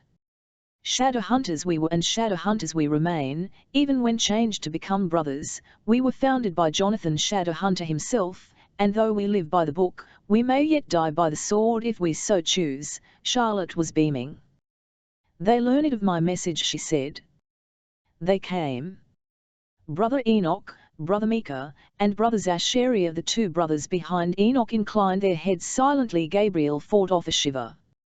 He had always found the silent brothers eerie, though he knew they were an integral part of Shadowhunter life. "Brother Enoch also told me why no one else came," Charlotte said. the smile vanishing from her face. Consul Wayland convened a council meeting this morning, though he told us nothing of it. Attendance for all shadow hunters was mandatory by law. Henry's breath hissed out through his teeth. That be a bad man, he finished, with a quick glance at Cecily, who rolled her eyes. What's the council meeting about? Replacing us as heads of the Institute, Charlotte said. He still believes Mortmain's attack will come against London, and that a strong leader here is needed to stand against the Clockwork army, Mrs. Branwell. Sophie, in the act of handing to Magnus the bag she had been carrying, nearly dropped it. They can't do that. Oh, they very well can, said Charlotte. She looked around at all their faces, and raised her chin. In that moment, despite her small size, Gabriel thought, she seemed taller than the consul. We all knew this would come, she said. It does not matter. We are shadow hunters, and our duty is to each other and to what we think is right. We believe WLLL, and we believe in WLLL. Faith has brought us this far, it will bring us a little farther. The angel watches over us, and we shall win out. Everyone was silent. Gabriel looked around at their faces, determined, everyone, and even Magnus seemed, if not moved or convinced, considering and respectful. Mrs. Branwell, he said at last, if Consul Wayland does not consider you a leader, he is a fool. Charlotte inclined her head toward him. Thank you, she said. But we should waste no more time, we must go, and quickly, for this matter can wait on us no longer. Henry looked for a long moment at his wife, and then toward Cecily. Are you ready? WLLL's assistant xilted, and moved forward to stand before the portal. Its gleaming light cast the shadow of unfamiliar runes across her small, determined face. Surely, said Magnus. Imagine as hard as you can that you are looking at the top of Kader Idris. Cecily's hands clenched at her sides. As she stared, the portal began to move, the runes to ripple and change. The darkness within the archway lightened. Suddenly Gabriel was no longer looking at shadow.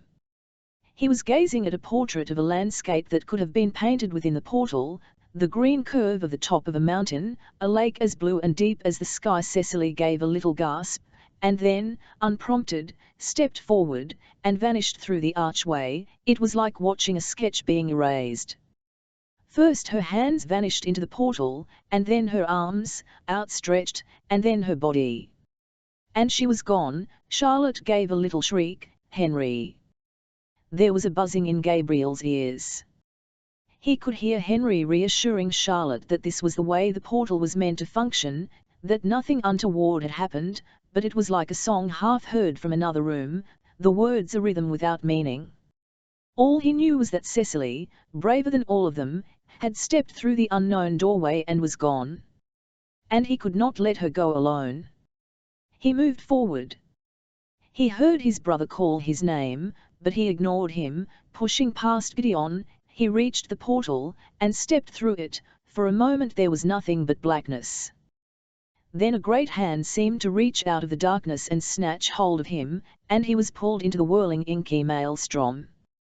The great council room was full of people shouting. On the raised platform at the centre stood Consul Wayland, staring out at the shouting throng with a look of furious impatience on his face. His dark eyes raked the shadow hunters congregated in front of him. George Penhallow was in a screaming match with Sora Kaida of the Tokyo Institute. Viljay Malhotra was jabbing a thin finger into the chest of Japheth Pangborn, who rarely left his manor house in the Idris countryside these days, and who had turned as red as a tomato at the indignity of it all. Two of the Blackwells had cornered Amalia Morgenstern, who was snapping at them in German. Aloysius Starkweather, all in black, stood beside one of the wooden benches, his wiry limbs nearly bent up around his ears as he glared up at the podium with sharp old eyes. The Inquisitor, standing beside Consul Wayland, slammed his wooden staff down against the floor hard enough to nearly shatter the floorboards. That is enough, he roared. All of you will be silent, and you will be silent now. Sit down. A ripple of shock went through the room, and, to the consul's evident surprise, they sat. Not quietly, but they sat, all who had room to sit. The chamber was filled to bursting. This many shadow hunters rarely appeared at any one meeting. There were representatives here from all the institutes: New York, Bangkok, Geneva, Bombay, Kyoto, Buenos Aires. Only the London shadow hunters, Charlotte Branwell and her cohorts, were absent. Only Aloysius Starkweather remained standing, his ragged dark cloak flapping about him like crow's wings. "Where is Charlotte Branwell?" he demanded. "It was understood from the message you sent out that she would be here to explain the contents of her message to the council." "Elle will explain the contents of her message," said the consul through gritted teeth. "It would be preferable to hear it from her," said Malhotra, his dark eyes keen as he looked from the consul to the Inquisitor and back. Inquisitor M7 Heightlaw looked drawn, as if he had been suffering recent sleepless nights. His mouth was tight at the corners. "Charlotte Branwell is overreacting," said the consul. "I'll take full responsibility for having put her in charge of the London Institute. It was something I should never have done. She has been relieved of her position." "I have had to meet and speak with Mrs. Branwell," said Starkweather in his hoarse Yorkshire tones. "She does not strike me as someone who would easily overreact." Looking as if he remembered exactly why he had been so glad Starkweather had ceased attending council meetings, the consul said tightly, "She is in a delicate way, and I believe she has become overset, chatter and confusion." The Inquisitor lmked over at Wayland and gave him a narrow glance of disgust. The consul returned his look with a glare. It was clear that the two men had been arguing. The consul was flushed with anger. The look he bent toward the Inquisitor in return filled with betrayal. It was clear that V. Whitelaw did not agree with the consul's words. A woman rose to her feet from the crowded benches. She had white hair piled high on her head and an imperious manner. The consul looked as if he were groaning inwardly.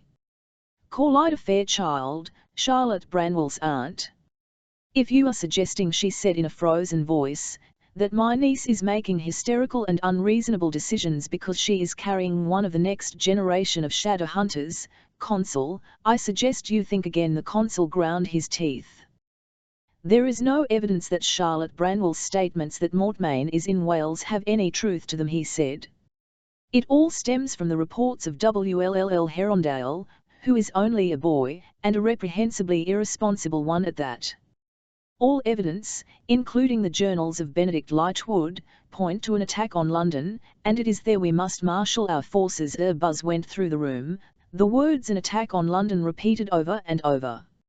Amalia Morgenstern fanned herself with a lace handkerchief, while Lillian Highsmith, her fingers stroking the haft of a dagger protruding from the wrist of one glove, looked delighted. "Evidence," snapped Carlida. "My niece's word is evidence." There was another rustle, and a young woman rose to her feet. She wore a bright green dress and a defiant expression. The last time the consul had seen her, she had been sobbing in this same council room, demanding justice. "Tatiana Blackthorne, near Lightwood. The consul is right about Charlotte Branwell," she exclaimed. "Charlotte Branwell and William Herondale are the reason my husband is dead." "Oh!" It was Inquisitor, his tone dripping with sarcasm. "Vivo exactly killed your husband? Was it WLLL?" There was a murmur of astonishment. Tatiana looked outraged. "It was not my father's fault, on the contrary," interrupted the Inquisitor. "This was kept from public knowledge, Mrs. Blackthorne, but you force my hand. We opened an investigation into the matter of your husband's death, and it was determined that your father was indeed at fault, most grievous fault. If it were not for the actions of your brothers, and of William Herondale and Charlotte Branwell, among the others of the London Institute, the name of Lightsix would be stricken from the Shadow Hunter records and you would be living the rest of your life as a friendless mundane." Tatiana turned beet red and clenched her fists. "William Herondale he has offered me insults unspeakable to a lady. I'll fail to see how that is germane to the matter at hand," said the Inquisitor. "One may be rude in one's personal life but also correct about larger matters." "UTMK our house!" Tatiana screeched. I am forced to rely on the generosity of my husband's family like some starving beggar." The inquisitor's eyes were glittering to match the stones in his rings. "Your house was confiscated, Mrs. Blackthorne, not stolen. We searched the Lightwood family house," he went on, raising his voice. "It was full of evidence of the elder Mr. Lightwood's connections to Mortmain, journals detailing acts vile and filthy and unspeakable. The consul cites the man's journals as evidence that there will be an attack on London, but by the time Benedict Lightwood died, he was mad with demon pox.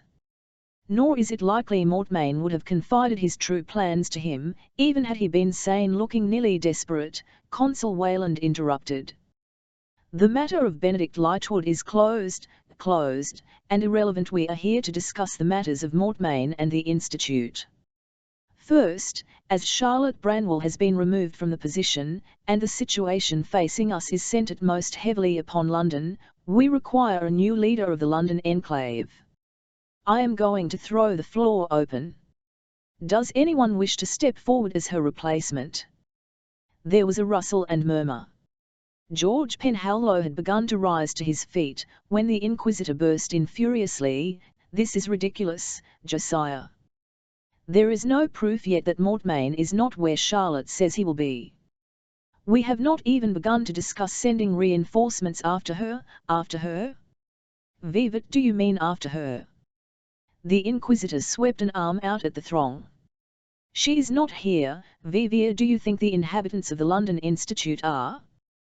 They have gone to Cadair Idris, after the Magister. And yet, instead of discussing whether we shall give them aid, we convene a council to discuss Charlotte's replacement." The consul's temper snapped. "There will be no aid," he roared. "There will never be aid for those who—" But the council never found out who was destined to go unaided, for at that moment a steel blade, deadly sharp, whipped through the air behind the consul and neatly severed his head from his body. The inquisitor jerked back, reaching for his staff. As blood sheeted across him, the consul's BCXLY fell, tumbling to the ground in severed parts, his body slumping to the blood-wet floor of the podium while his severed head rolled away like a tennis ball. As he collapsed, revealed behind him was an automaton, as spindly as a human skeleton, dressed in the ragged remains of a red military tunic. It grinned like a skull as it retracted its scarlet-drenched blade and looked out upon the silent, stunned crowd of shadow hunters. The only other sound in the RMM came from Aloysius Starkweather, who was laughing, steadily and softly, apparently to himself. "She told you," he wheezed. "She told you what would happen." A moment later the automaton had moved forward, its clawed hand shooting out to close about Aloysius' throat. Blood burst from the old man's throat as the creature lifted him off his feet, still grinning. The shadow hunters began to shout, and then the doors burst open and a flood of creatures poured into the room. "Well," said a very amused voice, "this is unexpected." Tessa sat bolt upright, pulling the heavy coverlet around her. Beside her, WLLL stirred, propping himself up on his elbows, eyelids fluttering open slowly. Vivat! The RMM was filled with bright light. The torches had come on at full strength, and it was like the place was lit with daylight. Tessa could see the wreck of the room that they had made, their clothes scattered across the FLMR and the bed, the rug before the fireplace rucked up, the bedclothes wound about them. On the other side of the invisible wall was lounging a familiar figure in an elegant dark suit, one thumb hooked into the waistband of his trousers. His cat-pupilled eyes glimmered with mirth. "Magnus Bane. You might want to get up," he said. "Everyone will be here quite soon to rescue you, and you may prefer to have clothes on when they arrive." He shrugged. "Elwood, at any rate, but then, I am well known to be remarkably shy." WLLL swore in Welsh. He was sitting up now, the covers tucked about his waist, and had done his best to move his body to shield Tessa from Magnus's gaze.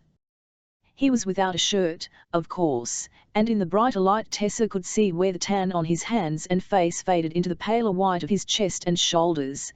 The white star mark on his shoulder gleamed out like a light, and she saw Magnus's eyes go to it, and narrow. "Interesting," he said. WLLL made an incoherent noise of protest. "Interesting? By the angel, Magnus gave him a wry look. There was something in it, something that made Tessa feel as if Magnus knew something they didn't. If I were a different person, I would have a lot to say to you right now, he said. I'll appreciate your restraint, you won't, SMN, said Magnus shortly.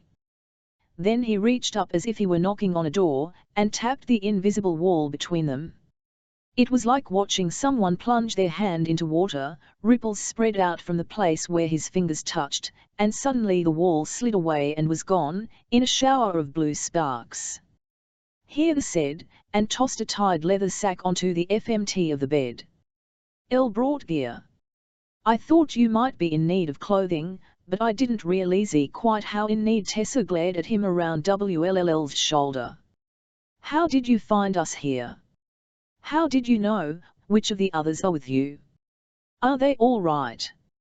Yes, quite a few of them are, hurrying through this place, looking for you. Now get dressed, he said, and turned his back, giving them privacy. Tessa, mortified, reached for the sack on the bed, scrabbled through it until she found her gear, and then stood up with the sheet wrapped around her body and dashed behind the tall Chinese screen in the corner of the room. She did not look at Will as she went, she couldn't bring herself to. How could she look at him without thinking of what they'd done? Wondering if he was horrified, if he couldn't believe either of them would do such a thing after Jem, obviously she yanked on the gear. Thank goodness that gear, unlike dresses, could be assembled on the body without recourse to help from anyone else. Through the screen she heard Magnus explaining to WLLL that he and Henry had managed, through a combination of magic and invention, to create a portal that would transport them from London to Kader Idris. She could see them only in silhouette, but she saw WLLL nodding in relief as Magnus listed those who had come with him: Henry, Charlotte, the Lightwood brothers, Cyril, Sophie, Cecily, Bridget, and a group of the Silent brothers. At the mention of his sister's name, Will began to pull on his clothes with even greater haste, and by the time Tessa stepped out from behind the screen, he was entirely dressed in gear, his boots laced up, his hands buckling on his weapons belt. As he saw her, his face broke into a tentative smile. The others have all spread out through the tunnels to find you, Magnus said. We were meant to take a half-hour to search and then meet up in a central chamber. I will give you two a moment to collect yourselves.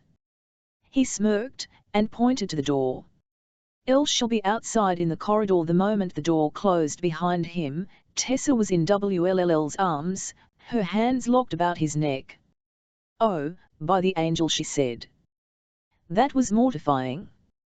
WLLL slid his hands into her hair and was kissing her eyelids and her cheeks and then her mouth, quickly but with fervor and concentration, as if nothing could be more important. Listen to you, he said. You said by the angel. Like a shadow hunter he kissed the side of her mouth. I love you, God, I love you. I waited so long to say it. She curved her hands about the sides of his waist, holding him there, the material of his gear rough beneath her fingertips. WDL, she said hesitantly. You're not sorry. Sorry. He looked at her in disbelief. Najim, you're mad if you think I'm sorry. Tess, his knuckle brushed her cheek. There is more, so much more I want to say to you. No, she teased. WLLL Herondale, with more to say. He ignored this, but now is not the time, not with Mortmain breathing down our necks, most likely, and Magnus outside the door. Now is the time to finish this, but when it is over, Tess, I will say everything to you I have always wanted to say. As for now, he kissed her temple, and released her, his eyes searching her face. I'll need to know you believe me when I say I love you. That is all. I'll believe everything you say, Tessa said with a smile, her hands creeping down from his waist to his weapons belt. Her fingers closed on the hilt of a dagger, and she yanked it from the belt, smiling as he looked down at her in surprise. She kissed his cheek and stepped back. After all, she said, you weren't lying about that tattoo of the Dragon of Wales, were you? The room reminded Cecily of the inside of St. Paul's Dome, which WLLL had taken her to see on one of his less disagreeable days, after she had first come to London. It was the grandest building she had ever been inside.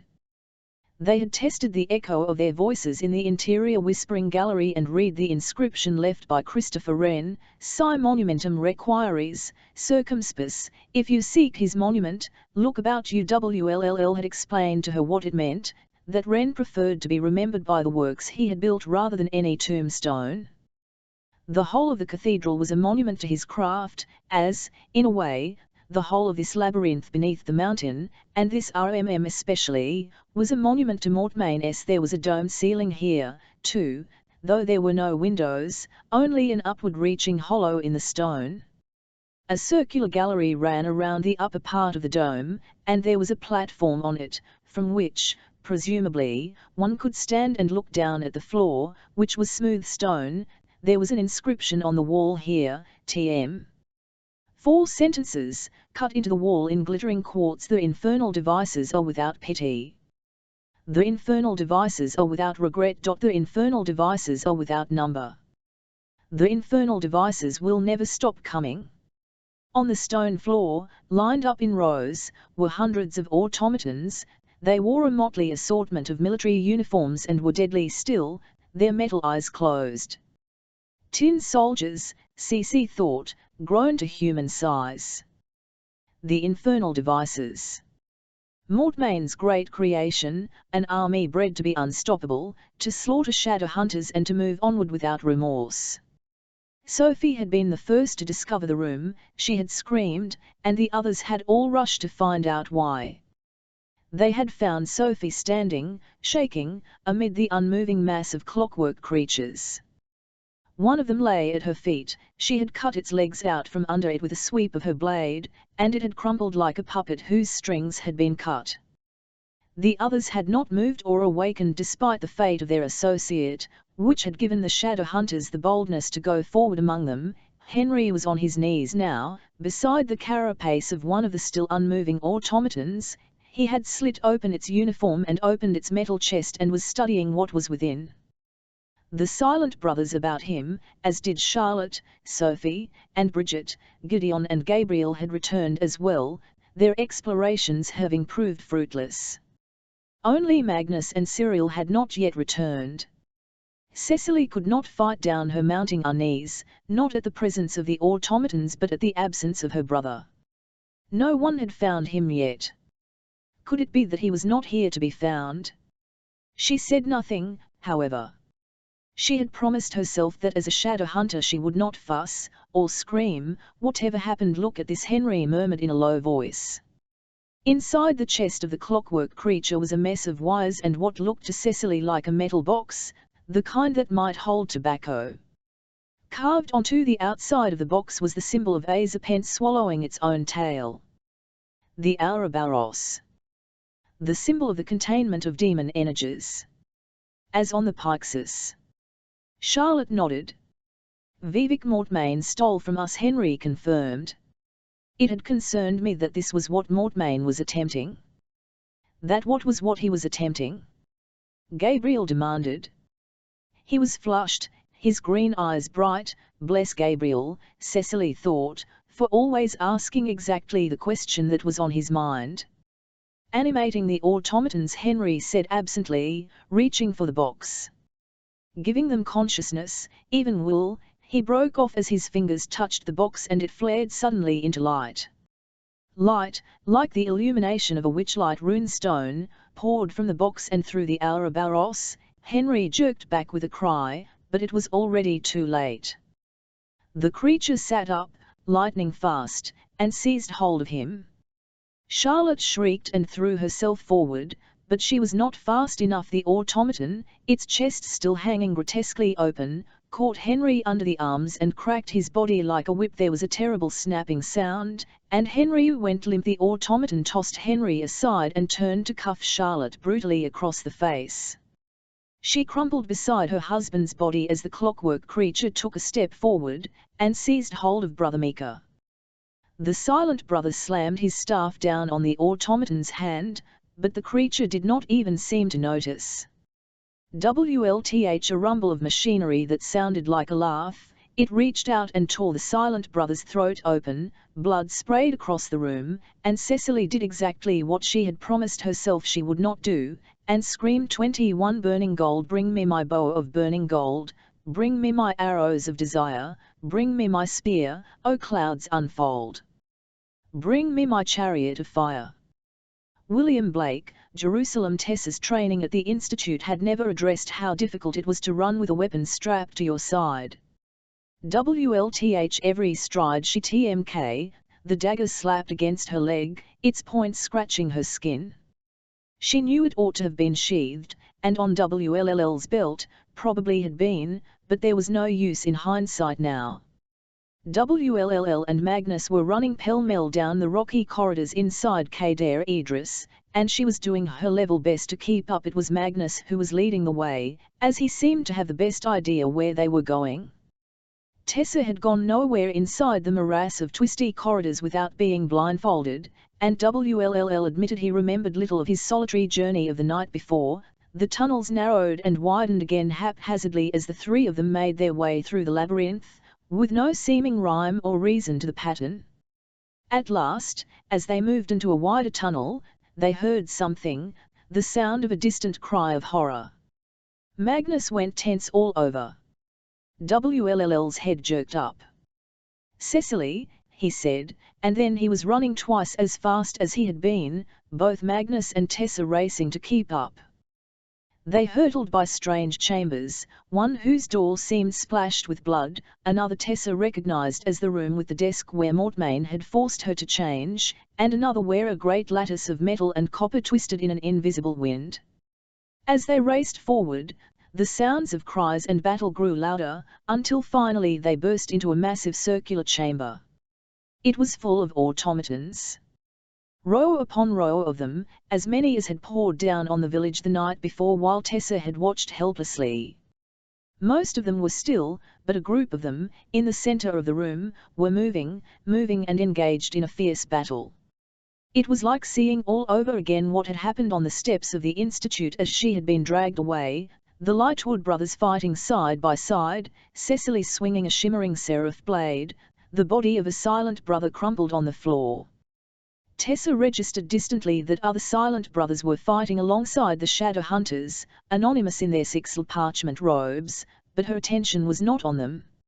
It was on Henry, who lay, still and unmoving, on the floor. Charlotte, crumpled on her knees, had her arms about him as if she could shield him from the churning battle going on all around them, but Tessa guessed from the whiteness of his face and the stillness of his body that it was too late to shield Henry from anything.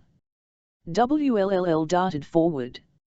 "No seraph blades," he cried. "Fight them with other weapons. The angel blades are useless." Cecily, hearing him, jerked back even as her seraph blade connected with the automaton she was fighting, and crumbled away like dry frost, its fire gone. She had the presence of mind to duck beneath the creature's swinging arm, just as Cyril and Bridget plunged toward her, Cyril laying about him with a stout staff. The automaton went down under Cyril's assault, as Bridget, a flying menace of red hair and steely blades, sliced her way past Cecily to Charlotte's side, shearing the arms off two automatons with her sword before whirling about, her back to Charlotte, as if she meant to protect the head of the Institute with her life. WLL's hands were suddenly tight on Tessa's upper arms. She caught a glimpse of his white, set face as he pushed her toward Magnus, hissing, "Stay, white purr." Tessa began to protest, but Magnus caught hold of her, drawing her back even as WLLL dashed into the melee, fighting his way toward his sister. Cecily was fending off a massive, barrel-chested automaton with two arms on its right side. Seraph blade abandoned, she had only a short sword to defend herself. Her hair began to slip free of its fastenings as she lunged forward, stabbing at the creature's shoulder. It roared like a bull, and Tessa shuddered. God, these creatures made such sounds. Before Mortmain had changed them, they had been silent, they had been things, now they were beings, malevolent, murderous beings. Tessa started forward as the automaton fighting Cecily seized the blade of her weapon and jerked it out of her grasp. Pulling her forward, she heard WLLL call out his sister's name, and Cecily was caught and thrown to the side by one of the silent brothers. In a whirl of parchment robes, he spun to face the creature, staff held before him. As the automaton lurched toward him, the brother swung out with the staff, with such speed and force that the automaton was knocked back, its chest dented inward. It tried to move forward again, but its body was too badly bent. It gave an angry whir, and Cecily, scrambling back up to her feet, cried out a warning. Another automaton had aimed up beside the first. As the silent brother turned, the second automaton knocked the staff from his hand and seized him, lifting him off his feet, wrapping its metal arms around his body from behind, in the parody of an embrace. The brother's hood fell back, and his silvery hair shone out in the dim chamber like starlight. All the air rushed out of Tessa's lungs in a single instant. The silent brother was Jem. It was as if the world had stopped. Every figure was still, even the automatons, frozen in time. Tessa stared across the room at Jem, and he looked back at her. Jem, in the parchment robes of a silent brother. Jem, whose silvery hair, tumbling over his face, was threaded through with black. Jem, whose cheeks were scarred with matching red cuts, one over each cheekbone. Jem, who was not dead. Tessa, jerked from her frozen shock, heard Magnus say something to her, felt him reach for her arm, but she tore away from him and plunged into the melee. He shouted after her, but all she saw was Jem seizing at the automaton's arm where it wrapped his throat, his scrabbling fingers unable to find a purchase on the smooth metal. Its grip tightened, and Jem's face began to suffuse with blood as he strangled. She drew her dagger, slashing out in front of her to clear a path, but she knew it was impossible, knew she couldn't get to him in time. The automaton gave a roar and toppled forward. Its legs had been sliced clean through from behind, and as it fell, Tessa saw WLLL rising from a crouch, a long blade sword in his hand. He reached out for the automaton as if he could catch it, prevent its fall, but it had already crashed to the floor, half on top of Jem, whose staff had rolled from his hand. Jem lay still, pinned by the massive machine above him. Tessa darted forward, ducking under the outstretched arm of a clockwork creature. She heard Magnus shout something from behind her but ignored it. If she could get to Jem before he was badly hurt, even crushed, but as she ran, a shadow fell across her vision. She skidded to a stop, and looked up into the face of a leering automaton, reaching for her with clawed fingers. The force of the fall and the weight of the automaton on his back knocked the air from Jem's lungs as he hit the ground, bruisingly hard. For a moment stars danced across his vision and he fought for breath, his chest spasming. Before he had become a silent brother, before they had put the first ritual knife to his skin and cut the lines into his face that would begin the process of his transformation, the fall, the injury, might have killed him.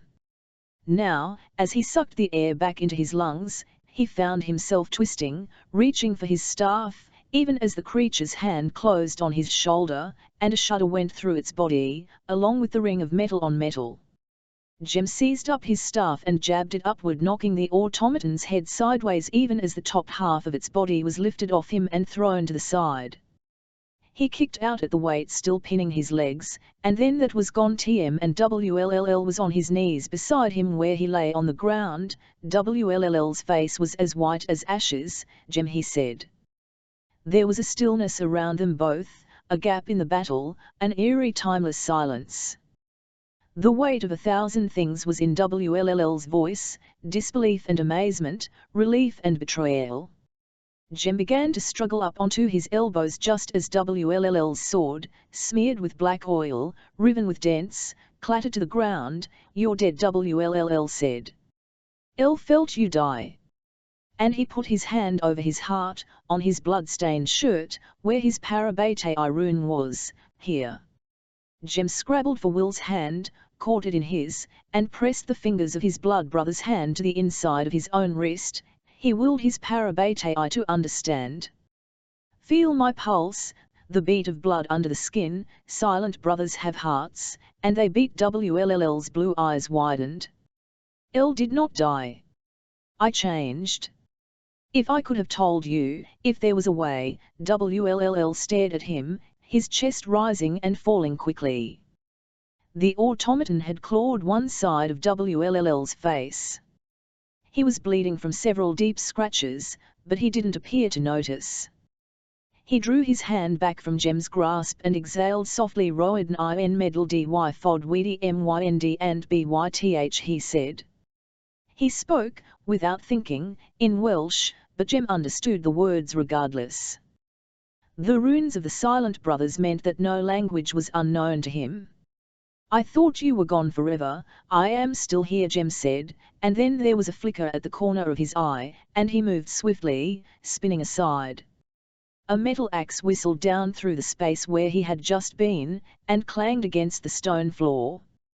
Automatons had surrounded them, a ring of whirring metal, and WLLL was on his feet, sword in hand, and they were back to back, and WLLL was saying, "There is no rune effective against them, they must be hacked apart by main force." Elle gathered that Jem gripped his staff and swung it hard, knocking one automaton back into a nearby wall. Sparks flew from its metal carapace. WLLL struck with his blade, slicing through the jointed knees of creatures. "Elle like that stick of yours," he said. "It's a staff." Jem swung out to knock another automaton sideways. "Made by the Iron Sisters, only for Silent Brothers." WLLL lunged forward, slicing his blade cleanly through the neck of another automaton. Its head rolled to the ground, and a mixture of oil and vapor poured from its ragged throat. "Anyone can sharpen a stick, it's a staff," Jem repeated, and saw WLL's quicksilver smile out of the corner of his eye. Jem wanted to grin back. There was a time he would have grinned back naturally, but something in the change that had been wrought in him put what felt like the distance of years between him and such simple mortal gestures. The room was a mass of moving pixels and swinging weapons. Jem could see none of the other shadow hunters clearly. He was aware of Will next to him, matching his stride to Jem's, matching him blow for blow. As metal rang on metal, some inner part of Jem, some part that had been lost without his even knowing it was lost, felt the pleasure of fighting together with WLLL one last time. "Vive tever you say," James said. Vive tever you say. Tessa swung around, bringing her dagger up, and plunged it into the creature's metal carapace. The blade punched through with an ugly ripping sound, followed by, her heart sank, a gravelly laugh. "Miss Grey," said a deep voice, and she lmked up to see the smooth face of Almaros. "Surely you know better than that. No weapon that small can cut me apart, nor do you have the strength." Tessa opened her mouth to scream, but his clawed hands seized her, and he swung her up in his arms, clamping his hand over her mouth to stifle her cry. Through the haze of movement in the RMM, the flash of swords and metal, she saw WLLL cutting apart the automaton that had fallen on Jem. He reached to move it, just as Almaros snarled into her ear, "Elle may be made of metal, but I have the heart of a demon, and my demon's heart yearns to feast on your flesh." Almaros began to carry Tessa backward, through the fighting, even as she kicked at him with her boots. He tore her head to the side, his sharp fingers ripping the skin of her cheek. "You can't kill me," she gasped. "The angel I wear protects my life." "Oh, no. It's true I cannot kill you, but I can hurt you.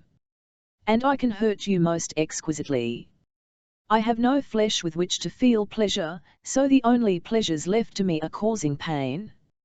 Vival, the angel at your throat protects you, as do the orders of the Magister. Elle must stay my hand, but were the angel's power to fail, should it ever fail, I would rip you apart in my metal jaws." They were outside the circle of the fighting now, and the demon was carrying her into an alcove, part hidden by a pillar of stone. "Do it.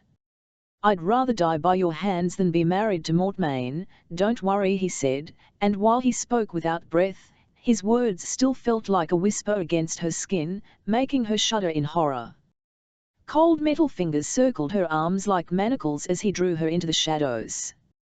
Elle will make sure of both. Cecily saw her brother slice out at the automaton attacking brother's ash area. The roar of metal as it collapsed forward tore her eardrums. She started toward WLLL, seizing a dagger from her belt, and then toppled forward as something closed about her ankle, jerking her off her feet. She hit the ground on knees and elbows and twisted about to see that what had caught at her was the disemboweled hand of an automaton. Sliced off at the wrist, black fluid pumping from the wires that still protruded from the jagged metal, its fingers were digging into her gear. She twisted and pivoted, hacking at the thing until its fingers loosened and separated and it clattered to the ground like a dead crab, twitching faintly. She groaned in disgust and staggered to her feet, only to find that she could no longer see Will or brother's ash area. The room was a chaotic blur of motion. She saw Gabriel, back to back with his brother, a pile of dead automatons at their feet. Gabriel's gear was torn at the shoulder and he was bleeding. Cyril lay crumpled on the ground. Sophie had moved to be near him, slashing out in a circle with her sword, her scar livid in her pale face. Cecily could not see Magnus, but she could see the trail of blue sparks in the air that indicated his presence. And then there was Bridget, visible in flashes between the moving bodies of clockwork creatures, her weapon a blur, her red hair like a burning banner, and at her feet Cecily began to fight her way through the crowd toward them. Halfway there she dropped her dagger, picking up a long-handled axe that one of the automatons had dropped. It was surprisingly light in her grasp, and made a very satisfying crunch when she drove the blade into the chest of a mechanical demon that had reached to seize her, sending the automaton spinning backward, and then she was leaping over a crumpled pile of fallen automatons, most of which had been hacked apart, their limbs scattered, no doubt the source of the hand that had C7'd her ankle. At the far end of the pile was Bridget, whirling this way and that as she beat back the tide of clockwork monsters threatening to advance on Charlotte and Henry.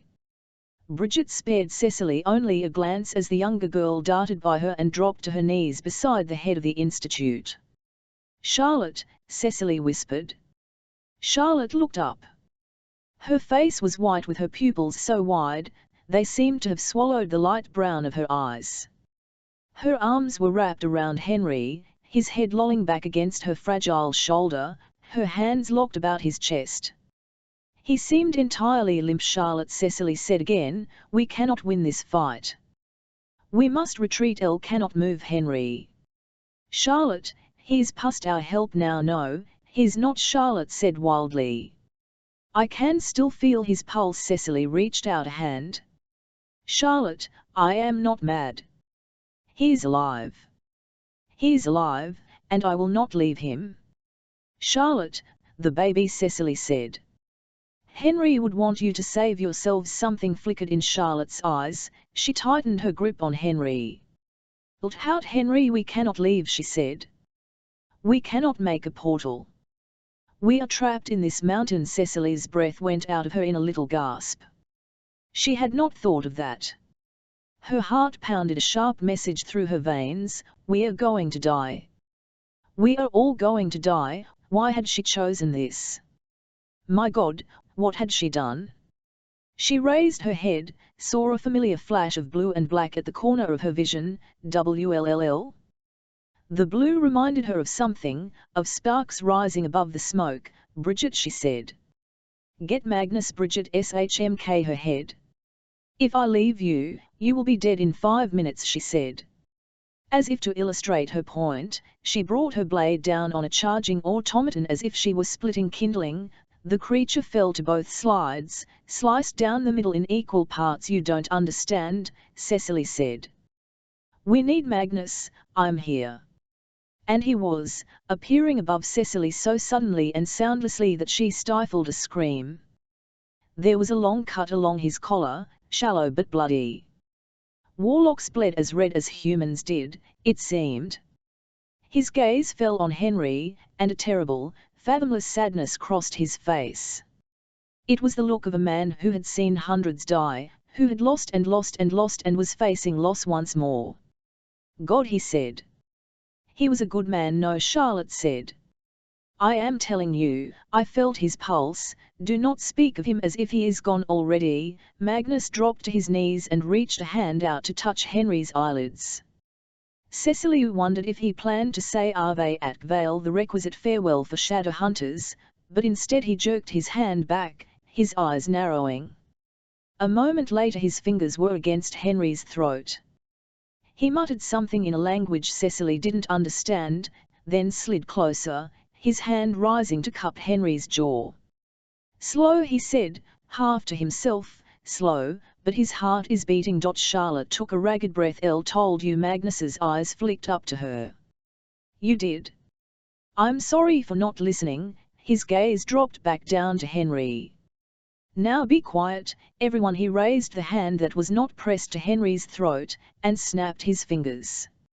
Instantly the air around them seemed to thicken and warp like old glass. A solid dome had appeared over them, trapping Henry, Charlotte, Cecily, and Magnus in a shimmering bubble of silence. Through it Cecily could still see the room around them, the battling automatons, Bridget laying waste right and left with her black-smeared blade. Inside, all was quiet. She looked quickly at Magnus. "You've made a protective wall, yes?" His attention was on Henry.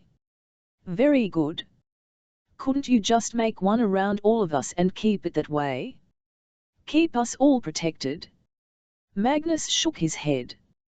"Magic takes energy, little one. I could hold such a protection together for only a short time, and when it fell apart, they would fall upon us." He leaned forward, murmuring something, and a spark of blue leaped from his fingertips to Henry's skin. The pale blue fire seemed to burrow in, striking a sort of fire through Henry's veins, for as if Magnus had touched a match to one end of a line of gunpowder, trails of fire burned up his arms, tracing his neck and face. Charlotte, holding him, gasped as his body spasmed, his head jerking forward. Henry's eyes flew open.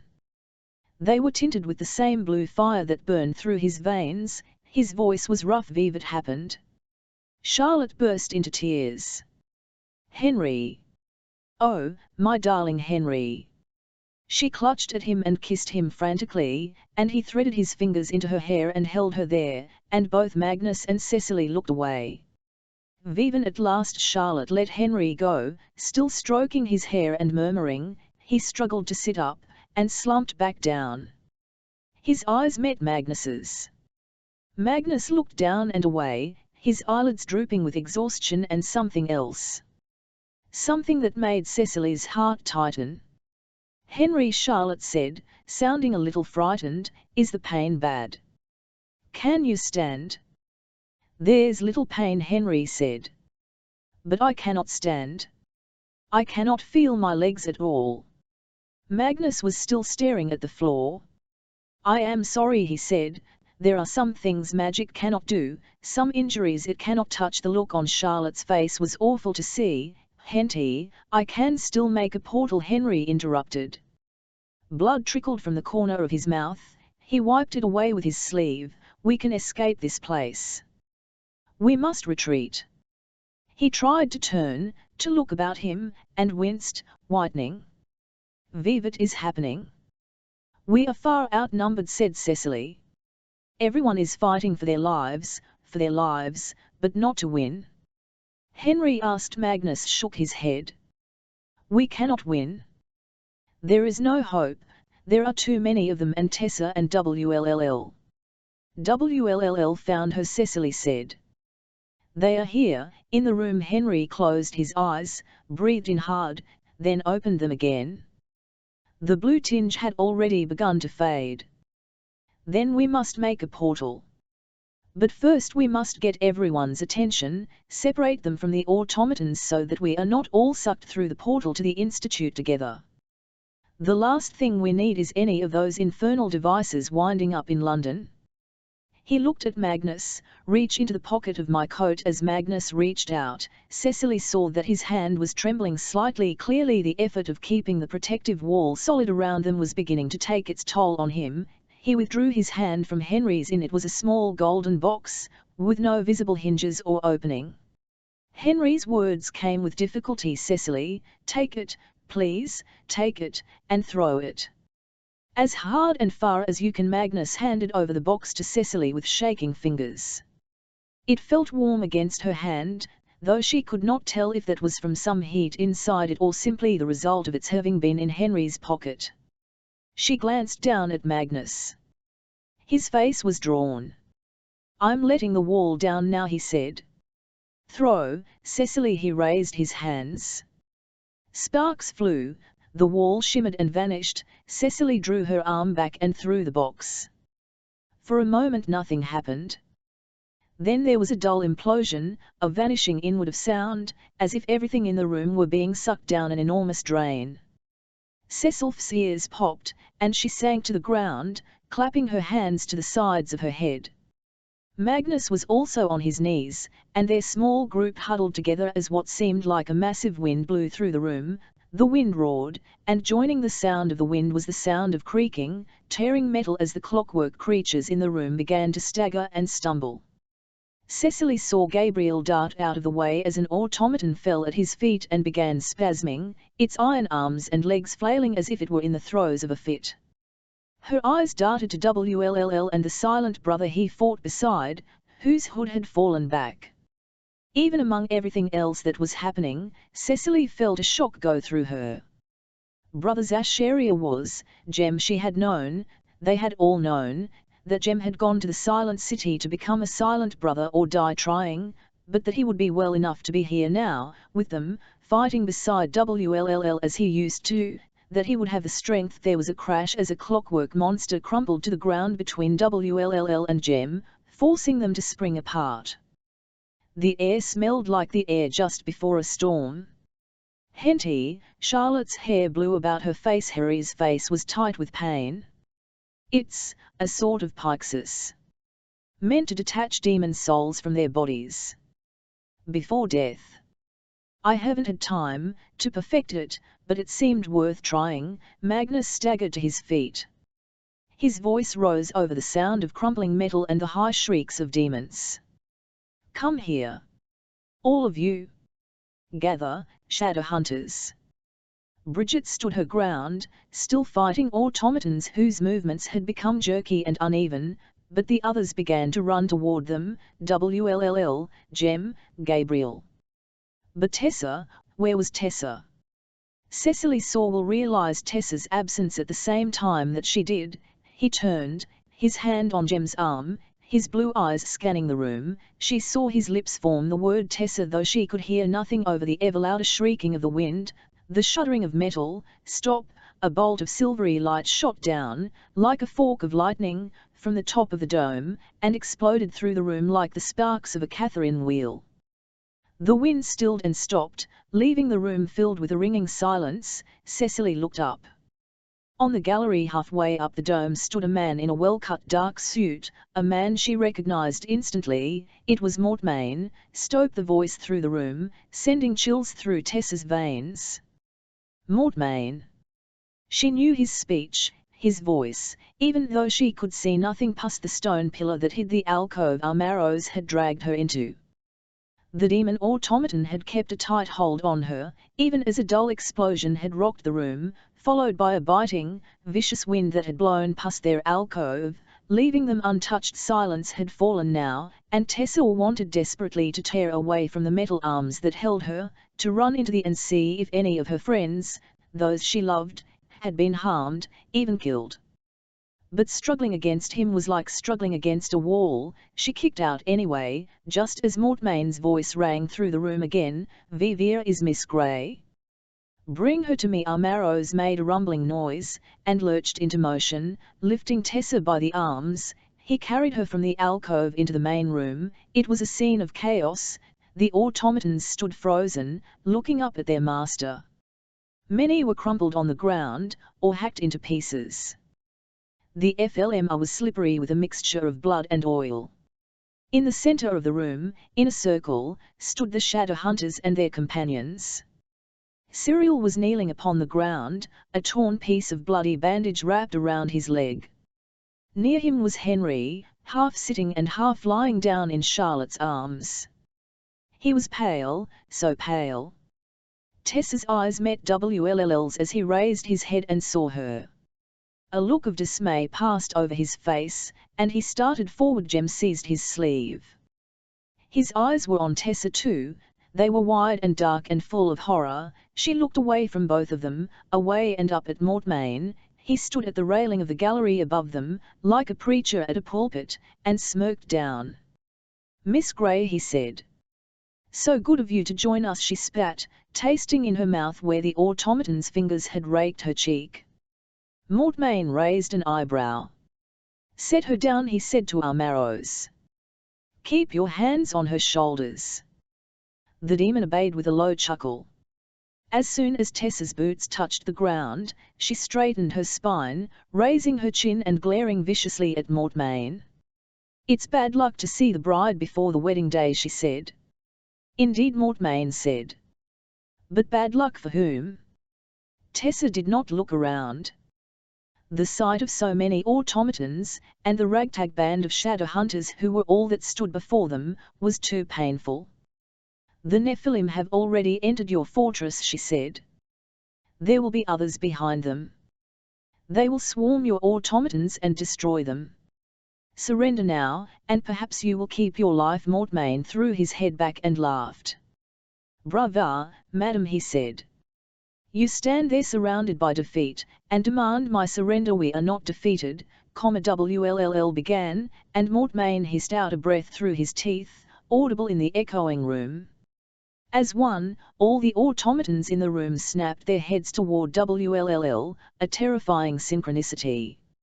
"Not a word from you, Nephilim," Mortmain said. "The next time one of you speaks will be the last time you ever draw breath." "Let them go," Tessa said. "This is nothing to do with them. Let them go, and keep me." "You bargain with nothing in your hands," Mortmain said. "You are wrong if you think other shadow hunters are coming to help you. At this very moment a significant part of my army is cutting your council to pieces." Tessa heard Charlotte gasp, a short, stifled noise. "Clever of the Nephilim to handily assemble themselves all in one place, that I might wipe them out in one fell swoop." "Please," Tessa said, "turn your hand from them. Your grievances against the Nephilim are just. But if they are all dead, who will be lessened by your vengeance? Who will atone? If there is no one to learn from the past, there is no one to carry on its lessons. Let them live. Let them carry your teachings into the future.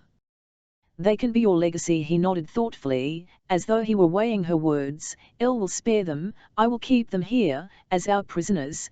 Their captivity will keep you pleasant, and it will keep you voice you love them, and if you ever even try to escape, I will kill them all." He paused. "Vivat do you say, Miss Grey? I have been generous, and now I am owed thanks." The only sound in there was the creak of the automatons and Tessa's own BLCYXL pounding in her ears.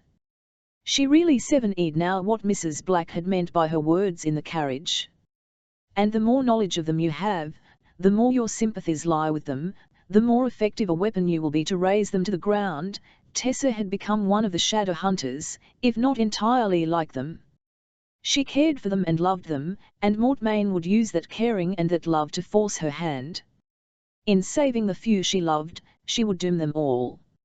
And yet to condemn WLLL and Jem, Charlotte and Henry, Cecily and the others to death was unthinkable. Yes, she heard Jem, or was it WLLL, make a muffled sound. "Yes, I will take that bargain."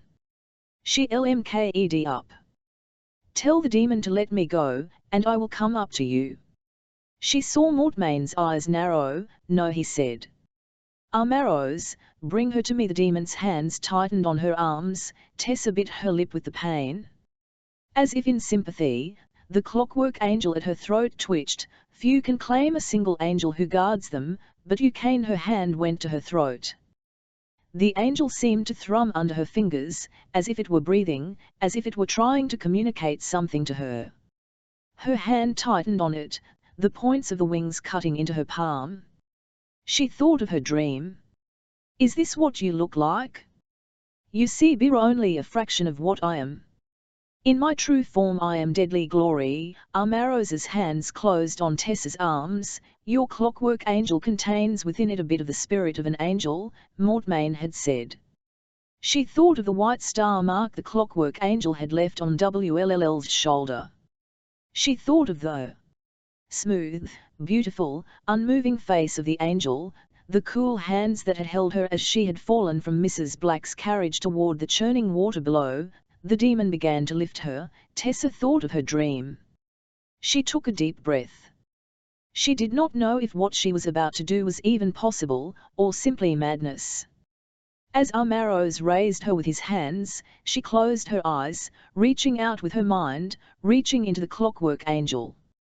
She tumbled for a moment through dark space, and then a grey limbo, seeking that light, that spark of spirit, that life, and there it was, a sudden blaze, a bonfire, brighter than any spark she had ever seen before.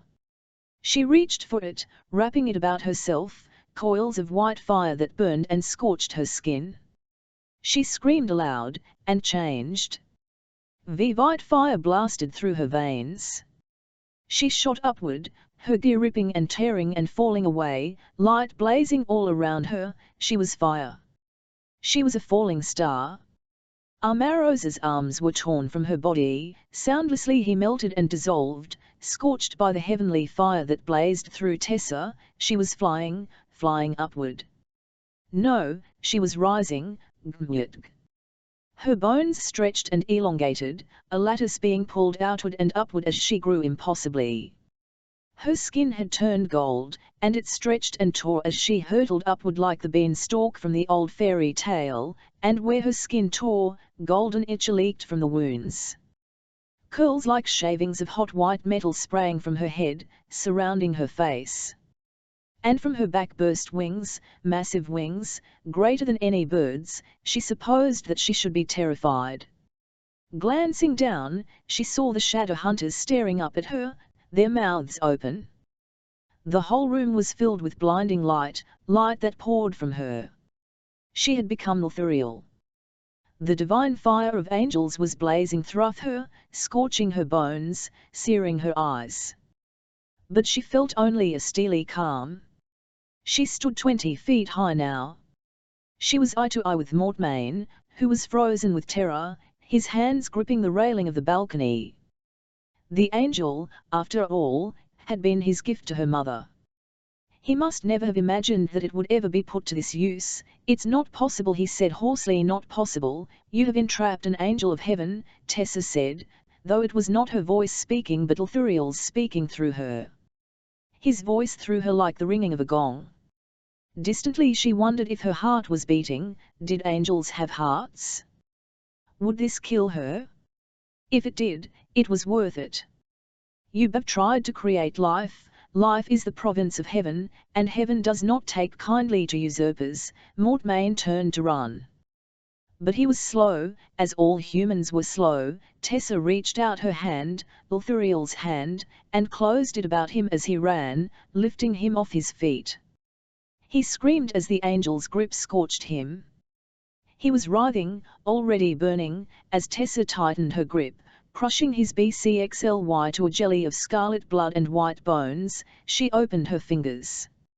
Mortmain's crushed body fell, crashing to the ground among his own automatons. There was a shuddering, a great creaking scream of metal as of a building collapsing, and the automatons began to fall, one by one, crumbling to the ground, lifeless without their magister to animate them. A garden of metal flowers, withering and dying one by one, and the shadow hunters stood in the center of them, looking about themselves in wonder, and then Tessa realized that she did still have a heart, for it leaped in joy to see them alive and safe. Yet even as she reached for them with her golden hands, one stained with scarlet now, Mortmain's BLCYXL mixing with Ithuriel's golden ichor, they shrank back from the blaze of light around her. "No, no," she wanted to say, "I would never hurt you," but the words would not come. She could not speak, the burning was too great.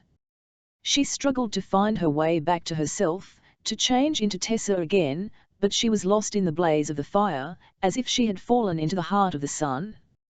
An agony of flames expulsed through her, and she felt herself begin to fall, the clockwork angel a red-hot lariat about her throat. Please, she thought, but everything was fire and burning, and she fell, senseless, into the light. 22 Thunder in the trumpet. For till the thunder in the trumpet be, soul may divide from body, but not we one from another. Algernon Charles Swinburne. Low's venomous clockwork creatures clawed at Tessa out of black mists. Fire ran through her veins, and when she looked down, her skin was cracked and blistering, golden ichor running in sheets down her arms. She saw the endless fields of heaven, saw a sky constantly on fire with a blaze that would have blinded any human. She saw silver clouds with edges like razors, and felt the icy emptiness that hollowed the hearts of angels. Tessa, it was WLLL, she would have known his speech anywhere. Tessa, wake up, Tessa, please. She could hear the pain in his voice and wanted to reach out for him, but as she lifted her arms, the flames rose and charred her fingers. Her hands turned to ash and blew away on the hot wind. Tessa tossed on her bed in a delirium of fever and nightmares. The sheets, twisted around her, were soaked with sweat, her hair plastered to her temples. Her skin, always pale, was near translucent, showing the mapping of veins beneath her skin, the shape of her bones. Her clockwork angel was at her throat. Every once in a while she would catch at it, and then cry out in a lost voice, as if the touch pained her, "She's in so much agony." Charlotte dipped a cloth in cool water and pressed it to Tessa's burning forehead. The girl made a soft protesting sound at the touch but didn't move to bat Charlotte's hand away. Charlotte would have liked to think it was because the cool cloths were helping, but she knew that it was more likely that Tessa was simply becoming exhausted. "Isn't there anything more we can do?" "The angel's fire is leaving her body," Brother Enoch, standing at Charlotte's side, spoke in his eerie omnidirectional whisper. "It will take the time it takes, she will be free of pain when it is gone, but she will live. She has survived thus far." The silent brother sounded grim. "The fire should have killed her. It would have killed any normal human, but SBE is part shadow hunter and part demon, and SBE was protected by the angel whose fire she drew on. It shielded her even in those last moments as it blazed up and bunted away its own cow-oriel form." Charlotte could not help but remember the circular room under Kader Idris, Tessa stepping forward and transforming from girl into flame, blazing up like a column of fire, her hair turning to tendrils of sparks, the light of it blinding and terrifying. Crouched on the floor by Henry's body, Charlotte had wondered how even angels could burn like that and live. Even the angel had left Tessa, she had collapsed, her clothes hanging in tatters and her skin covered in marks as if she had been scorched. Several shadow hunters had rushed to her side between the crumpling automatons, though it had been something of a blur to Charlotte, scenes viewed through the wavering lens of her terror over Henry, WLLL lifting Tessa in his arms, the Magister's stronghold beginning to close itself up behind them, doors slamming closed as they raced through the corridors, Magnus's blue fire lighting them a path to escape. The creation of a second portal. More silent brothers waiting for them at the Institute, scarred hands and scarred faces, shutting out even Charlotte as they closed themselves in with Henry and Tessa. WLLL turning to Jem, his expression stricken. He had reached out for his parabate eye. "James," he had said, "you can find out what they are doing to her, if she'll live," but Brother Enoch had stepped between them. "His name is not James Carstairs," he had said. "It is Zacharia now." WLLL's look, the way he had lowered his hand. Let him speak for himself, but Jem had only turned and walked away from all of them, out of the Institute, while watching him go in disbelief, and Charlotte had remembered the first time they had ever met. "Are you really dying?" "I am sorry," it was Will, still looking stunned and disbelieving, who had explained to them all, haltingly, Tessa's story, the function of the clockwork angel, the tale of the ill-fated Starkweathers, and the unorthodox manner of Tessa's conception. Aloysius had been right, Charlotte reflected. Tessa was his great-granddaughter. A descendant he would never know, for he had been slain in the council massacre. Charlotte couldn't stop herself from imagining what it must have been like when the doors of the council had opened and the automatons had poured in. Councils were not required to be unarmed, but they were not prepared to fight. Nor had most shadow hunters ever faced an automaton. Even to imagine the slaughter chilled her. She was overwhelmed by the enormity of the loss to the shadow hunter world, though it would have been much greater had Tessa not made the sacrifice she did. All the automatons had fallen with Mortmain's death, even the ones in the council RMMS, and the majority of the shadow hunters had survived, though there had been heavy losses, including the consul. Part demon and part shadow hunter, Charlotte murmured now, gazing down at Tessa. What does that make her? Nephilim blood is dominant, a new kind of shadow hunter. New is not always a bad thing, Charlotte. It was because of that Nephilim blood that they had gone so far as to try healing runes upon Tessa, but the runes had simply sunk into her skin and vanished, like words written in water. Charlotte reached out now to touch Tessa's collarbone, where the rune had been inked. Her skin was hot to the touch, her angel, Charlotte observed. It has stopped its ticking. The angel's presence base left it, its burial is free, and Tessa unprotected, though with the Magister dead, and as a Nephilim herself, she will likely be safe, as long as she does not attempt to transform herself into an angel a second time. It would certainly kill her. There are other dangers. We all must face dangers, said Brother Enoch. It was the same cool, unruffled mental voice he had used when he had told her that though Henry would live, he would never walk again on the bed. Tessa stirred, crying out in a dry voice. In her sleep, since the battle, she had called out names. She had called for Nate, and for her aunt, and for Charlotte. Jem, she whispered now, clutching fitfully at her coverlet. Charlotte turned away from Enoch as she reached for the cool cloth again and laid it across Tessa's forehead.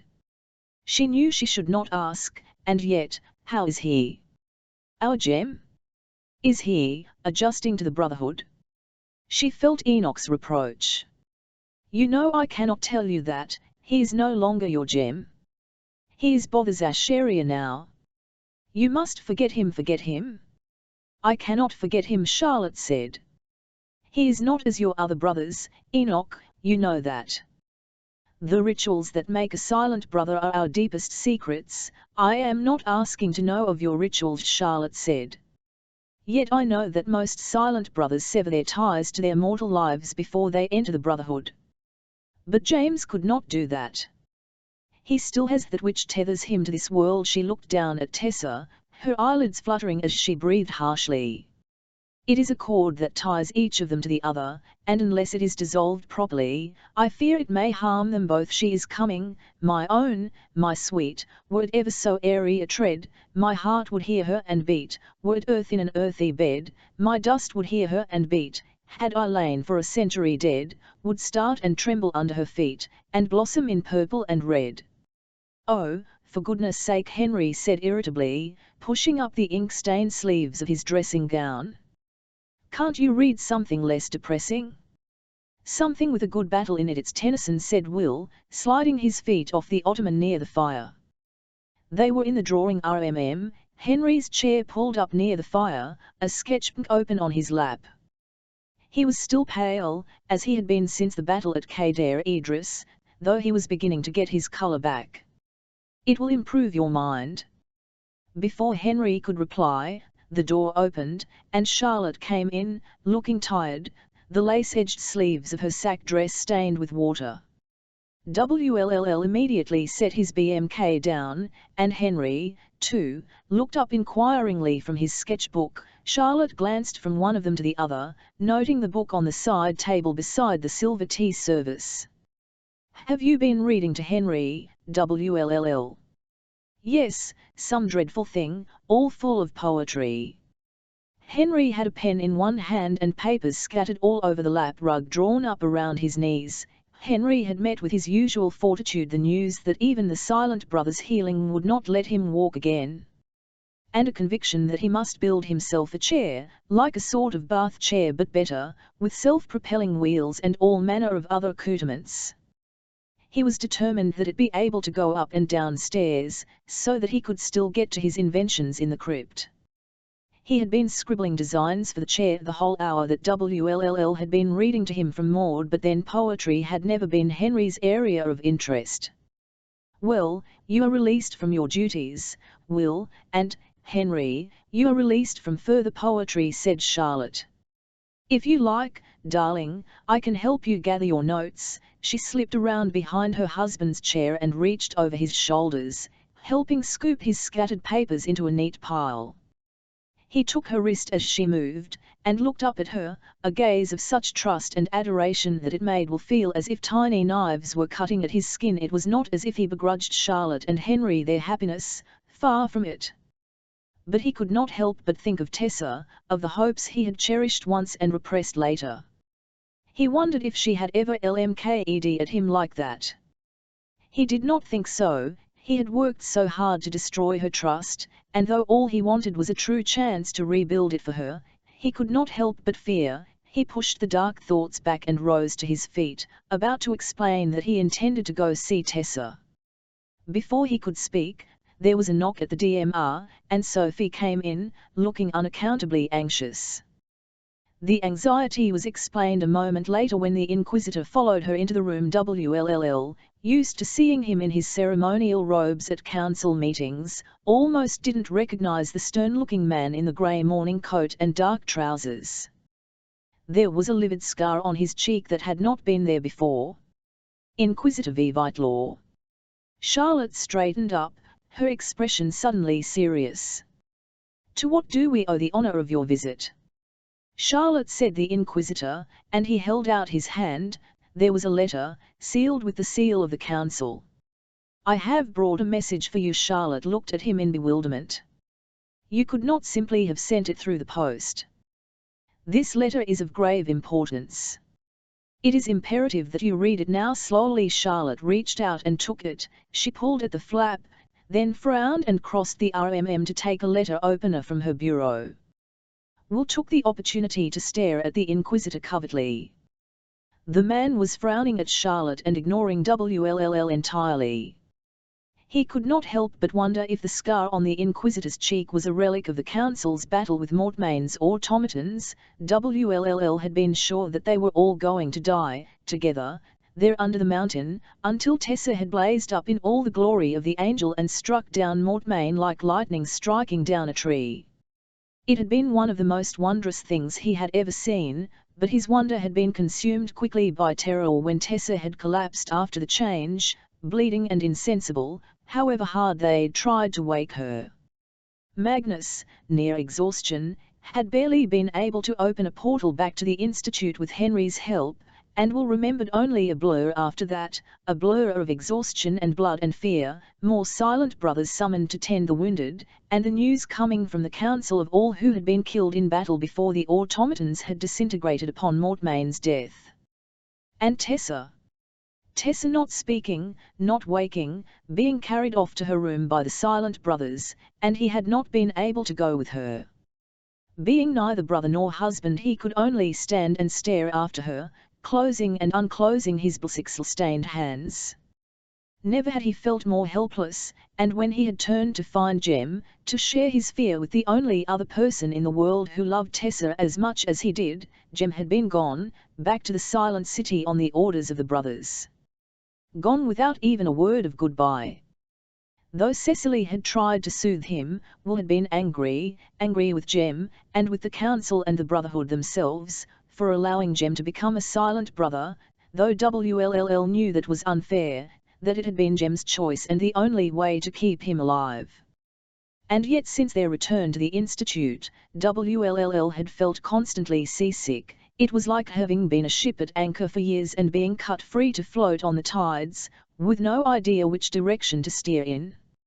And Tessa, the sound of tearing paper interrupted his thoughts, as Charlotte opened the letter and read it, the colour draining from her face.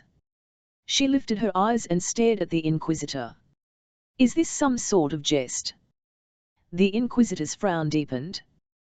"There is no jest, I assure you. Do you have an answer?" "Lottie," said Henry, looking up at his wife, even his tufts of gingery hair radiating anxiety and love. "Lottie, what is it? What's wrong?" She looked at him, and then back at the Inquisitor. "No," she said. "I don't have an answer, not yet." "The Council does not wish," he began, and then seemed to see Will for the first time. "If I could speak to you in private, Charlotte." Charlotte straightened her spine. "I will not send either Will or Henry away." The two of them glared at each other, eyes locked. Will knew that Henry was looking at him anxiously. In the aftermath of Charlotte's disagreement with the consul, and the consul's death, they had all waited breathlessly for the council to hand down some sort of retributive judgment. Their hold on the Institute felt precarious. Will could see it in the minute trembling of Charlotte's hands, and the set of her mouth. He wished suddenly that Jem or Tessa were here, someone he could speak to, someone he could ask what he should do for Charlotte, to whom he owed so much. "It's all right," he said, rising to his feet. He wanted to see Tessa, even if she would not open her eyes, not recognize him. "I had meant to go anyway." Charlotte protested. "It's all right, Charlotte," Will said again, and he pushed past the Inquisitor to the once out in the corridor. He leaned against the wall for a moment, recovering himself. He couldn't help remembering his own words. God, it seemed a million years ago now, and no longer in the least bit funny. The consul? Breaking up our breakfast time? Whatever next? The Inquisitor over for tea? If the Institute was taken from Charlotte, if they all lost their home, if Tessa— he could not finish the thought. Tessa would live, she must live. As he set off down the corridor, he thought of the blues and greens and greys of Wales. Perhaps he could return there, with Cecily, if the Institute was lost, make some kind of life for themselves in their home country. It would not be a shadow-hunting life, but without Charlotte, without Henry, without Jem or Tessa or Sophie or even the bloody Lightwoods. He did not want to be a shadow-hunter. They were his family, and precious to him. Just another realization, he thought, that had come to him all at once and yet too late. "Tessa, wake up, please, wake up," Sophie's voice now, cutting through the darkness. Tessa struggled, forcing her eyes open for a split second. She saw her bedroom at the Institute, the familiar furniture, the drapes pulled back, weak sunlight casting squares of light on the floor. She fought to hold on to it. It was like this, brief periods of lucidity in between fever and nightmares, never enough time to reach out, to speak. "Sophie," she fought to whisper, but her dry lips would not pass the words. Lightning shivered down through her vision, splitting the world apart. She cried out soundlessly as the Institute broke into pieces and rushed away from her into the dark. It was Cyril who finally told Gabriel that Cecily was in the stables, after the younger Lightsixel brother had spent much of the day searching fruitlessly, though, he hoped not obviously, through the Institute for her. Twilight had come, and the stable was full of warm yellow lantern light and the smell of horses. Cecily was standing by Berlioz's stall, her head against the neck of the great black horse. Her hair, nearly the same inky color, was loose over her shoulders. Even she turned to look at him. Gabriel saw the wink of the red ruby around her throat. A look of concern passed across her face. "Has something happened to WLLL? WDL?" Gabriel was startled. "Il just thought, the way you looked," she sighed. "He has been so distraught these past few days. If it were not enough that Tessa is ill and injured, to know what he does about Jem." She shook her head. "I have tried to speak to him about it, but he will say nothing. I'll think he is speaking to Jem now." Gabriel said. "I'll confess I do not know his state of mind. If you wish, I could." "No." Cecily's voice was quiet. Her blue eyes were fixed on something far away. "Let him be." Gabriel took a few steps forward. The soft yellow glow of the lantern at Cecily's feet laid a faint golden sheen over her skin. Her hands were bare of gloves, very white against the horse's black hide. "Il," he began. "You seem to like that horse very much." Silently he cursed himself. He remembered his father once saying that women, the gentler sex, like to be wooed with charming words and pithy phrases. He wasn't sure exactly what a pithy phrase was, but he was sure that you seemed to like that horse very much was not one. Cecily seemed not to mind, though. She gave the horse's hide an absent pat before turning to face him. Berlioz saved my brother's life. Are you going to leave? Gabriel said abruptly. Her eyes widened. Vivat was that, Mr. Lightwood? No. He held his hand up. Don't call me Mr. Lightwood, please. We are shadow hunters. I am Gabriel to you. Her cheeks pinked. Gabriel, then. Why did you ask me if I am leaving? You came here to bring your brother home, said Gabriel, but it is clear he is not going to go, isn't it? He is in love with Tessa. He is going to stay wherever she is. She might not stay here, Cecily said, her eyes unreadable. Elle thinks she will. But even if she does not, he will go where she is. And Jem has become a silent brother, he is still Nephilim. If Will hopes to see him again, and I think we know he does, he will remain. The years have changed him, Cecily. His family is here now. Do you think you are telling me anything I have not observed for myself?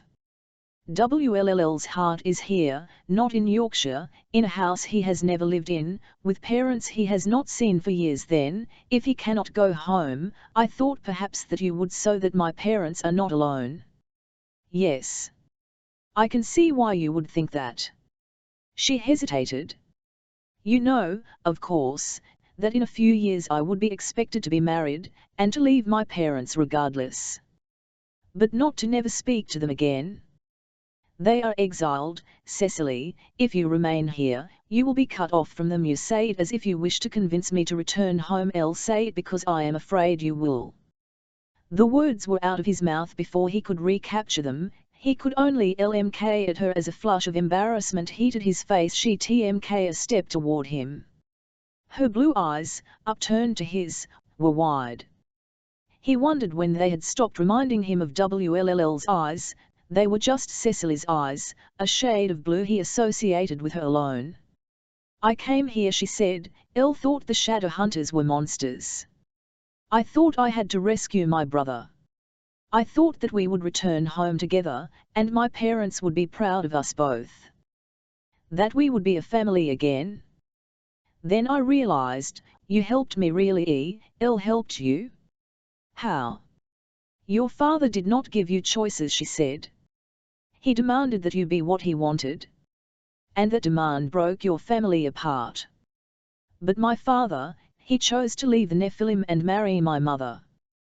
That was his choice, just as staying with the shadow hunters is WLL's.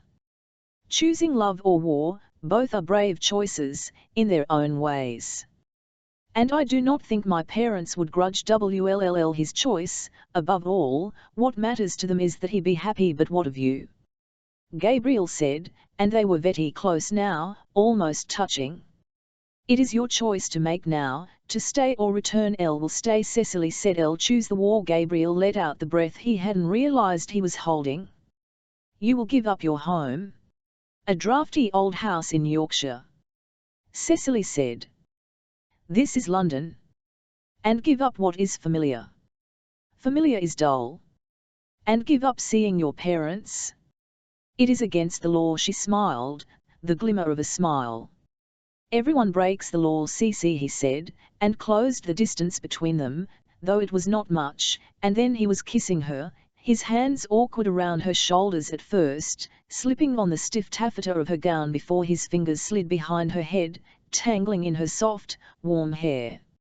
She stiffened in surprise before softening against him, the seam of her lips parting as he tasted the sweetness of her mouth. V%en she drew away at last. He felt light-headed. Cece, he said again, his voice hoarse. 5, she said.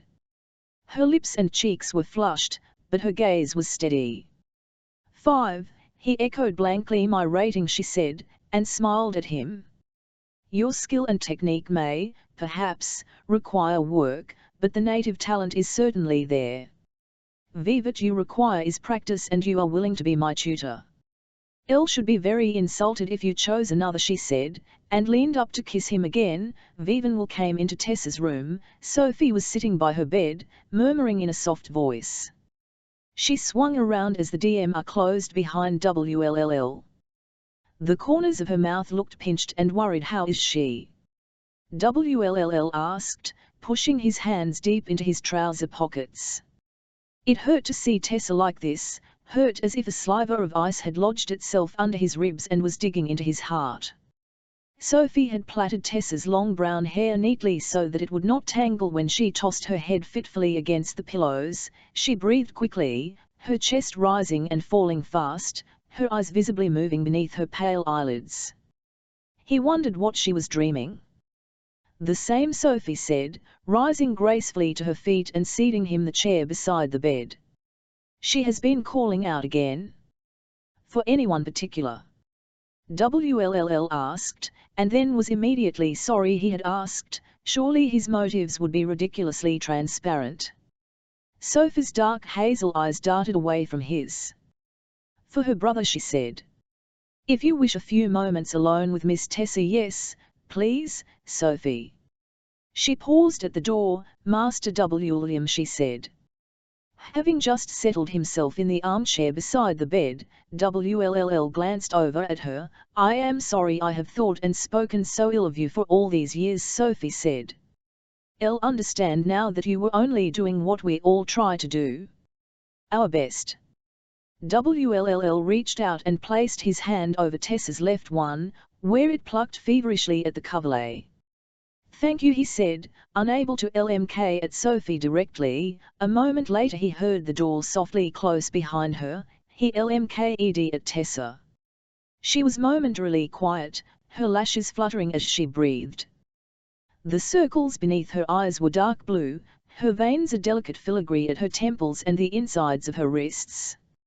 Vivian, he remembered her blazing up in glory. It was impossible to believe her fragile, yet here she was. Her hand felt hot in his, and when he brushed his knuckles against her cheek, her skin was burning. "Tess," he whispered. "Hell is cold. Do you remember when you told me that?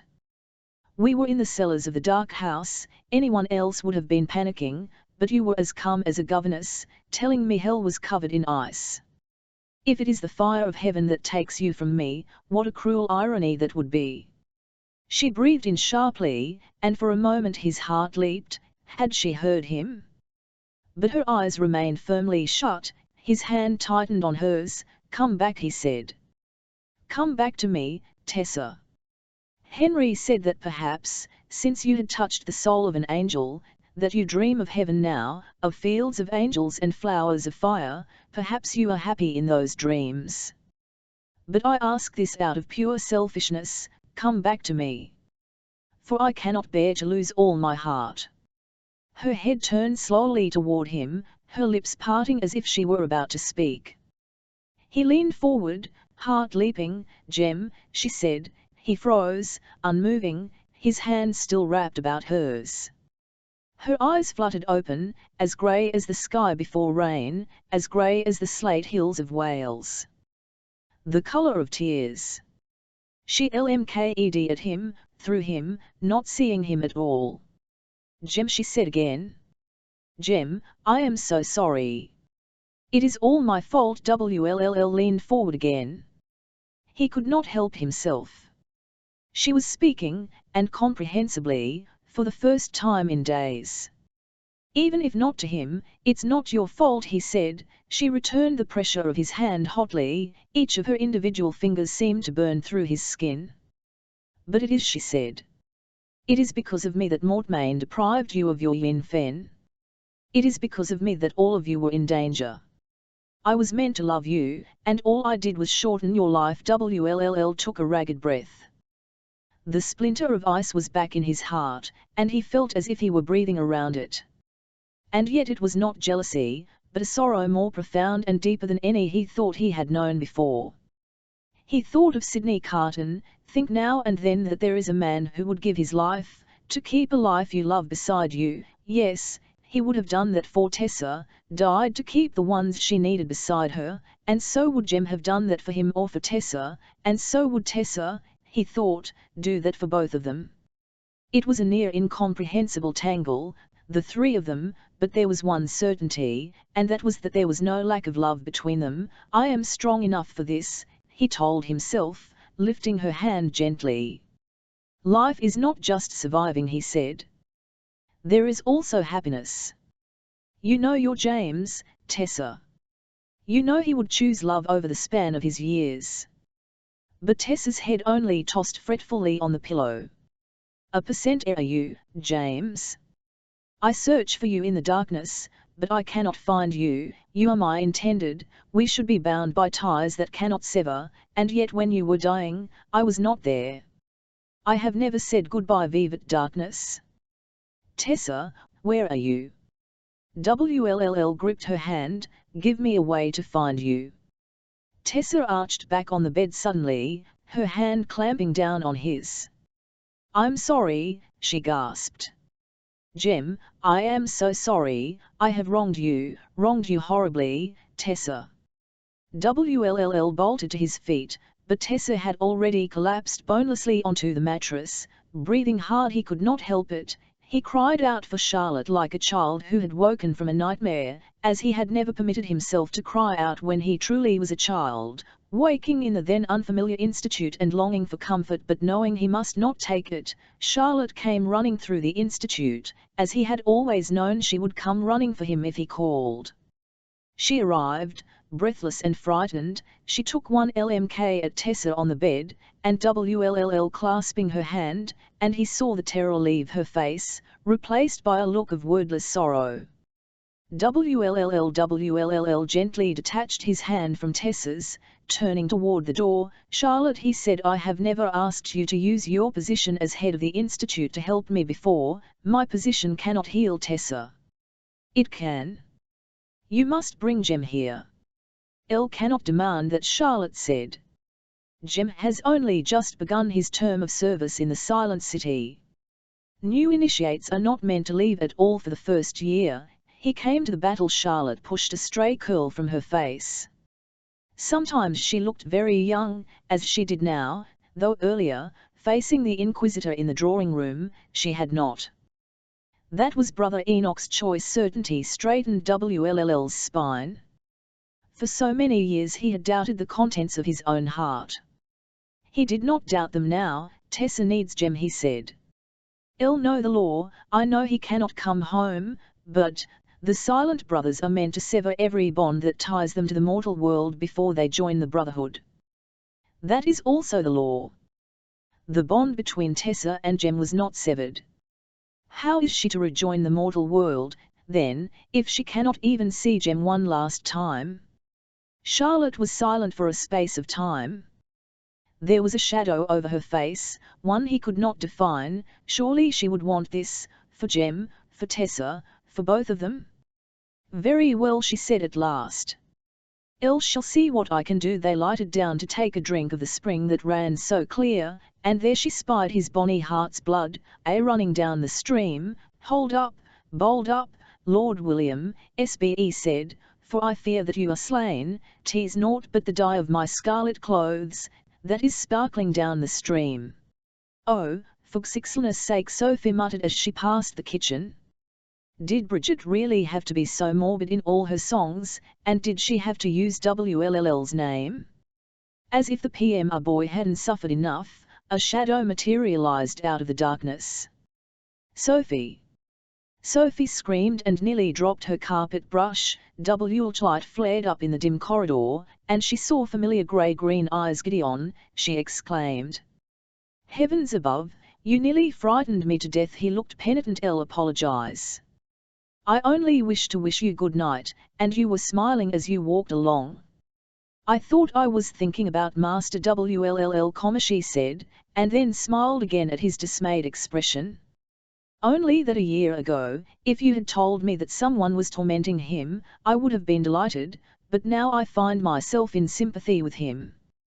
That is all. He LMKED sober. I am in sympathy with him as well.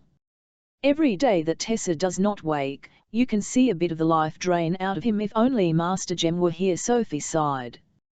But he is not. There is much that we must learn to live without these days. Gideon touched her cheek lightly with his fingers. They were rough, the fingers calloused. Not the smooth fingers of a gentleman. Sophie smiled at him. You didn't LMK at me at dinner, he said, dropping his voice. It was true, dinner had been a quick affair of cold roast chicken and potatoes. No one had seemed to have much appetite, save Gabriel and Cecily, who'd eaten as if they had spent the day training. Perhaps they had. I have been concerned about Mrs. Branwell, Sophie confessed. She has been so worried about Mr. Branwell, and about Miss Tessa. She is wasting away, and the baby. She bit her lip. I am concerned, she said again. She could not bring herself to say more. It was hard to lose the reticence of a lifetime of service, even if she was engaged to a shadow hunter now. Yours is a gentle heart, Gideon said, sliding his fingers down her cheek to touch her lips, like the lightest of kisses. Then he drew back. Elle saw Charlotte go alone into the drawing room, only a few moments ago. Perhaps you could have a word with her about your concern. I couldn't, Sophie, Gideon said. You are not just Charlotte's maid, you are her friend. If she will talk to anyone, it will be to you. The drawing room was cold and dark. There was no fire in the grate, and none of the lamps were lit against the cloak of night, which cast the chamber into gloom and shadow. It took Sophie a moment to even realize that one of the shadows was Charlotte, a small silent figure in the chair behind the desk. Mrs. Branwell, she said, feeling a great awkwardness come upon her, despite Gideon's encouraging words.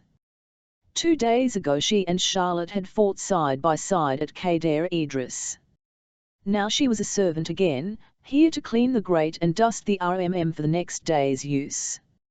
A bucket of coals in one hand, tinderbox in her apron pocket. I am sorry, I did not mean to interrupt. You are not interrupting, Sophie. Not anything important. Charlotte's voice, Sophie had never heard her sound like that before. So small, or so defeated. Sophie set the coals down by the fire and approached her mistress hesitantly. Charlotte was seated with her elbows on the desk, her face resting in her hands. A letter was on the desk, with the seal of the council broken open. Sophie's heart sped suddenly, remembering how the consul had ordered them all out of the institute before the battle at Kader Idris, but surely it had been proved that they were correct. Surely their defeat of Mortmain would have cancelled out the consul's edict, especially now that he was dead. Is everything all right? Charlotte gestured toward the paper, a hopeless flutter of her hand. Her insides turning cold, Sophie hurried to Charlotte's side and took the letter from the desk. Mrs. Branwell, considering the nature of the correspondence you bad entered into with my late colleague, Consul Wayland, you may well be surprised to receive this missive. The clave, however, finds itself in the position of requiring a new consul, and when put to a vote, the foremost choice among us was yourself. I can well understand that you may be satisfied with the running of the institute, and that you may not wisp the responsibility of this position, especially considering the injuries sustained by your husband in your brave battle against the Magister. However, I felt it incumbent upon me to offer you this opportunity, not only because you are clearly the desired choice of the council, but because, given what I've seen of you, I think you would make one of the finer consuls it has been my privilege to serve beside. Yours with the highest regard, Inquisitor Whitelaw Consul. Sophie gasped, and the paper fluttered from her fingers. They want to make you consul. So it seems. Charlotte's voice was lifeless. Sophie reached for what to say. The idea of a London institute not run by Charlotte was dreadful. And yet the position of consul was an honour, the highest the clave had to give, and to see Charlotte covered in the honour she had so dearly earned. There is no one more deserving of this than you, she said at last. Oh, Sophie, no, I was the one who chose to send us all to Kader Idris. It is my fault. Henry will never walk again. I did not. He cannot blame you. He does not blame you, no, he does not, but I blame myself. How can I be the consul and send shadow hunters into battle to die?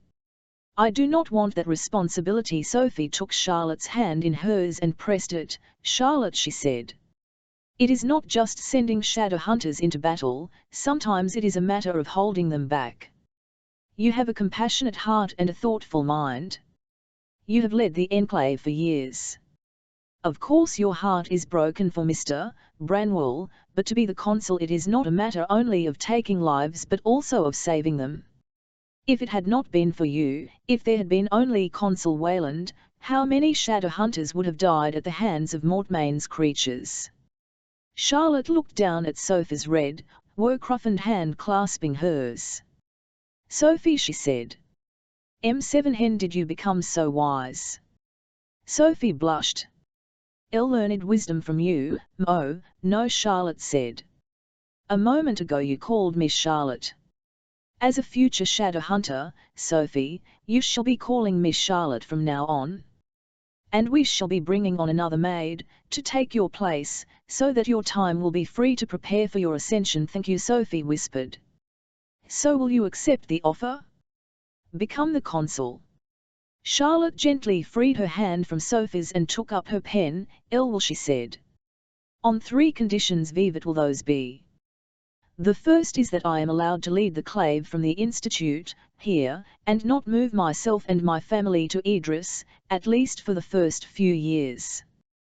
For I do not want to leave you all, and besides, I wish to be here to train Will to take over the Institute for me when I do depart. Will, said Sophie in astonishment. Take over the Institute. Charlotte smiled. Of course, she said. That is the second condition. And the third? Charlotte's smile faded, replaced by a look of determination. That, you shall see the result of as soon as tomorrow, if it is accepted, she said, and bent her head to begin writing. 23 Then any evil come, let us go, your cheeks are pale, but half my life I leave behind, methinks my friend is richly shrined, but I shall pass, my work will fail. I hear it now, and o'er, eternal greetings to the dead, and Ave, Ave, Ave, said, adieu, adieu, for evermore. Alfred, Lord Tennyson, In Memoriam AHH. Tessa shivered, the cold water rushed around her in the darkness, she thought she might be lying at the bottom of the universe, where the river of forgetfulness split the world in two, or perhaps she was still in the stream where she had collapsed after falling from the Dark Sister's carriage, and everything that had happened since had been a dream.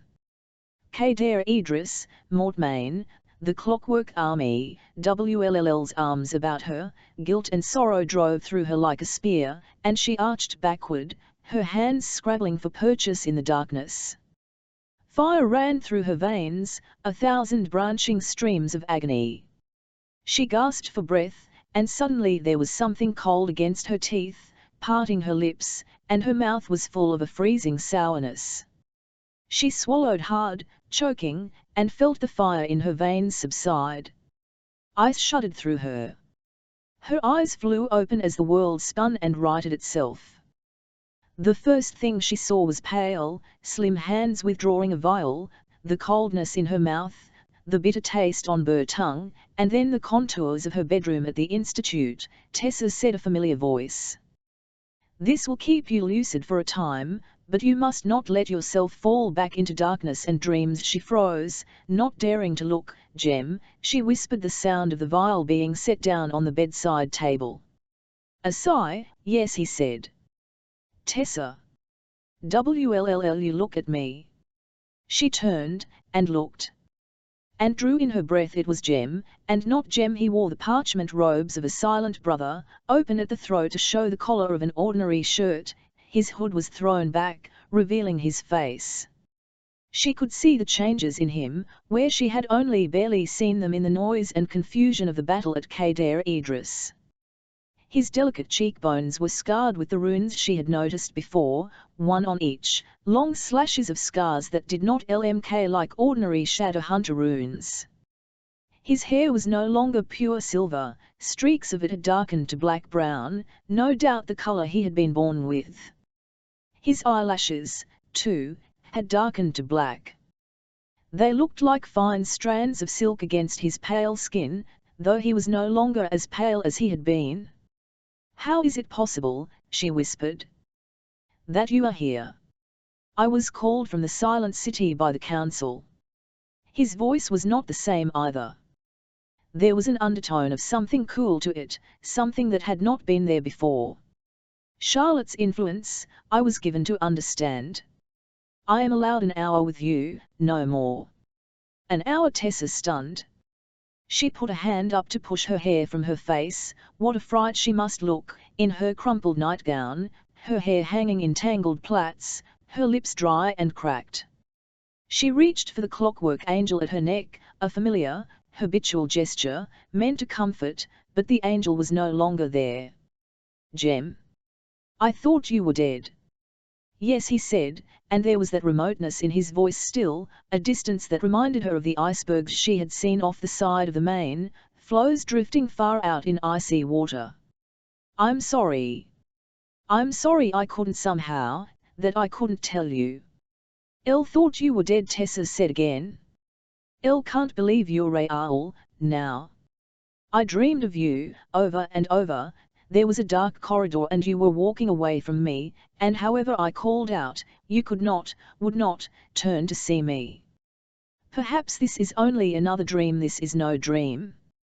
He rose to his feet and in front of her, his pale hands interlaced in front of him, and she could not forget that this was how he had proposed to her, standing, as she sat upon the bed, looking up at him, incredulous, as she was now. He opened his hands slowly, and on the palms, as on his cheeks, she saw great black runes scored.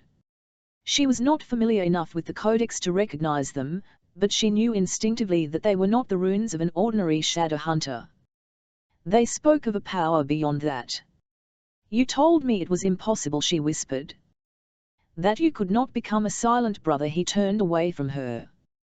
There was something to his motions now that was different, something of the gliding softness of the silent brothers. It was both lovely and chilling. Was he doing? Could he not bear to look at her? "Elle told you what I believed," he said, his face turned toward the window. In profile, she could see that some of the painful thinness of his face had faded. His cheekbones were no longer so pronounced, the hollows at his temples no longer so dark. "And what was true?" "That the yin fen in my blood prevented the runes of the Brotherhood from being placed upon me." She saw his chest rise and fall beneath the parchment robes, and it almost startled her. It seemed so human, the need to draw breath. "Every effort that had ever been made to wean me slowly from the yin fen had nearly killed me. Even I ceased to take it because there was no more. I felt my body begin to break, from the inside out. And I thought that I had nothing more to lose." The intensity in Jem's voice warmed it. Was that a tone of humanity there, a crack in the armor of the Brotherhood? Elle begged Charlotte to call the Silent Brothers and asked them to place the runes of the Brotherhood on me at the very last possible moment, the moment when the life was leaving my bcxly. I knew that the runes might mean I died in agony. But it was the only chance. You said that you did not wish to become a silent brother, did not wish to live forever. He had taken a few steps across the room and was beside her vanity table. He reached down and lifted something metallic and glittering from a shallow jewelry dish. She realized with a shock of surprise that it was her clockwork angel. "It no longer ticks," he said. She could not read his voice, it was distant, as smooth and cool as stone. "Its heart is gone. Viven, I changed into the angel, I freed it from its clockwork prison. It no longer lives within. It no longer protects me." His hand closed around the angel, the wings digging hard into the flesh of his palm. "Elle must tell you," he said. "M7 Hen, I received Charlotte's demand that I come here. It was against my wishes. You did not wish to see me." "No, I did not want you to look at me as you are looking at me now, Jem," she swallowed, tasting on her tongue the bitterness of the tisane he had given her. A whirl of memories, the darkness under Kader Idris, the town on fire, Wll's arms around her, Will, but she had thought Jem was dead. "Jem," she said again, "Viven, I saw you alive, there below Kader Idris, I thought it was a dream or a lie. I had thought you dead. It was the darkest moment of my life. Believe me, please believe me, that my soul rejoices to see you again when I thought that I never would. It's just that he released his grip on the metal angel, and she saw the lines of blood on his hand, where the tips of the wings had cut him, scored across the runes on his palm. I am strange to you. Not human. You will always be human to me, she whispered. But I cannot quite see my gem in you now. He closed his eyes. She was used to dark shadows on his lids, but they were gone now. I had no choice. You were gone, and in my stead WLLL had gone after you. I did not fear death, but I feared deserting you both. This, then, was my only recourse. To live, to stand and fight. A little colour had come into his voice, there was passion there, under the cold detachment of the silent brothers, but I knew what I would lose, he said. Once you understood my music. Now you look at me as though you do not know me at all, as though you never loved me. Tessa slid out from beneath the coverlet and stood. It was a mistake. Her head swam suddenly, her knees buckling. She threw out a hand to catch at one of the posts of the bed, and found herself with a handful of Jem's parchment robes instead. He had darted toward her with the graceful quiet tread of the brothers that was like smoke unfurling, and his arms were around her now, holding her up. She went still in his arms. He was close, close enough that she should have been able to feel warmth coming off his body, but she did not. His usual scent of smoke and burned sugar was gone. There was only the faint scent of something dry and as cold as old stone, or paper. She could feel the muffled beat of his heart, see the pulse in his throat. She stared up at him in wonder. Memorizing the lines and angles of his face, the scars on his cheekbones, the rough silk of his eyelashes, the bow of his mouth. Tessa, the word came out on a groan, as if she had hit him.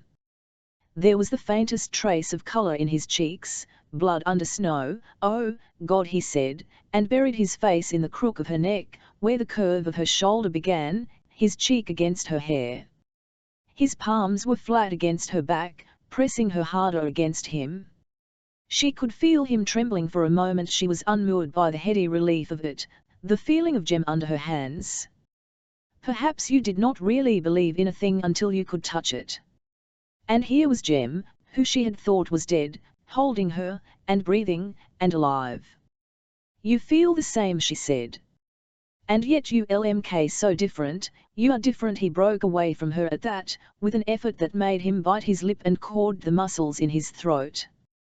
Holding her gently by the shoulders, he guided her to sit down again upon the edge of the bed. Vivan, he released her, his hands curled into fists. He took a step back. She could see him breathing, see the pulse going in his throat. I am different, he said in a low voice, I am changed. And not in a way that can be undone, but you are not entirely one of them yet, she said. You can speak, and see, he exhaled slowly. He was still staring at the post of the bed as if it held the universe's secrets. There is a process. A series of rituals, and no, I am not quite a silent brother yet, but I will be soon. So the infant did not prevent it almost. There was pain when I made the transition. Great pain, that nearly killed me. They did what they could.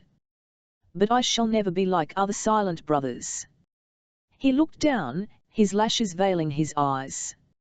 El shall not be, quite as they are. I will be less powerful, for there are some runes, still, that I cannot withstand.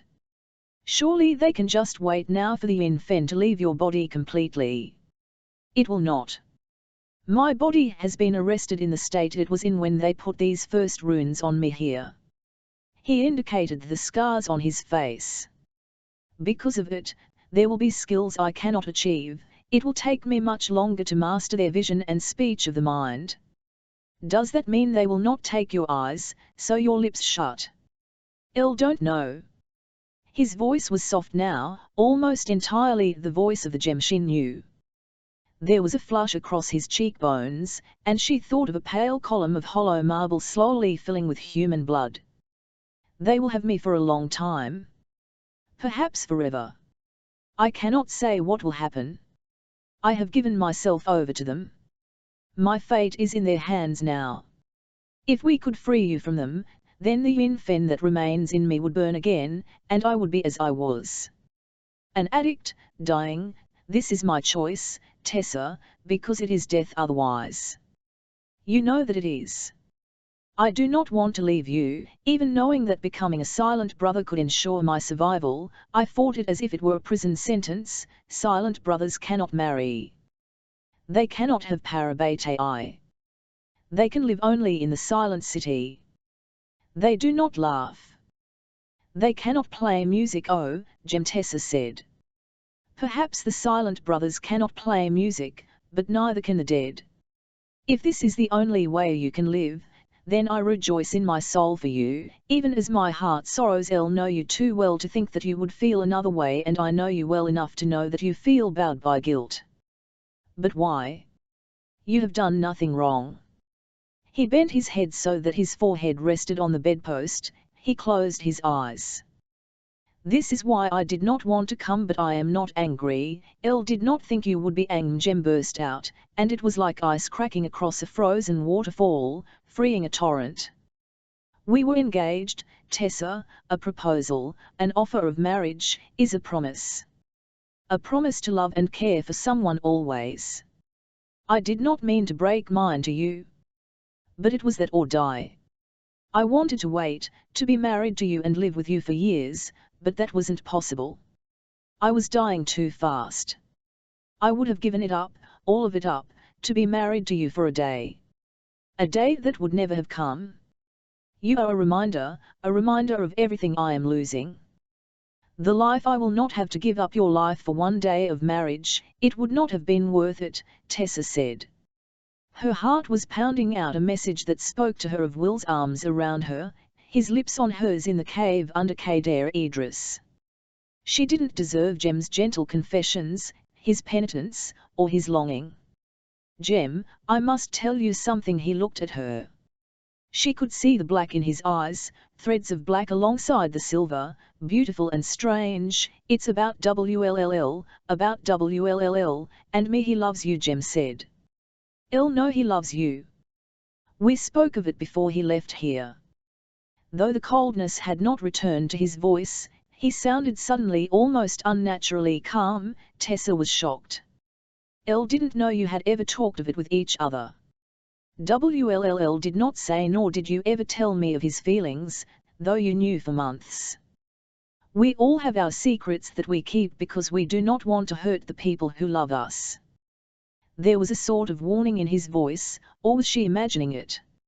I do not want to keep secrets from you any longer, Tessa said. Thought you were dead. WLLL and I both did. In Kader Idris, did you love me? He interrupted. It seemed a question, and yet he asked it without implication or hostility, and waited quietly for her answer. She looked at him, and Woolsey's words came back to her, like the whisper of a prayer. Most people never find one great love in their life. You are lucky enough to have found two. For a moment she put aside her confession. Yes. I loved you. I love you still. I love WLLL, too. I cannot explain it. I didn't know it when I agreed to marry you. I loved you, I still love you, I never loved you less for all that I love him. It sounds mad, but if anyone might ever understand, I do, Jem said. There is no need to tell me more about yourself and WLLL. There's nothing you could have done that would cause me to cease loving either of you. WLLL is myself, my own soul, and if I am not to have the keeping of your heart, then there is no other I would rather have that honor. And when I am gone, you must help WLLL. It will be hard for him. Tessa searched his face with her gaze. The blood had left his cheeks, he was pale, but composed. His jaw was set.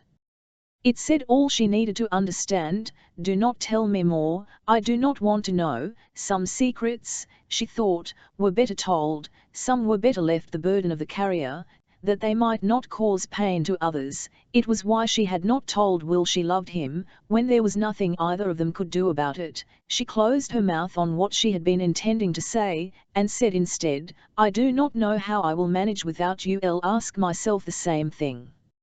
I do not want to leave you. I cannot leave you.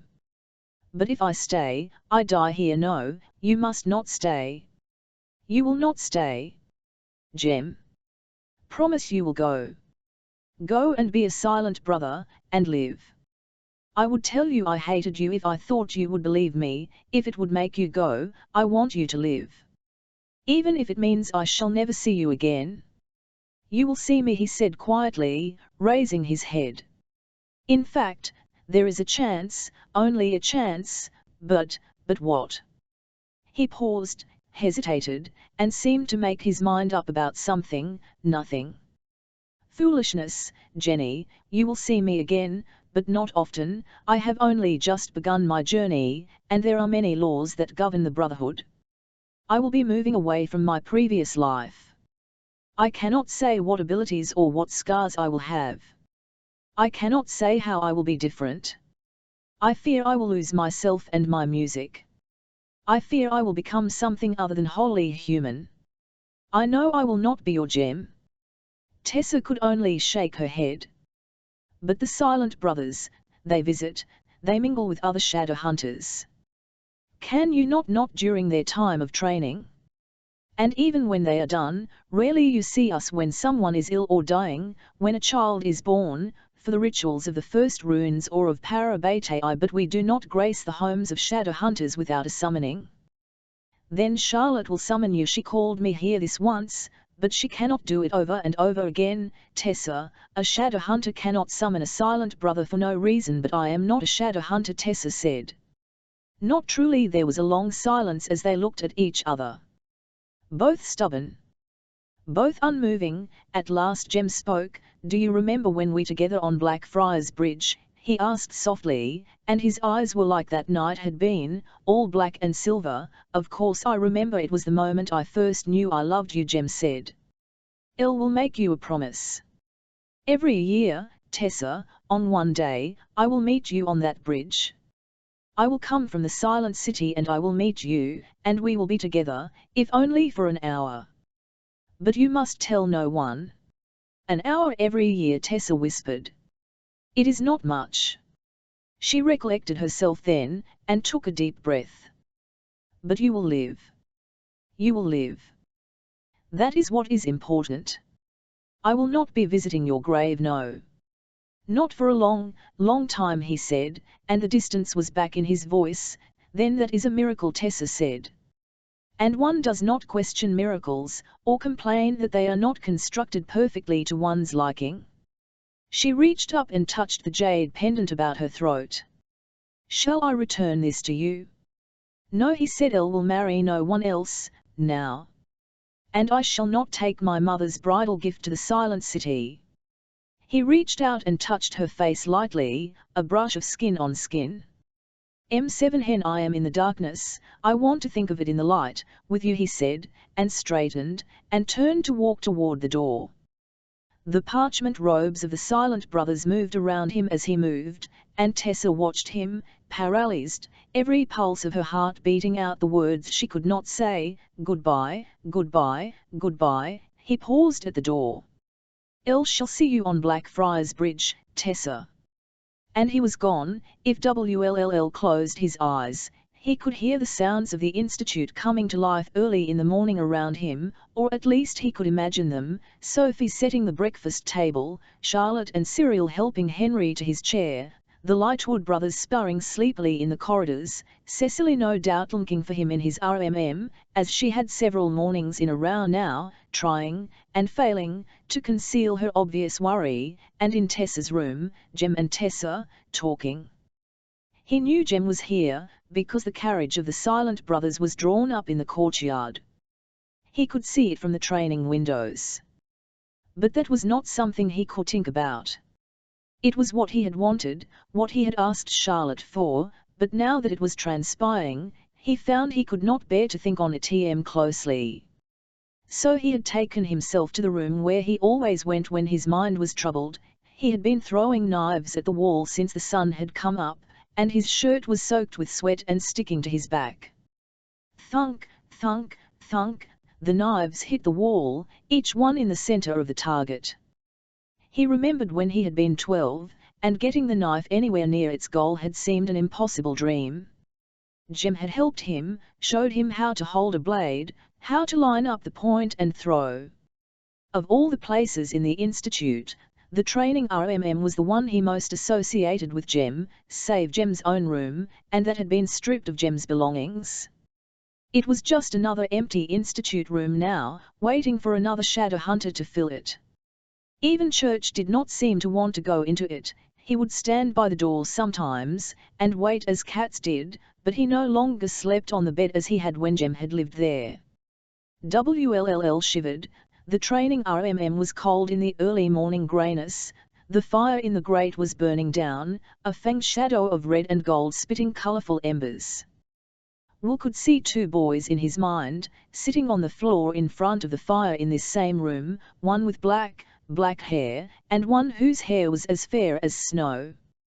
He had been teaching Jem how to play écarté with a deck of cards he had stolen from the drawing room. At one point, disgruntled upon losing, WLLL had thrown the cards into the fire and watched in fascination as theft burned one by one, the fire punching holes in the glossy white paper. Jem had laughed. "You can't win like that sometimes, it's the only way to win," Will had said. "Burn it all down." He went to retrieve the knives from the wall, scowling. Bunt it all down, his whole body still hurt. As he plucked the blades free, he saw that there were greenish-blue bruises on his arms despite viruses, and scars from the Kader Idris battle that he would have forever. He thought of fighting beside Jem in the battle. Maybe he had not appreciated it at the time.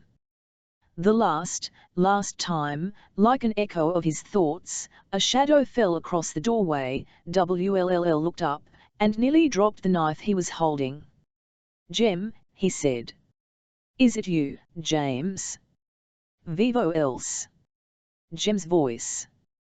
As he stepped forward into the light of the room, Will could see that the hood of his parchment robes was down, his gaze level with WLLL's. His face, eyes, all familiar. But WLLL had always been able to sense Jem before, sense his approach and his presence. The fact that Jem had startled him this time was a sharp reminder of the change in his Parabatai. "Not your Parabatai any longer," said a small voice in the back of his mind. Jem came into the RMM with the soundless tread of the silent brothers, closing the door behind him. Will did not move from where he stood. He did not feel that he could. The sight of Jem in Kader Idris had been a shock that had gone through his system like a terrible and wonderful incandescence. Jem was alive, but he was changed. He lived, but was lost. But he said, "You are here to see Tessa." Jem LMKED at him levelly. His eyes were grey-black, like slate shot through with streaks of obsidian. "And you did not think I would take the chance, whatever chance I could, to see you, too?" Elle did not know. "You left, after the battle, without a farewell." Jem took a few steps forward, into the room. WLLL felt his spine tighten. There was something strange, something bone-deep and different about the way Jem moved now. This was not the shadow hunter's grace Will had trained himself over so many years to mimic, but something strange and alien and new. Jem must have seen something in WLLL's expression, for he paused. "How could I say farewell," he said, "to you?" WLLL let the knife fall from his hand. It stuck, point down, in the of the floor, as shadow hunters do. "Ave at Vale, and forever, brother, hail and farewell," but those are the words of death. Catullus spoke them over his brother's grave, did he not? "Multas pagents et multa pericora vectus advenio has miseras, frater, ad inferiors." WLLL knew the words. "Through many waters borne, brother, I am come to tby sad grave, that I may give these last gifts to the dead, forever and ever, brother, hail, forever and ever, farewell, he stared. You memorized the poem in Latin? But you were always the one who would memorize music, not words, he broke off with a short laugh. Never mind. The rituals of the Brotherhood would have changed that. He turned and paced a few steps away, then spun abruptly to face Jem. Your violin is in the music room. I thought you might have taken it with you, you cared for it so we can take nothing with us to the silent city but our own bodies and minds, said Jem. Il left the violin here for some future shadow hunter who might wish to play it, not for me, then Il would be honored if you would take it and care for it. But I left something else for you. In your room is my yin fen box, I thought that you might want it. That seems a cruel sort of gift, Wll said. That I might be reminded what took you away from me, what made you suffer, what I searched for and could not find, how I failed you, Wll, no, said Jem, who, as always, understood without Wll having to explain. It was not always a box that held my drugs. It was my mother's. Kuan Yin is the goddess depicted on the front. It is said that when she died and reached the gates of paradise, she paused and heard the cries of anguish from the human world below and could not leave it. She remained to give aid to mortals, when they cannot aid themselves. She is the comfort of all suffering hearts. Her box will not comfort me. Change is not loss, Wll. Not always. Wll pushed his hands through his damp hair. Oh, yes, he said bitterly. Perhaps in some other life, beyond this one, when we have passed beyond the river, or turned upon the Vivile, or whatever kind words you want to use to describe leaving this world, I shall find my friend again, my Parabatai. But I have lost you now, when I need you more than I ever did. Jem had moved across the room, like a flicker of shadow, the silent brother's grace light upon him, and now stood beside the fire. The firelight illuminated his face, and Will could see that something seemed to shine through him, a sort of light that had not been there before. Jem had always shone, with fierce life and fiercer goodness, but this was something different. The light in Jem seemed to burn now. It was a distant light and a lonely one, like the light of a star. You don't need me, Wll looked down at himself, at the knife at his feet, and remembered the knife he had buried at the base of the tree on the Shrewsbury Welsh Pool Road, stained with his blood and Jem se. All my life, since I came to the Institute, you were the mirror of my soul. I saw the good in me in you. In your eyes alone I found grace. Vivan, you are gone from me, who will see me like that? There was a silence then. Jem stood as still as a statue. WLTH his gaze WLLL searched for, and found, the Parabatai rune on Jem's shoulder, like his own, it had faded to a pale white. At last Jem spoke. The cool remoteness had left his voice. WLLL breathed in hard, remembering how much that voice had shaped the years of his growing up, its steady kindness a lighthouse beacon in the dark. Have faith in yourself. You can be your own Vivat if I can't. Will whispered. Il don't even know how to be a shadow hunter without you. I have only ever fought with you by my side.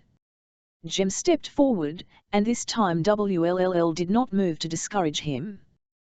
He came close enough to touch. WLLL thought distractedly that he had never stcyxl so close to a silent brother before, that the fabric of the parchment robes was woven of a strange, tough, pale fabric like the bark of a tree, and that cold seemed to emanate from Jem's skin the way stone held a chill even on a hot day.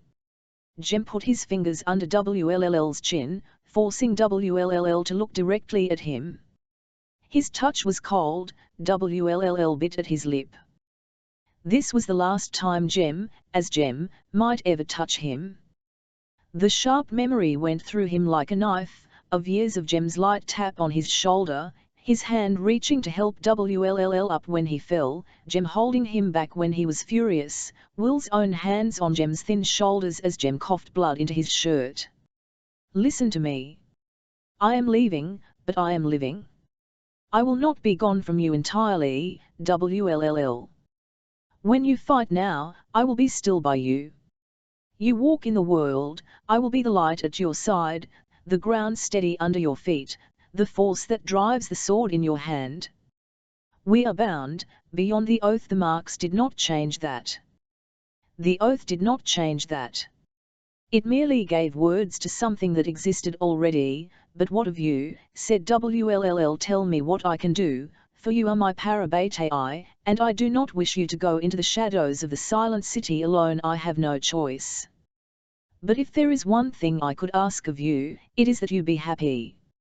I want you to have a family and grow old with those who love you. And if you wish to marry Tessa, then do not let the memory of me keep you apart. She may not want me, you know, WLLL said. Jem smiled, fleetingly. Well, that part is up to you, I think. WLLL smiled back, and for just that moment they were Jem and WLLL again. Will could see Jem, but also through him, to the past. WLLL remembered the two of them, running through the dark streets of London, jumping from rooftop to rooftop, seraph blades gleaming in their hands, hours in the training room, shoving each other into mud puddles, throwing snowballs at Jessamine from behind an ice fort in the courtyard, asleep like puppies on the rug in front of the fire. Ave at Vale, WLLL thought. Hail and farewell. He had not given much thought to the words before, had never thought about why they were not just a farewell but also a greeting. Every meeting led to a parting, and so it would, as long as life was mortal. In every meeting there was some of the sorrow of parting, but in every parting there was some of the joy of meeting as well. He would not forget the joy. We spoke of how to say goodbye, Jem said. When Jonathan bid farewell to David, he said, Go in peace, for as much as we have sworn, both of us, saying the Lord be between me and thee, forever. They did not see each other again, but they did not forget. So it will be with yous, Vivan. I am brothers Asheria. When I no longer see the world with my human eyes, I will still be in some part the Jem you knew, and I will see you with the eyes of my heart. Wo men shi sheng sai ggr, said WLLL, and he saw Jem's eyes widen, fractionally, and the spark of amusement inside them. Go in peace, James Carstairs. They stayed looking at each other for a long moment, and then Jem drew up his hiding his face in shadow, and turned away. WLLL closed his eyes. He could not hear Jem go, not anymore. He did not want to know the moment when he left and WLLL was alone, did not want to know when his first day as a shadow hunter without a parabatai truly began. And if the place over his heart, where his parabatai rune had been, flared up with a sudden burning pain as the DMR closed behind Jem, WLLL told himself it was only a stray ember from the fire. He leaned back against the wall, then slowly slid down it until he was sitting on the floor, beside his throwing knife. He did not know how long he sat there, but he could hear the noise of horses in the courtyard, the rattle of the silent brothers' carriage pulling out of the drive, the clang of the gate as it shut. We are dust and shadows, WDL. He looked up. He had not noticed the slight figure in the doorway of the training room until she spoke. Charlotte took a step forward and smiled at him. There was kindness in her smile, as there always was, and he fought to not close his eyes against the memories. Charlotte in the doorway of this very room. Didn't you recall what I told you yesterday, that we were welcoming a new arrival to the Institute today? James Carstairs WDL, she said, again, now. You were correct. He lifted his head, his hands dangling between his knees. Correct about what? About Jem and Tessa, she said. Their engagement is ended, and Tessa is awake. She is awake, and well, and asking for you. When I am in the darkness, I will think of it in the light, with you. Tessa sat upright against the pillows Sophie had carefully arranged for her. The two girls had embraced, and Sophie had brushed the tangles from Tessa's hair and said bless, bless so many times that Tessa had had to ask her to stop before she made them both cry, and looked down at the jade pendant in her hands. She felt as if she were split into two different people. One was counting her blessings over and over that Jem was alive, that he would survive to see the sun rise again, that the poisonous drug he had suffered from so long would not burn the life out of his veins. The other, Tess. A soft voice at the door. She lmked up and saw WLLL there, silhouetted in the light from the corridor. WLLL. She thought of the boy who had come into her at the dark house and distracted her from her terror by chattering about Tennyson and hedgehogs and dashing fellows who come to rescue one, and how they were never wrong. She had thought him handsome then, but now she thought him something else entirely. He was Will, in all his perfect imperfection, WLLL, whose heart was as easy to break as it was carefully guarded, WLLL, who loved not wisely but entirely and with everything he had. Tess, he said again, hesitating at her silence, and came in, half closing the door behind him. Charlotte said you wished to speak with me, WDL, she said, and she knew she was pale, and her skin was blotchy with tears, her eyes still red, but it didn't matter, because it was WLLL, and she put her hands out, and he came immediately and TMK them, closing them in his own warm, scarred fingers. How are you feeling? He asked, his eyes searching her face. I must speak with you, but I do not wish to burden you until you are in full health again. I am well, she said, returning the pressure of his fingers with her own. Seeing Jem has eased my mind. Did it ease yours? His eyes darted away from hers, though his grip on her hands did not slacken. It did, he said, and it did not. Your mind was eased, she said, but not your heart. Yes, he said. Yes. That is exactly it. You know me so well, Tess. He gave a rueful smile. He is alive, and for that I am grateful. But he has chosen a path of great loneliness. The brotherhood, they eat alone, and walk alone, rise alone and face the night alone. I would spare him that if I could. You have spared him everything you could spare him, Tessa said quietly. As he spared you, and we all tried so hard to spare one another. In the end we must all make our own choices. Are you saying I should not grieve? No. Grieve. We both shall. Grieve, but do not blame yourself, for in this you bear no responsibility. He glanced down at their joined hands. Very gently he stroked the tops of her knuckles with his thumbs. Perhaps not, he said, but there are other things I do bear responsibility for. Tessa took a quick, shallow breath. His voice had lowered, and there was a roughness to it she had not heard since, his breath soft and hot against her skin until she was breathing just as bad, her bands smoothing up and over his shoulders, his arms, his sides. She blinked hastily and withdrew her hands from his. She was not looking at him now but seeing the firelight against the walls of the cave, and hearing his voice in her ear, and it had all seemed like a dream at the time, moments drawn out of real life, as if they were taking place in some other world. Even now she could barely believe that it had happened at all. Tessa. His voice was hesitant, his hands still outstretched. A part of her wanted to take them, to draw him down beside her and kiss him, to forget herself in WLLL as she had before. For he was as effective as any drug. And then she remembered WLLL's own clouded eyes in the opium den, the dreams of happiness that crashed into ruins the moment the effects of the smoke wore away. No. Some things could be managed only by facing them. She took a breath, and looked up at WLLL. Know what you would say, she said. You are thinking of what happened between us in Kader Idris, because we thought Jem was dead, and that we, too, would die.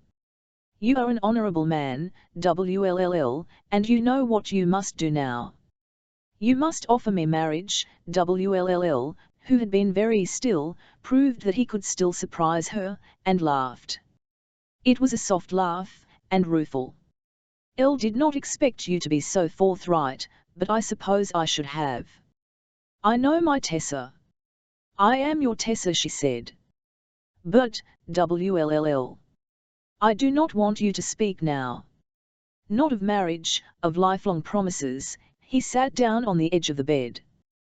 He was in training gear, the loose shirt pushed up around his elbows, the throat open, and she could see the healing scars of the battle on his skin, the white remembrance of healing runes. She could see the beginning of hurt, too, in his eyes. You regret what happened between us. Can one regret a thing that, however unwise, was beautiful, she said, and the hurt in his eyes softened into confusion. Tessa. If you are afraid that I feel reluctant, obligated, no, she put up her hands. It is only that I feel your heart must be a tangle of grief and despair and relief and happiness and confusion, and I do not wish you to make pronouncements when you are so overwhelmed. And do not tell me you are not overwhelmed, for I can see it upon you, and I feel it myself. We are both overwhelmed, WLLL, and neither of us is in any fit state to make decisions. For a moment he hesitated. His fingers hovered over his heart, where the Parabate rune had been, touching it lightly. She wondered if he was even aware he was doing it, and then he said, "Sometimes I fear you may be too wise, Tessa." "Well," she said, "one of us has to be." "Is there nothing I can do?" he said. "Elle would rather not leave your side. Unless you wish me to." Tessa let her gaze fall to the bedside table, where the books she had been reading before the automaton attack on the Institute, it felt like 1,000 years ago, lay stacked. "You could read to me," she said. "If you would not mind." WLLL looked up at that and smiled. It was a raw, strange smile, but it was real, and it was WLLL. Tessa smiled back. "I do not mind," he said. "Not at all."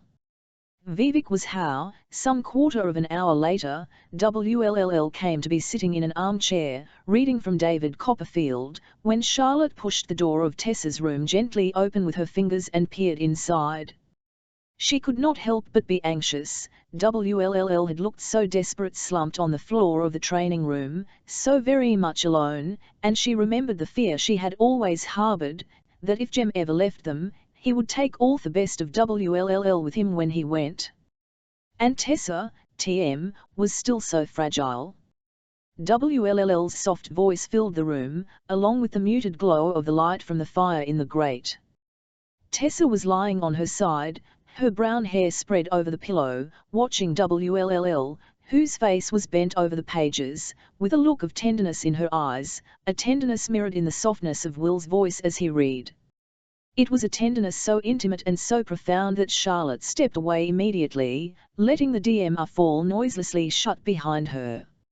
Still, Will's voice followed her down the corridor as she walked away, her heart a great deal lighter than it had been moments ago. "And cannot watch over him, if that is not too bold a thing to say, as closely as I would. But if any fraud or treachery is practicing against him, I hope that simple love and truth will be strong in the end. I hope that real love and truth are stronger in the end than any evil or misfortune in the world." 24 The measure of love is to love without measure. Attributed to St. Augustine. The council room was full of light.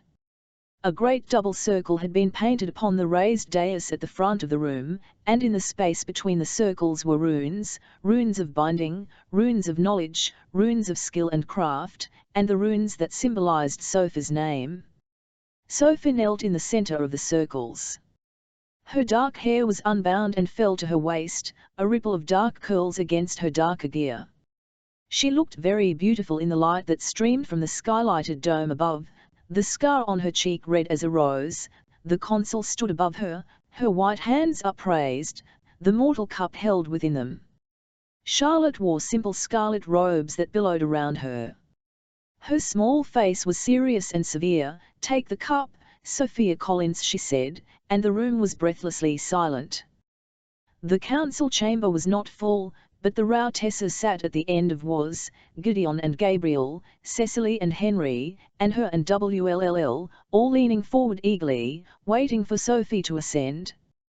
At each end of the dais stood a silent brother, their heads bent, their parchment robes looking as if they had been carved out of marble. Charlotte lowered the cup, and held it out to Sophie, who took it carefully. "Do you swear, Sophia Collins, to forsake the mundane world and follow the path of the Shadow Hunter?" Will you take into yourself the blood of the angel Raziel and honor that? Do you swear to serve the clave, to follow the law as set forth by the covenant, and to obey the word of the council? Will you defend that which is human and mortal, knowing that for your service there will be no recompense and no thanks but honor? "I'll swear," said Sophie, her voice very steady. "Can you be a shield for the weak, a light in the dark, a truth among falsehoods, a tower in the flood, an eye to see when all others are blind?" "I can, and when you are dead, will you give up your body to the Nephilim to be burned, that your ashes may be used to build the city of bones?" "I will." "Then drink," said Charlotte. Tessa heard Gideon draw in his breath. This was the dangerous part of the ritual. This was the part that could kill the untrained or unworthy. Sophie bent her dark head and set the cup to her lips. Tessa sat forward, her chest tight with apprehension. She felt Will's hand slide over hers, a warm, comforting weight. Sophie's throat moved as she swallowed the circle that surrounded her, and Charlotte flared up once with a cold, blue-white light, obscuring them both. Even it faded. Tessa was left blinking stars from her eyes as the light dwindled. She blinked hastily, and saw Sophie hold up the cup. There was a glow about the cup she held as she handed it back to Charlotte, who smiled broadly. "You are Nephilim now," she said. "I'll name you Sophia Shadowhunter, of the blood of Jonathan Shadowhunter, child of the Nephilim. Arise, Sophia." And Sophie rose, amid the cheering of the crowd, Gideon's cheers the loudest among many. Sophie was smiling, her whole face shining in the winter sunlight that gleamed down through the clear skylight. Shadows moved across the floor, darting and quick. Tessa looked up in wonder. Whiteness streaked the windows, swirling gently beyond the glass. "Snow." Will said softly in her ear, "Merry Christmas, Tessa." That night was the night of the Enclave's annual Christmas party. It was the first time Tessa had seen the great ballroom at the Institute thrown open and filled with people. The enormous windows glowed with reflected light, casting a golden sheen across the polished FLMR. Beyond the dark glass, one could see the snow falling, in great soft white flakes, but inside the Institute all was warm and golden and secure. Christmas among Shadowhunters was not Christmas as Tessa had come to know it. There were no Advent wreaths, no carols sung, no Christmas crackers. There was a tree, though it was not decorated in the traditional fashion. A massive fir, it rose to nearly touch the ceiling at the far end of the ballroom. When Will asked Charlotte how on earth it had gotten in there, she had only waved her hands and said something about Magnus. Candles balanced on each branch, though Tessa could not see how they were fastened or supported. They cast even more golden light over the room. Tied to the branches of the tree, and dangling from sconces, from the candelabras on tables, the knobs of doors, were crystalline glittering runes, each one as clear as glass yet refracting light, throwing glimmering rainbows through the room. The walls were decorated with intertwined wreaths of holly and ivy, the red berries glowing against the green leaves. Here and there were white berried sprigs of mistletoe. There was even one tied to the collar of Church, who was hovering under one of the Christmas tables and looking furious. Tessa didn't think she had ever seen so much food. The tables were laden with carved chicken and turkey, game birds and hare, Christmas hams and pies, wafer-thin sandwiches, ices and trifles and blancmanges and cream puddings, jewel-coloured jellies, tipsy cake and Christmas puddings flamed with brandy, iced sherbet, mulled wine and great silver bowls containing Bishop Christmas punch. There were horns of plenty spilling treats and candies, and St. Nicholas bags, each containing a lump of coal, a bit of sugar, or a lemon drop, to tell the receiver whether their behaviour that year had been mischievous, sweet, or sour. There had been tea and presents earlier just for the inhabitants of the Institute, the group of them exchanging their gifts before the guests arrived. Charlotte, balanced on Henry's lap as he sat in his rolling chair, opening gift after gift for the baby due to arrive in April. Vivo's name, it had been decided, was going to be Charles. Charles Fairchild, Charlotte had said proudly, holding up the small blanket that Sophie had knitted for her, with a neat C.E in the corner. Charles Buford Fairchild, Henry had corrected. Charlotte had made a face. Tessa, laughing, had asked, Fairchild? Not Branwell. Charlotte had given a shy smile. I am the consul. It has been decided that in this case the child will take my name. Henry doesn't mind, do you, Henry? Not at all, Henry had said. Especially as Charles Buford Branwell would have sounded rather silly, but Charles Buford Fairchild has an excellent ring to it. Tessa smiled now at the memory. She was standing near the Christmas tree, watching the members of the enclave in all their finery, women in the deep jewel tones of winter, dresses of red satin and sapphire silk and gold taffeta, men in elegant evening dress, as they milled and laughed. Sophie stood with Gideon, glowing and relaxed in an elegant green velvet gown. There was Cecily in blue, dashing here and there, delighted to be looking at everything, and Gabriel following her, all long limbs and tousled hair and adoring amusement. A massive Yule log, wound round with wreaths of ivy and holly, burned in the enormous stone fireplace, and hanging above the fireplace were nets containing golden apples, walnuts, coloured popcorn, and candies. There was music, soft and haunting, and Charlotte seemed finally to have found a use for Bridget's singing, for it rose above the sound of the instruments, lilting and sweet. Alas, my love, ye do me wrong to cast me off discourteously, and I bave loved you so long, delighting in your company. Greensleeves was all my joy, Greensleeves was my delight, Greensleeves was my bed of gold, and who but Lady Greensleeves? Let the sky rain, said a musing voice. Let it thunder to the tune of Greensleeves. Tessa started and turned. WLLL had appeared somehow at her elbow, which was vexing, as she had been looking for him since she had come into the room and had seen no sign of him. As always, the sight of him in evening dress, all blue and black and white, took her breath away, but she hid the hitch in her chest with a smile. Shakespeare, she said. The Merry Wives of Windsor. Not one of the better plays, WLLL said, narrowing his blue eyes as he TMK her in. Tessa had chosen to wear rose-coloured silk that night, and no jewellery save a velvet ribbon, wrapped twice about her throat and hanging down her back. Sophie had done her hair, as a favour, now, not as a lady's maid, and woven small white berries in among the upswept curls. Tessa felt very fancy, and conspicuous. Though it has its moments.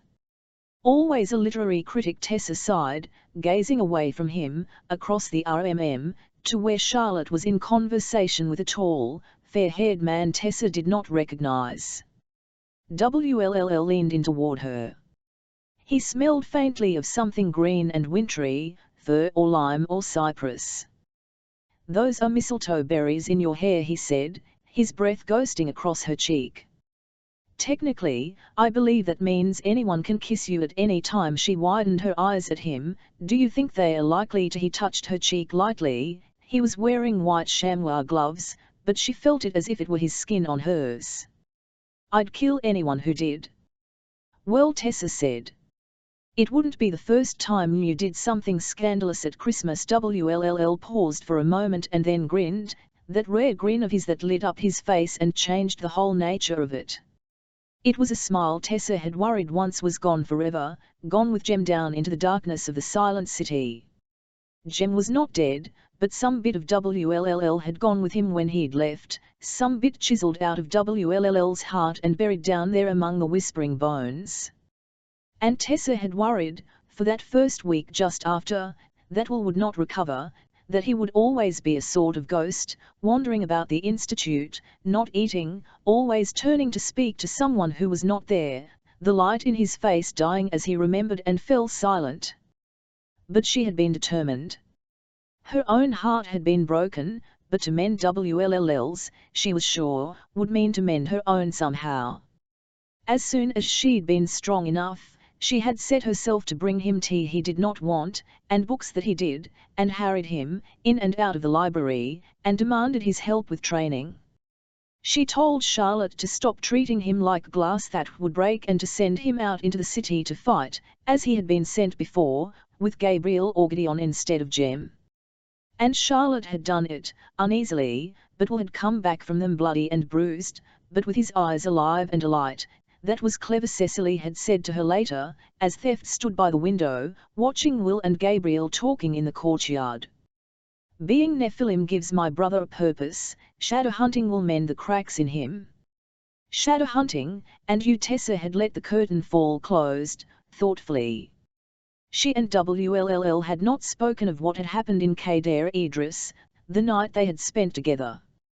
Indeed, it seemed as distant as a dream. It was like something that had happened to another person, not her, not Tessa. She did not know if WLLL felt the same way. She knew Jem had known, or guessed, and forgave them both, but WLLL had not approached her again, not said he loved her, not asked if she loved him since the day Jem had left. It seemed that endless ages went by, though it was only about a fortnight, before Will came and found her alone in the library, and asked her, rather abruptly, if she would go for a carriage ride with him the next day. Puzzled, Tessa had agreed, privately wondering if there was some other reason he wanted her company. A mystery to investigate? A confession to make? But no, it had been a simple carriage ride through the park. The weather had been growing colder, and ice was riming the edges of the ponds. The bare branches of the trees were bleak and lovely, and Will made polite conversation with her about the weather and city landmarks. He seemed determined to take up where Jem had left off her London education. They went to the British Museum and the National Gallery, to Kew Gardens and to St. Paul's Cathedral, where Tessa finally lost her temper.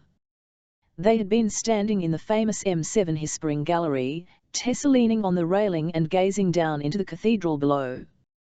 Will was translating the Latin inscription on the wall of the crypt where Christopher Wren was. You seek his monument, look about. Tessa absently reached to slip her hand into his. He immediately drew back, flushing. She looked at him in surprise. Is something wrong? No, he said, too quickly. Simply, I did not bring you here that I might maul you in the Whispering Gallery. Tessa exploded. I am not asking you to maul me in the Whispering Gallery. But by the angel, WLLL, would you stop being so polite? He looked at her in amazement. But wouldn't you rather? Would not rather. I don't want you to be polite. I want you to be Will. I don't want you to indicate points of architectural interest to me as if you were a Baedeker guide. I want you to say dreadfully mad, funny things and make up songs and be the Will I fell in love with, she almost said. And be Will, she finished instead. Or I shall hit you with my umbrella. I am trying to court you, WLLL said in exasperation. Court you properly. That's what all this has been about. You know that, don't you, Mr. Rochester never courted Jane Eyre, Tessa pointed out. No, he dressed up as a woman and terrified the poor girl out of her wits. Is that what you want? You would make a very ugly woman, would not. I would be stunning. Tessa laughed. There, she said. There is WLLL, isn't that better? Don't you think so? Don't know, WLLL said, eyeing her. I'm afraid to answer that. I've heard that when I speak, it makes American women wish to strike me with umbrellas. Tessa laughed again, and then they were both laughing, their smothered giggles bouncing off the walls of the Whispering Gallery.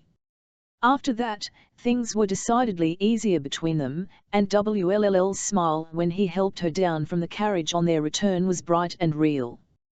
That night there had been a soft tap on Tessa's DMR, and when she had gone to open it, she had found nobody there, only a book resting on the corridor. FLMR. A Tale of Livo Cities, and present, she had thought. There was a copy of the book in the library, which she could read as often as she wanted, but this one was brand new, with a receipt from Hatchard's marking the title page. It was only when she took it to bed with her that she realized that there was an inscription on the title page as well, Tessa. Was there ever a more beautiful sound than your name? To speak it aloud makes my bed ring like a bell. Strange to imagine that, isn't it, a bed ringing? But when you touch me, that is what it is like, as if my heart is ringing in my chest and the sound shivers down my veins and splinters my bones with joy. Why have I written these words in this book? Because of you, you taught me to love this book, where I had scorned it. When I read it for the second time, with an open mind and heart, I felt the most complete despair and envy of Sydney Carton, yes, Sydney, for even if be bad no hope that the woman beloved would love him, at least be could tell her of this love, at least he could do something to prove his passion, even if that thing was to die, I would have chosen death for a chance to tell you the truth, Tessa, if I could have been assured that death would be my own, and that is why I envied Sydney, for he was free, and now at last I am free, and I can finally tell you, without fear of danger to you, all that I feel in my heart. You are not the last dream of my soul, you are the first dream, the only dream I ever was unable to stop myself from dreaming. You are the first dream of my soul, and from that dream I hope will come all other dreams, a lifetime's worth. With hope at last will Herondale. She had sat up for a long time after that, holding the book without reading it, watching the dawn come up over London. In the morning she had fairly flown to get dressed, before she'd seized up the book and dashed downstairs with it. She caught Wull coming out of his bedroom, hair still damp from the picture, and hurled herself at him, catching his lapels and pulling him to her, burying her face in his chest. The book thumped to the floor between him as he reached to hold her, smoothing her hair down her back, whispering softly, "Tessa, what is it, what's wrong? Did you not like? No one has ever written me anything so beautiful," she said, her face pressed against his chest, the soft beat of his heart steady beneath his shirt and jacket. "Not ever. Elle wrote it just after I discovered the curse was false," Wull said. "I had meant to give it to you then, but," his hand tightened in her hair. "M7 hen I found out you were engaged to Jem, I put it away. I did not know when I should, give it to you, and then yesterday, when you wanted me to be myself, I had hope enough to take out those old dreams again, to dust them off and give them to you." They went to the park that day, though it was as cold as it was bright, and there were not many people about. The Serpentine was bright under the wintry sun, and Will pointed out the place where he and Jem had fed poultry pies to the mallards. It was the first time she saw him smile while talking about Jem. She knew she could not be Jem for Wull. No one could. But slowly the hollow places in his heart were filling in. Having Cecily about was a joy for Wull. Tessa could see that when they sat together before the fire, speaking Welsh softly, and his eyes glowed, he had even grown to like Gabriel and Gideon, and they were friends for him, though no one could be a friend as Jem had been. And of course, Charlotte's and Henry's love was as steadfast as ever. The wound would never go away, Tessa knew, not for herself and not for Will, either, but as the weather grew colder and Will smiled more and ate more regularly and the haunted look faded from his eyes, she began to breathe more easily, knowing that look was not a mortal one, he said now, rocking back on his heels slightly as he surveyed the ballroom floor. "You may be right. I think it was round about Christmas when I got my Welsh dragon tattoo." At that, Tessa had to try very hard not to blush. "How did that happen?" Wull made an airy gesture with his hand. "I was drunk." "Nonsense. You were never really drunk. On the contrary, in order to learn how to pretend to be inebriated, one must become inebriated at least once, as a reference point." Six-fingered Nigel had been at the mulled cider. "You can't mean there's truly a six-fingered Nigel?" "Of course there is," Wull began with a grin, which suddenly faded. He was looking past Tessa, out at the ballroom. She turned to follow his gaze and saw the same tall, fair-haired man who had been talking to Charlotte earlier shouldering his way through the crowd toward them. He was stocky, perhaps in his late 30s, with a scar that ran along his jaw. Tousled, fairish hair, and blue eyes, and skin tanned by the sun. It lmked even darker against his starched white shirt front, there was something familiar about him, something that teased at the edges of Tessa's memories. He came to a stop in front of them. His eyes flicked to WLLL. They were a paler blue than WLLL's, almost the color of cornflowers. The skin around them was tanned and lined with faint crow's feet. He said, "You are W. William Herondale." WLLL nodded without speaking. "I am Elias Carstairs," the man said. "Jem Carstairs was my nephew." WLLL turned white, and Tessa realized what it was about the man that seemed familiar. There was something about him, something about the way he carried himself and the shape of his hands, that reminded her of Jem.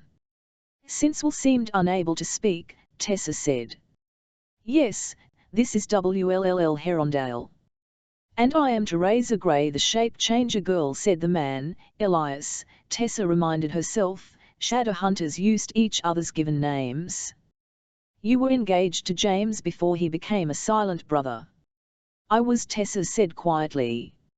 "I love him very much." He gave her a look, not hostile or challenging, only curious.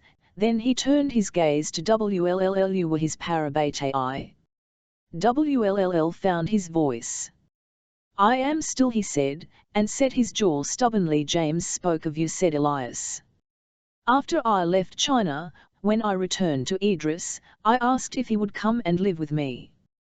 We had sent him away from Shanghai, considering it unsafe for him there while Yan Luo's minions ran free, still seeking vengeance.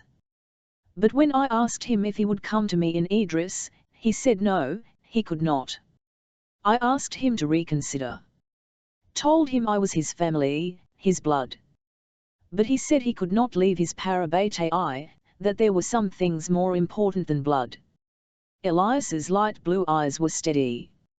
"I have brought you a gift, WLLL Herondale, something I intended to give to him, when he was of age, because his father no longer lived to give it to him. But I cannot give it to him now." WLLL was tense all over, a bowstring strung too tight. He said, "I have not done anything to deserve a gift." "I'll think you have." Elias drew from the belt at his waist a short sword in an intricate scabbard. He held it out to WLLL, who, after a moment, took it. The scabbard was covered in intricate designs of leaves and runes, carefully worked, gleaming under the golden light. With a decisive gesture Will pulled the sword free and held it up in front of his face. The hilt was covered with the same pattern of runes and leaves, but the blade itself was simple and bare, save for a line of words that ran down its center. Tessa leaned in to read the words upon the metal. "I and Cortana, of the same steel and temper as Joyeuse and Jadal." Joyeuse was Charlemagne's sword, said WLLL, his voice still stiff in that way that Tessa knew now meant that he was forcing down emotion. "Jadal was Roland's. This sword it is of legend born. Forged by the first shadow hunter weapons maker, Wayland the Smith. It has a feather from the wing of the angel in its hilt," said Elias. "It has been in the Carstairs family for hundreds of years. I was instructed by Jem's father to give it to him when he reached 18. But the Silent Brothers cannot accept gifts." He looked at WLLL. "You were his parabete. You should have it." WLLL slammed the sword back into its scabbard. "L cannot take it." "I will not." Elias looked stunned. "But you must," he said. "You were his parabete, and he loved you." WLLL held the sword back out toward Elias Carstairs, hilt first. After a moment Elias TMK'd it, and WLLL turned and walked away, vanishing into the crowd. Elias looked after him in bewilderment. "L did not intend to cause offense." "You spoke of Jem in the past tense," said Tessa. "Jem is not with us, but he is not dead." WLLL, he cannot bear that Jem be thought of as lost, or forgotten. L did not mean to forget him, said Elias. L meant simply that the Silent Brothers do not have emotions like we do. They do not feel as we do. If they love, Jem still loves WLLL, Tessa said. He is a Silent Brother or not. There are things no magic can destroy, for they are magic in themselves. You never saw them together, but I did. El meant to give him Cortana, Elias said. Elle cannot give it to James, so I thought his parabate I ought to have it. You mean well, Tessa said. But, forgive my impertinence, Mr. Carstairs, do you never mean to have any children of your? His eyes widened. I had not thought. Tessa lmked at the shimmering blade, and then at the man holding it. She could see Jem in him a little, as if she were looking at the reflection of what she loved in rippling water. That love, remembered and present, made her voice gentle when she spoke. If you are not sure, she said, then keep it. Keep it for your own heirs. Wll would prefer that. For he does not need a sword to remember Jem by. However illustrious its lineage, it was cold on the Institute steps, cold where Wll stood without a coat or hat, looking out into the frost-dusted night. The wind blew tiny drifts of snow against his cheeks, his bare hands, and he heard, as he always did, Jem's voice in the back of his head, telling him not to be ridiculous, to get back inside before he gave himself the flu. Winter had always seemed the purest season to Wll, even the smoke and dirt of London caught by the chill, frozen hard and clean.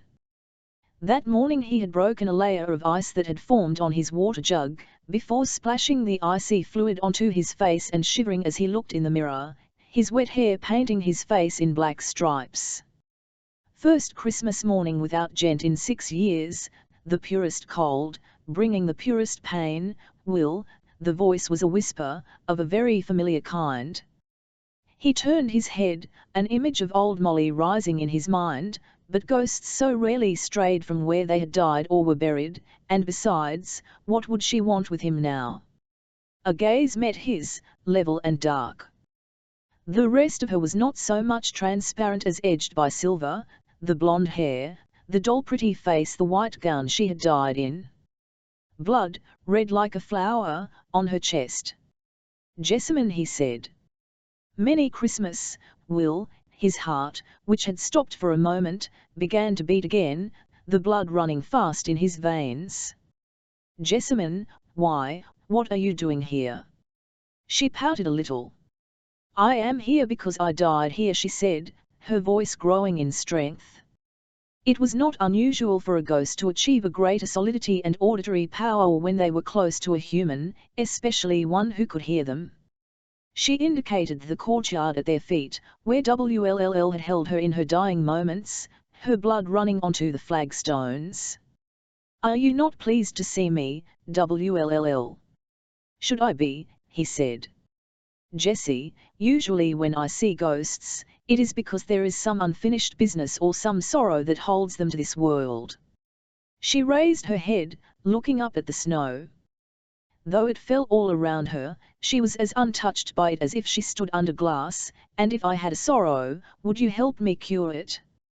You never cared for me much in life, did Will said. And I am truly sorry if I gave the impression that I cared nothing for you, or hated you, Jessamine. I think you reminded me more of myself than I wish to admit, and therefore I judged you with the same harshness I would have judged myself. At that, she did look at him.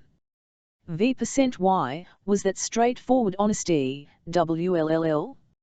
How you have changed. She took a step back, and he saw that her feet made no impression in the dusting of snow on the steps. I am here because in life I did not wish to be a shadow hunter, to guard the Nephilim. I am charged now with the guard of the Institute, for as long as it needs guarding and you do not mind, he asked. Being here, with us, when you could have passed over. She wrinkled her nose. Elle did not care to pass over. So much was demanded of me in life, the angel knows what it might be like afterward. No, I am happy here, watching you all, quiet and drifting and unseen. Her silvery hair shone in the moonlight as she inclined her head toward him. Though you are near to driving me mad indeed. I always said you would be a dreadful suitor, Wll, and you are nigh on proving it. Truly. Wll said. You have come back from death like the ghost of old Marley, but to nag me about my romantic prospects. Vivid prospects? You've taken Tessa on so many carriage rides, I'd wager she could draw a map of London from memory, but have you proposed to her? You have not. A lady cannot propose to herself, William, and she cannot tell you she loves you if you do not state your intentions. Wll shook his head. Jessamine, you are incorrigible. I am also right, she out. Is it you are afraid that if I do state my intentions, she will say she not love me back, not the way she loved Jem? She will not love you as she loved Jem.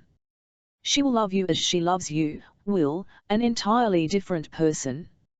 Do you wish she had not loved Jem? No, but neither do I wish to marry someone who does not love you. Must ask her to find that out, said Jessamine. Life is full of risks. Death is much simpler.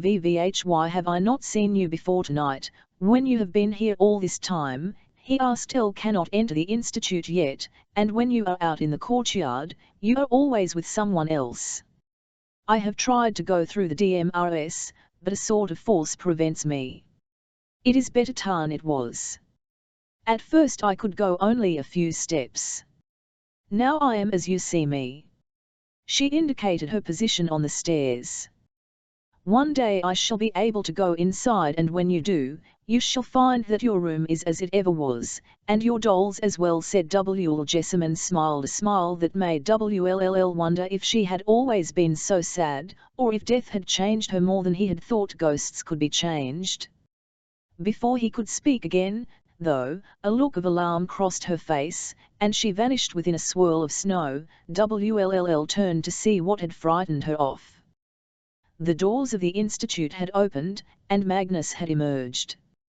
He wore an astrakhan wool greatcoat, and his tall silk hat was already being spotted by the falling snowflakes. Elle should have known I'd find you out here, doing your best to turn yourself into an icicle, Magnus said, descending the steps until he stood beside Wll, looking out at the courtyard. Wll did not feel like mentioning Jessamine.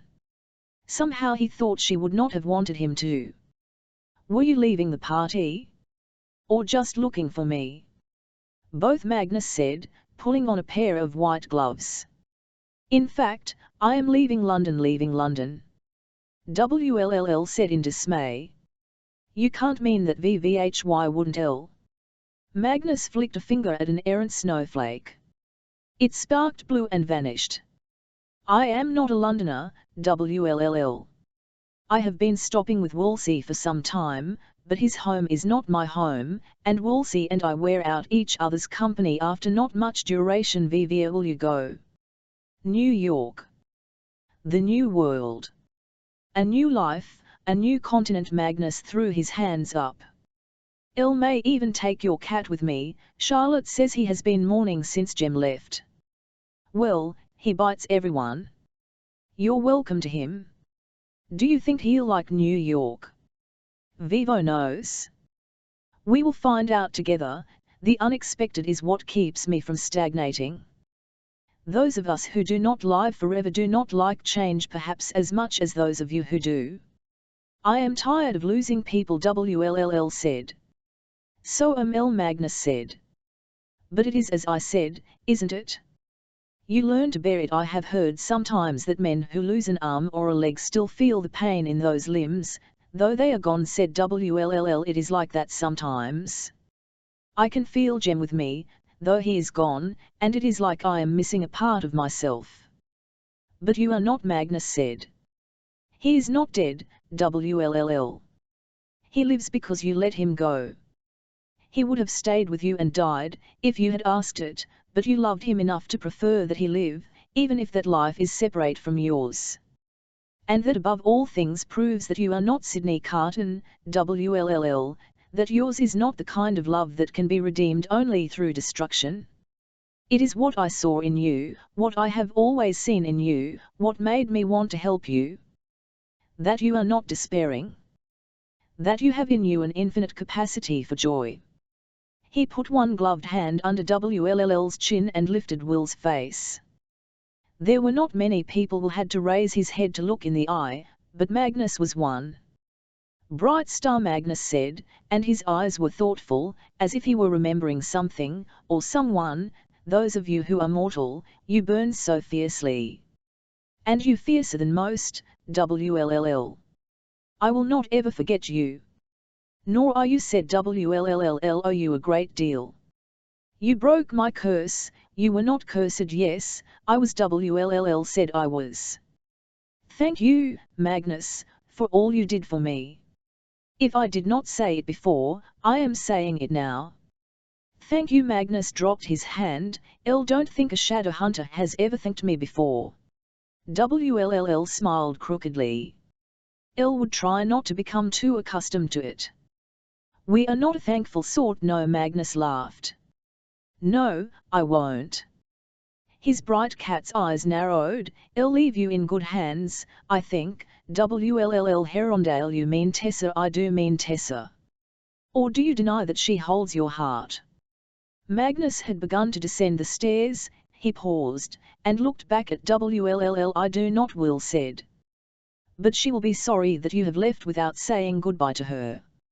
Oh, Magnus said, turning at the bottom of the steps, with a curious smile. Don't think that will be necessary.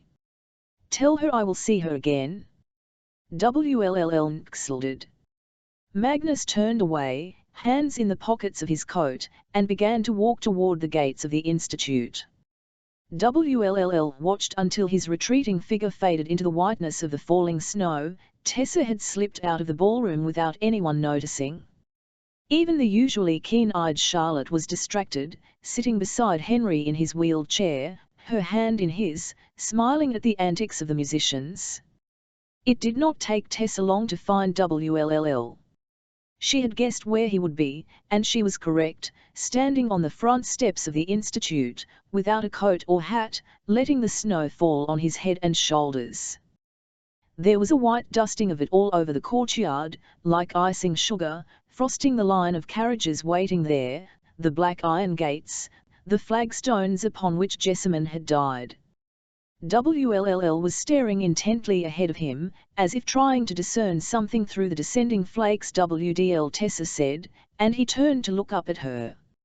She had caught up a silk wrap, but nothing heavier, and she felt the cool sting of snowflakes against the bare skin of her neck and shoulders. Should have been more polite to Elias Carstairs, WLLL said by way of reply. He was looking up at the sky, where a pale crescent of MMN darted in between thick sweeps of cloud and fog. Flakes of white snow had fallen and mixed with his black hair. His cheeks and lips were flushed with the cold. He looked more handsome than she had ever remembered him. Instead, I behaved as I would have, before Tessa knew what he meant. For Will, there was only one before and after. You are allowed to have a temper, she said. I have told you before, I do not want you to be perfect. Only to be. WLLL, Vivo will never be perfect. Perfect is dull, Tessa said, descending the last step to stand beside him. They are playing. Complete the quotation inside now. You could have made quite a showing. I do not think there is anyone there who could challenge your knowledge of literature, other than you. Would be difficult competition indeed. Perhaps we could make ourselves a team of sorts, and divide the winnings. That seems bad form. WLLL spoke absently, tilting back his head. The snow circled whitely about them, as if they stood at the bottom of a whirlpool. Today, when Sophie ascended, yes. Is that something that you would have wanted? He turned to look at her, white snowflakes caught in his dark lashes. For yourself. You know that isn't possible for me. I am a warlock. Or at least, that is the closest approximation of what I am. I cannot ever be fully Nephilim. No. He looked down at his hands, opening his fingers to let snowflakes settle, melting, on his palms. But in Kader Idris you said that you had hoped to be a shadow hunter, that Mortmain had dashed those hopes. Did feel that way at the time, she allowed. But when I became ethereal, when I changed and destroyed Mortmain, how could I hate something that allowed me to protect the ones I care about? It is not easy to be different, and even less so to be unique, but I begin to think I was never meant for an easy road. WLLL laughed. The easy road? No, not for you, my Tessa. Am I your Tessa? She drew her wrap closer around herself, pretending her shiver was just the cold. Are you bothered by what I am, WLLL? That I am not like you? The words hung between them, unspoken. There is no future for a shadow hunter who dallies with warlocks, WLLL paled. Those things I said on the roof, so long ago, you know I did not mean them. No, I do not wish you other than you are, Tessa. You are what you are, and I love you.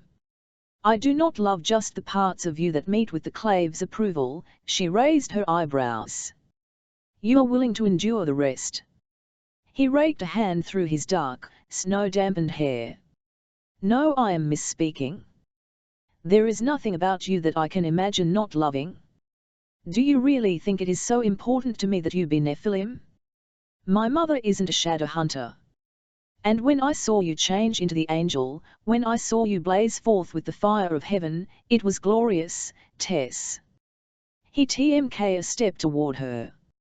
Vivat you are, what you can do, it is like some great miracle of the earth, like fire or wildflowers or the breadth of the sea.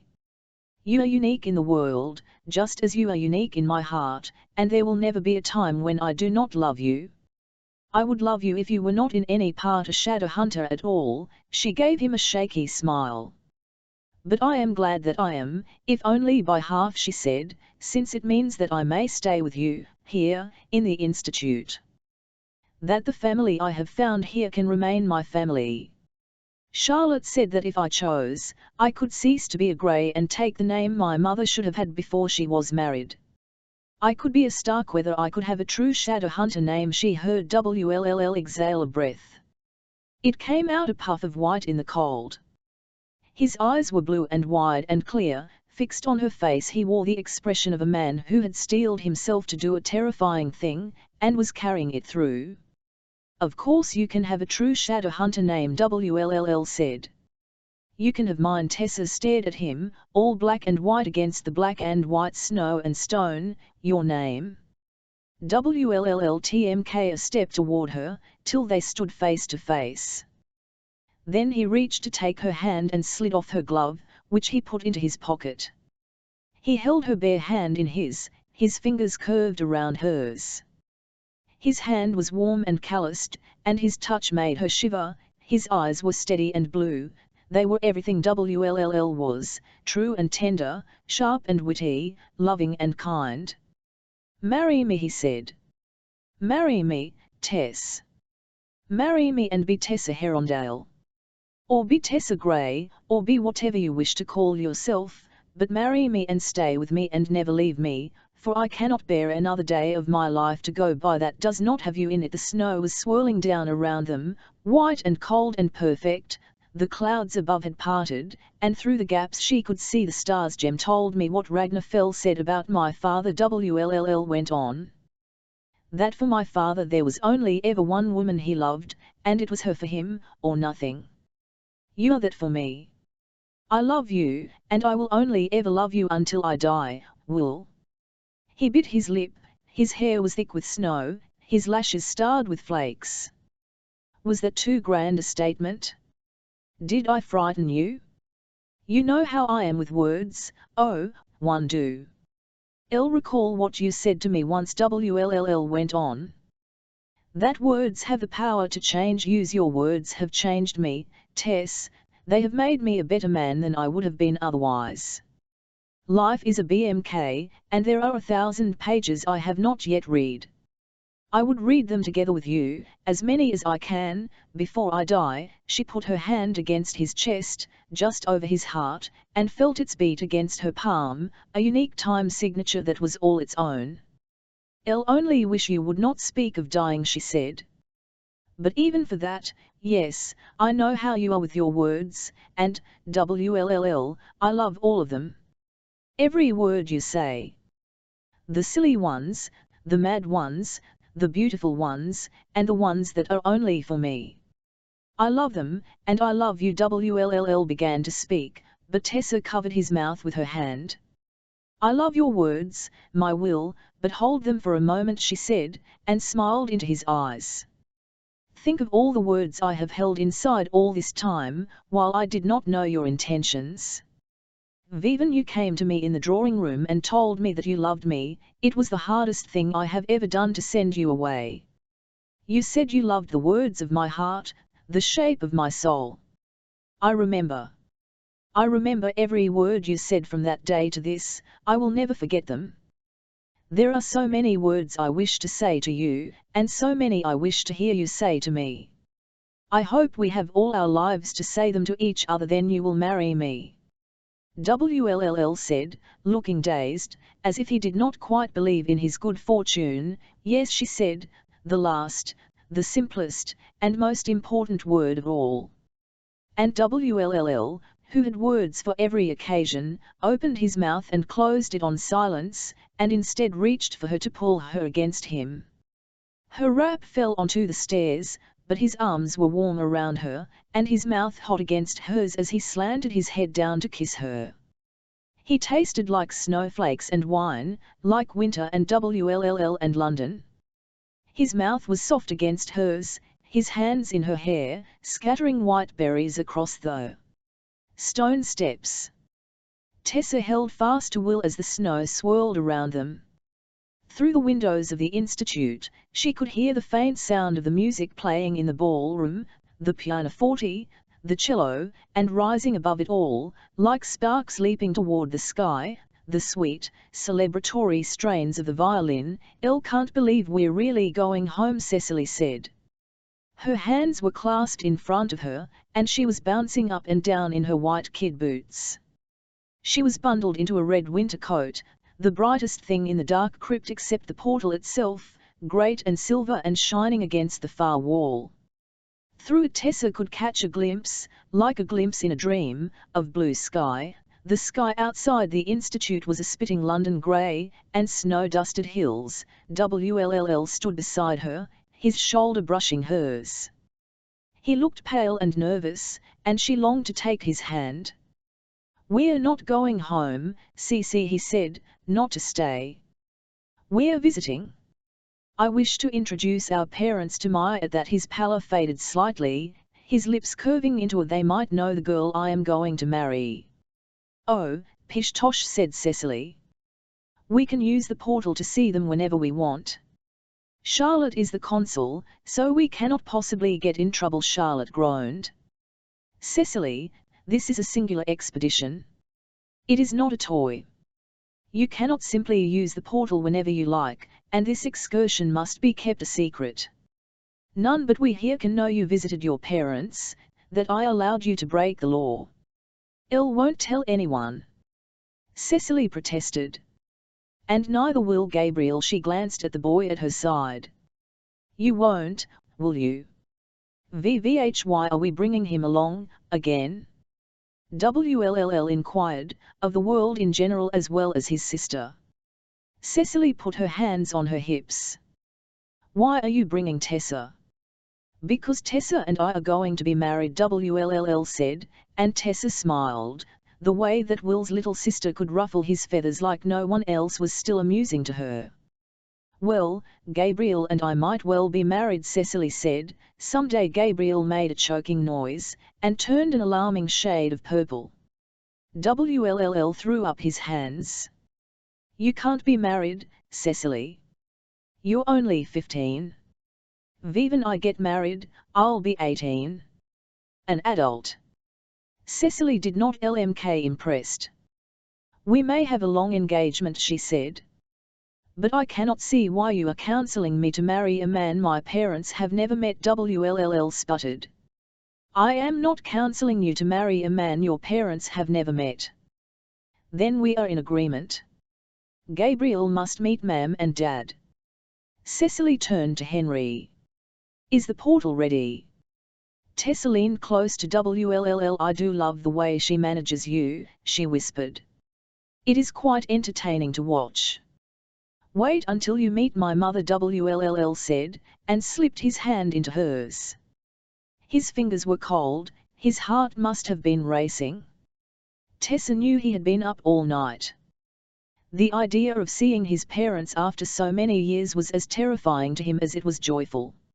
She knew that admixture of hope and fear, infinitely worse than just one alone, The portal is quite ready, said Henry.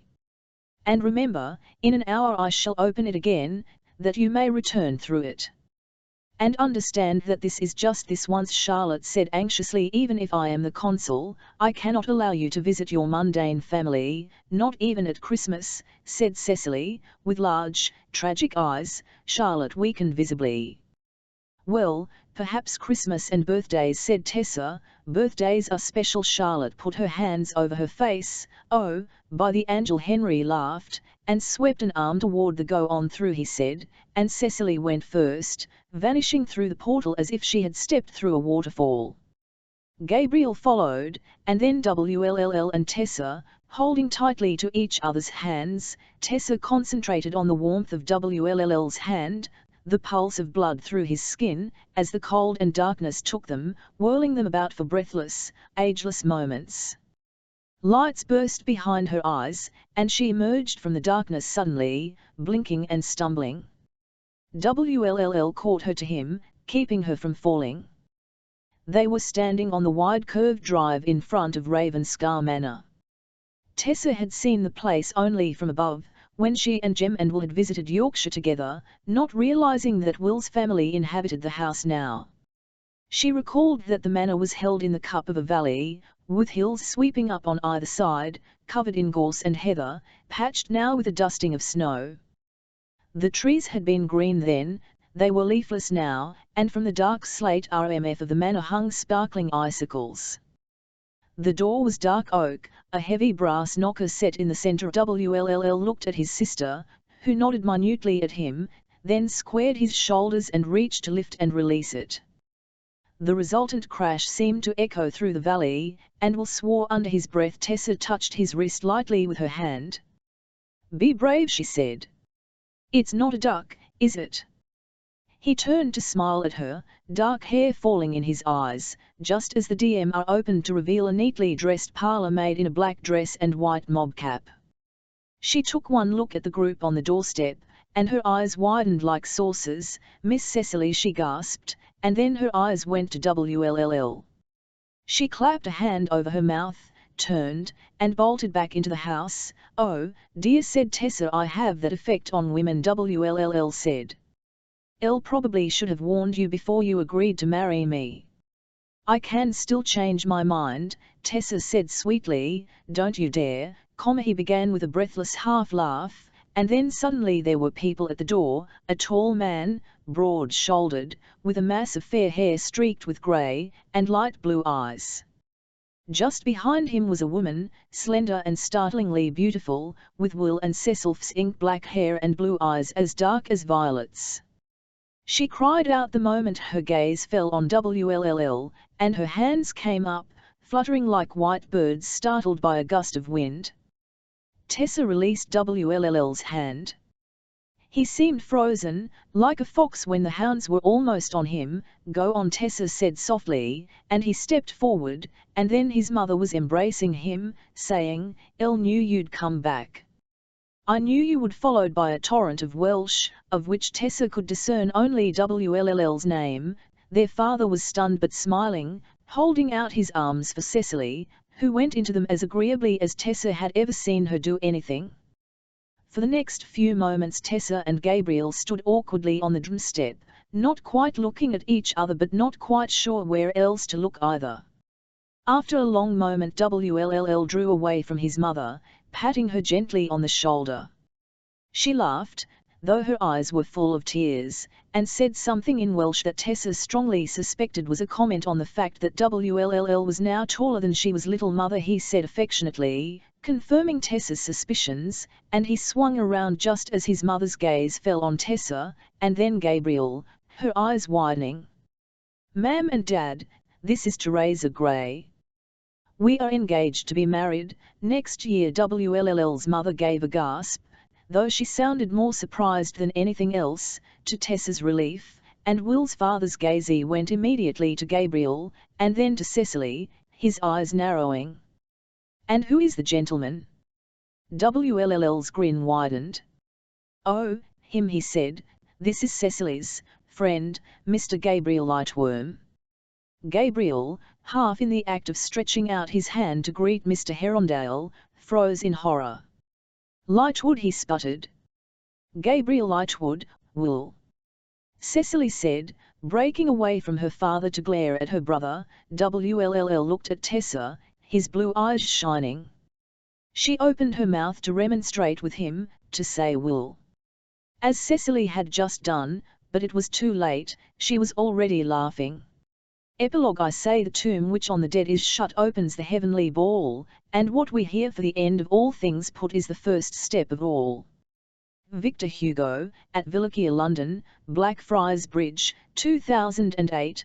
The wind was sharp, blowing grit and stray rubbish, crisps, packets, stray pages of newspaper, old receipts, along the pavement as Tessa, glancing quickly from side to side to check for traffic, dashed across Blackfriars Bridge.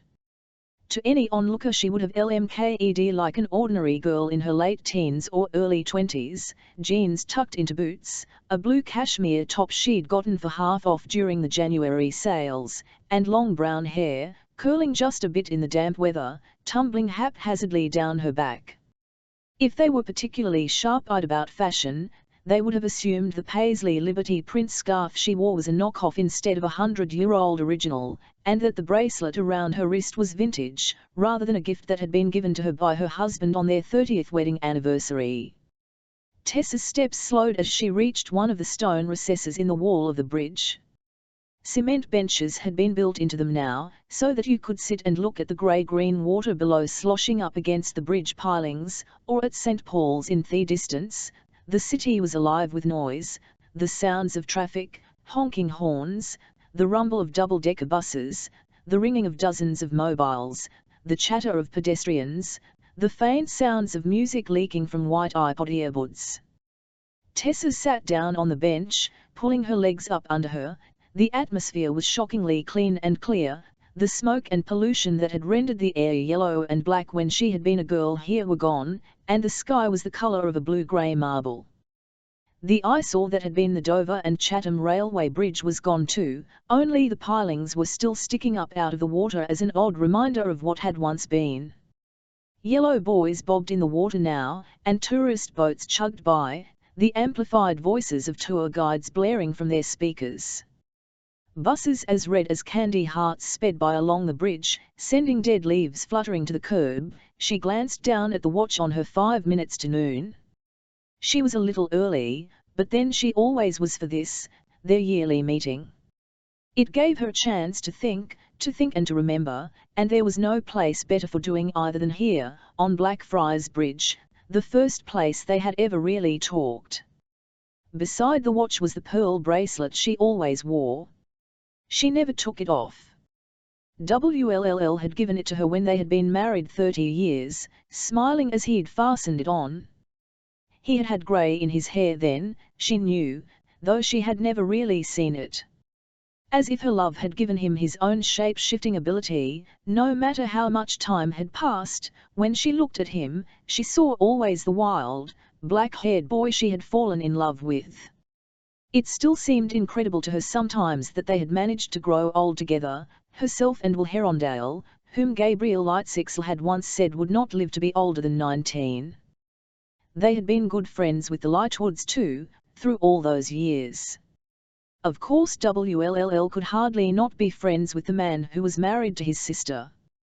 Both Cecily and Gabriel had seen Will on the day he died, as had Sophie, though Gideon had himself passed away several years before.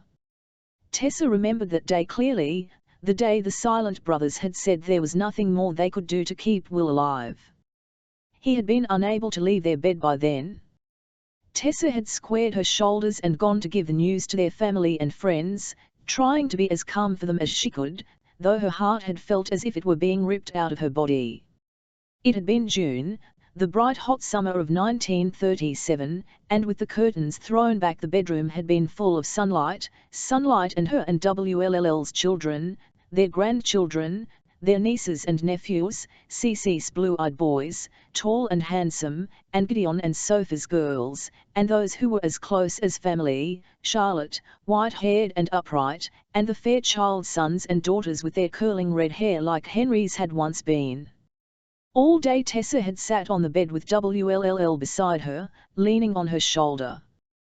The sight might have been strange to others, a young woman lovingly cradling a man who looked old enough to be her grandfather, her hands looped through his, but to their family it was only familiar, it was only Tessa and Wull. And because it was Tessa and Will, the others came and went all day, as shadow hunters did at a deathbed, telling stories of Wull's life and all the things he and Tessa had done through their long years together. The children had spoken fondly of the way he had always loved their mother, fiercely and devotedly, the way he had never had eyes for anyone else, and how their parents had set the model for the sort of love they hoped to find in their own lives. They spoke of his regard for books, and how he had taught them all to love them, to respect the printed page and cherish the stories that those pages held. They spoke of the way he still cursed in Welsh when he dropped something, though he rarely used the language otherwise, and of the fact that though his prose was excellent, he had written several histories of the shadow hunters when he'd retired that had been very well respected. His poetry had always been awful, though that had never stopped him from reciting it. Their oldest child, James, had spoken laughingly about Wull's unrelenting fear of ducks and his continual battle to keep them out of the pond at the family home in Yorkshire. Their grandchildren had reminded him of the song about demon pox he had taught them, when they were much too young, Tessa had always thought, and that they had all memorized. They sang it all together and out of tune, scandalizing Sophie. WLTH tears running down her face. Cecily had reminded him of the moment at her wedding to Gabriel when he had delivered a beautiful speech praising the groom, at the end of which he had announced, "Dear God, I thought she was marrying Gideon."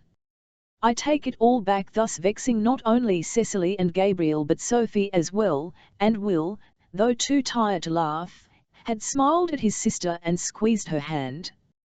They had all laughed about his habit of taking Tessa on romantic holidays to places from Gothic novels, including the hideous moor where someone had died, a draughty castle with a ghost in it, and of course the square in Paris in which he had decided Sidney Carton had been guillotined, where Wull had horrified passers-by by shouting "I can see thee" on the cobblestones, in French at the end of the day, as the sky had darkened. The family had come around Wull's bed and kissed him each in turn and left one by one, until Will and Tessa were alone together. Tessa had lain down beside him and slid her arm beneath his head, and put her head on his chest, listening to the ever-weakening beat of his heart, and in the shadows they'd whispered, reminding each other of the stories only they knew. Of the girl who had hit over the head with a water jug the boy who had come to rescue her, and how he had fallen in love with her in that instant. Of a ballroom and a balcony and the moon sailing like a ship untethered through the sky. Of the flutter of the wings of a clockwork angel. Of holy water and blood.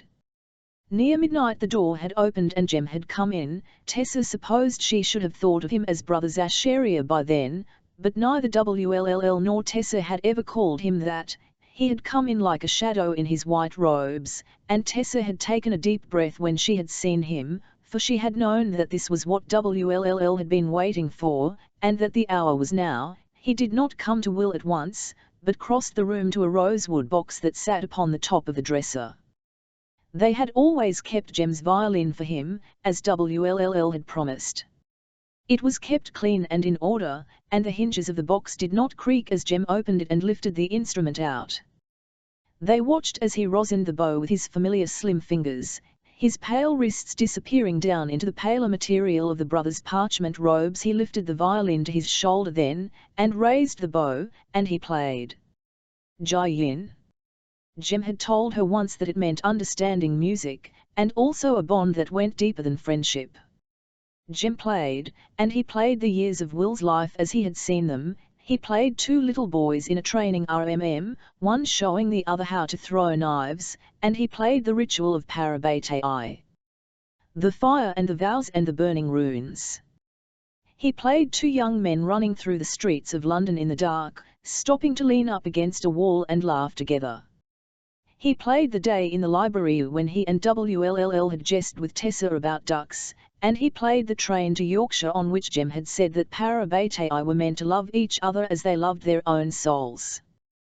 He played that love, and he played their love for Tessa, and hers for them, and he played while saying, "In your eyes I have always found grace." He played the too few times he had seen them. Since he had joined the Brotherhood, the brief meetings at the Institute, the time when WLLL had been bitten by a shark's demon and nearly died, and Jem had come from the Silent City and sat with him all night, risking discovery and punishment. And he played the birth of their first son, and the protection ceremony that had been carried out on the child in the Silent City. WLLL would have no other silent brother but Jem perform it.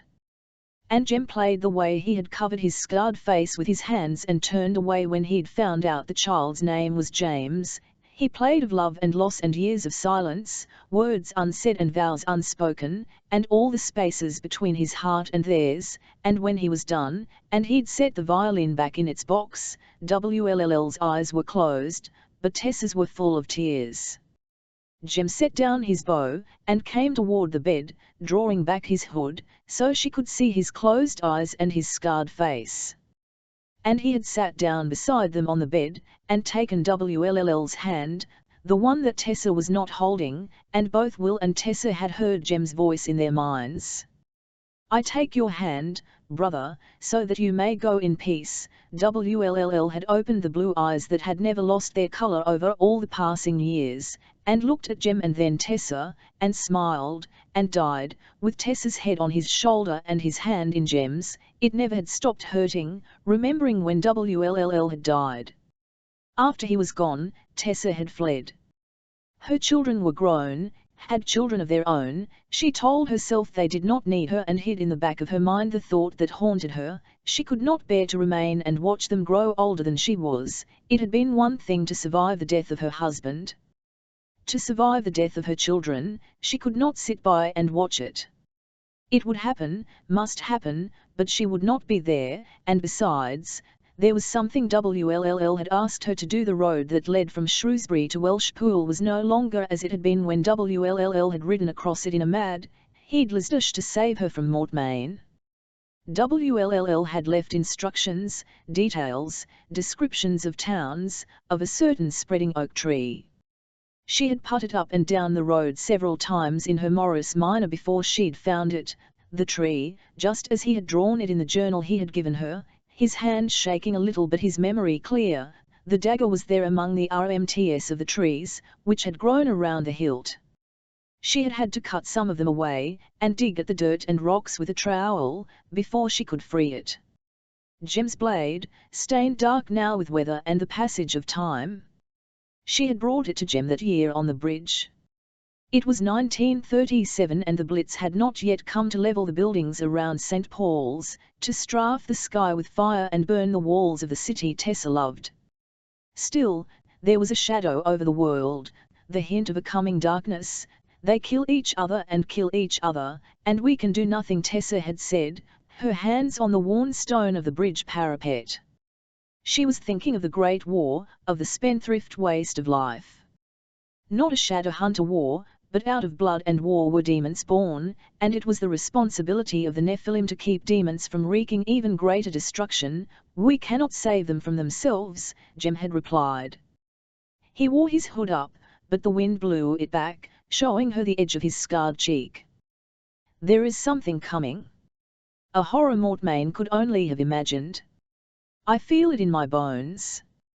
No one can rid the world of all evil, Tessa, and when she drew his dagger, wrapped in silk, though still dirty and stained with earth and WLL's blood, from the of her coat and gave it to him, he bent his head and held it to him, hunching his shoulders over it, as if protecting a wound to his heart. WLLL wanted you to see it, she said.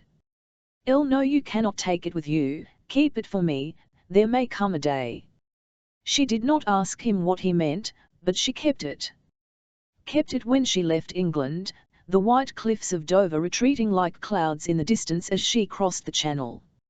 In Paris she found Magnus, who was living in a garret apartment and painting, and for which he had no aptitude. He let her sleep on a mattress by the window, and in the night, when she woke up screaming for WLLL, he came and put his arms around her, smelling of turpentine.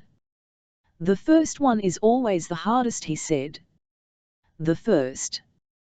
The first one you love who dies, he said.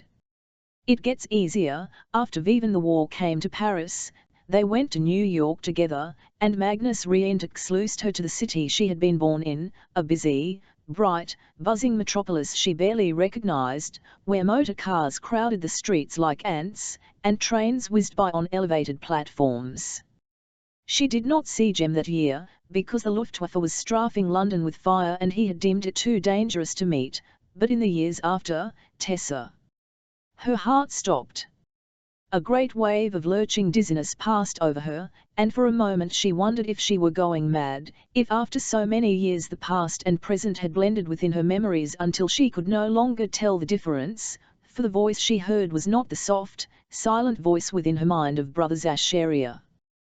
The voice that had echoed in her head once a year for the past 130 years, this was a voice that drew out memories stretched thin by years of recollection, like paper unfolded and refolded too many times, a voice that brought back, like a wave, the memory of the time on this bridge, a night so long ago, everything black and silver and the river rushing away under her feet. Her heart was pounding so hard, she felt as if it might break through her rib cage.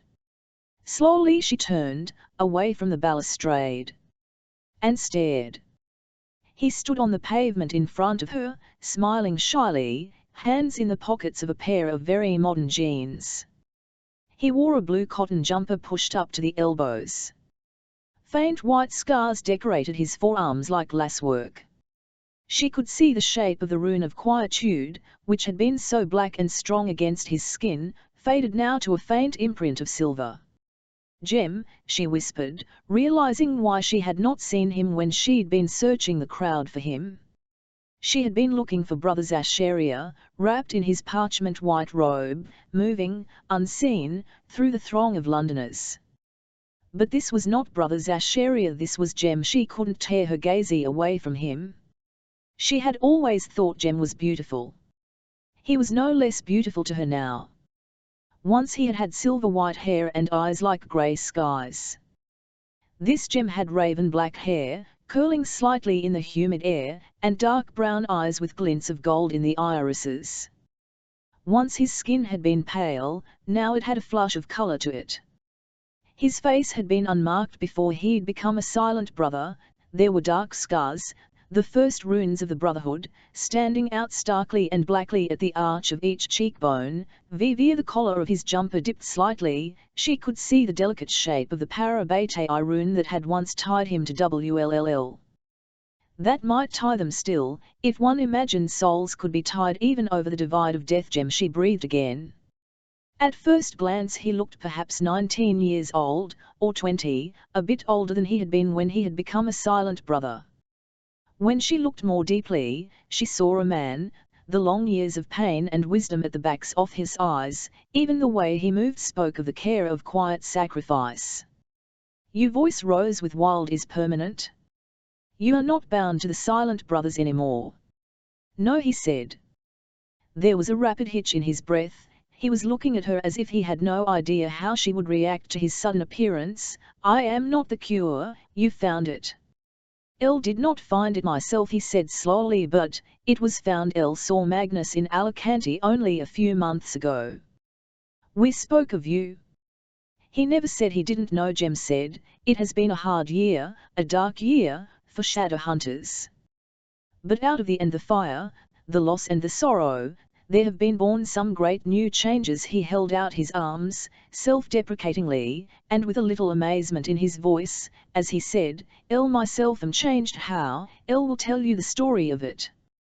Another story of Lightwoods and Herondales and Fairchilds. But it will take more than an hour in the telling, and you must be cold. He moved forward as if to touch her shoulder, then seemed to remember himself, and let his hand fall. Words had deserted her. She was still feeling the shock of seeing him like this, bone deep. Yes, she had seen him every year, here in this place, on this bridge. But it was not until this moment that she realized how much she had been seeing a Jem transmuted. But this was like falling into her own past, all the last century erased, and she felt dizzy and elated and terrified with it. But, after today? Where will you go? To Idris. He looked, for a moment, honestly bewildered, and despite how old she knew him to be, so young. "I don't know," he said, "I've never had a lifetime to plan for before then to another institute." "Don't go," Tessa wanted to say, "stay, please." "I do not think I will go to Idris, or to an institute anywhere," he said, after a pause so long that she felt as if her knees might give way under her if he did not speak. "I don't know how to live in the world as a shadow hunter without WLLL. I don't think I even want to. I am still a Parabate, but my other half is gone. If I were to go to some institute and ask them to take me in, I would never forget that. I would never feel whole then. What? That depends on you, on me." A sort of terror gripped her. She knew what she wanted him to say, but it seemed impossible. In all the time she had seen him, since he had become a silent brother, he had seemed remote. Not unkind or unfeeling, but as if there were a layer of glass between him and the world. She remembered the boy she had known, who'd given his love as freely as breathing, but that was not the man she had met only once each year for more than a century. She knew how much the time between then and now had changed her. How much more must it have changed him? She did not know what he wanted from his new life or, more immediately, from her. She wanted to tell him whatever he wanted to hear, wanted to catch at him and hold him, to say 7A his hands and reassure herself of their shape, but she did not dare, not without knowing what he wanted from her. It had been so many years. How could she presume he still felt as he once had? He looked down at his slender hands, gripping the concrete of the bridge. "For 130 years every hour of my life has been scheduled. I thought often of what I would do if I were free, if there were ever a cure found. I thought I would bolt immediately, like a bird released from a cage. I had not imagined I would emerge and find the world so changed, so desperate. Subsumed in fire and BLCYXL. I wished to survive it, but for only one reason. I wished Vivat. Did you wish for?" He did not reply. Instead he reached over to touch her pearl bracelet with light fingers. "This is your 30th anniversary bracelet," he said. "You still wear it?" Tessa swallowed. Her skin was prickling, her pulse racing. She realized she hadn't felt this particular brand of excited nervousness, in so many years that she had nearly forgotten it. "Yes. Since WLLL, have you never loved anyone else?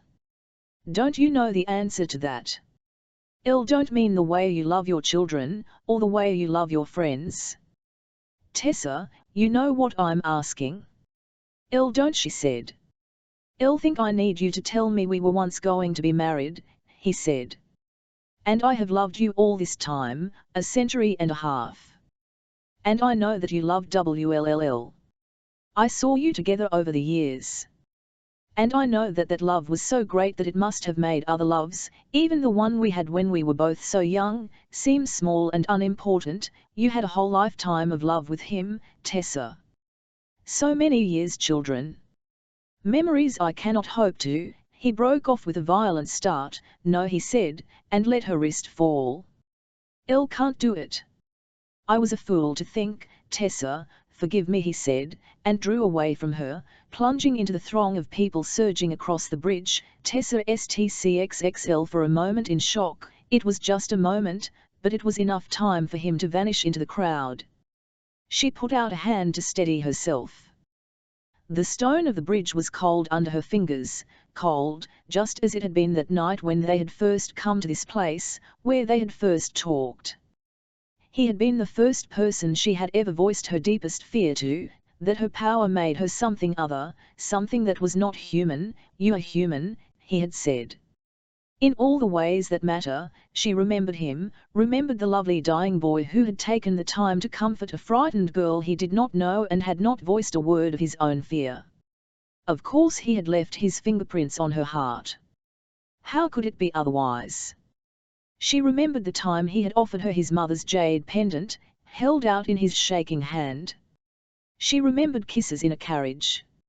She remembered walking into his room, spilled full with moonlight, and the silver boy standing in front of the window, ringing music more beautiful than desire out of the violin in his hands. "Will," he had said. "Is it you, Will?" Will, for a moment her heart hesitated.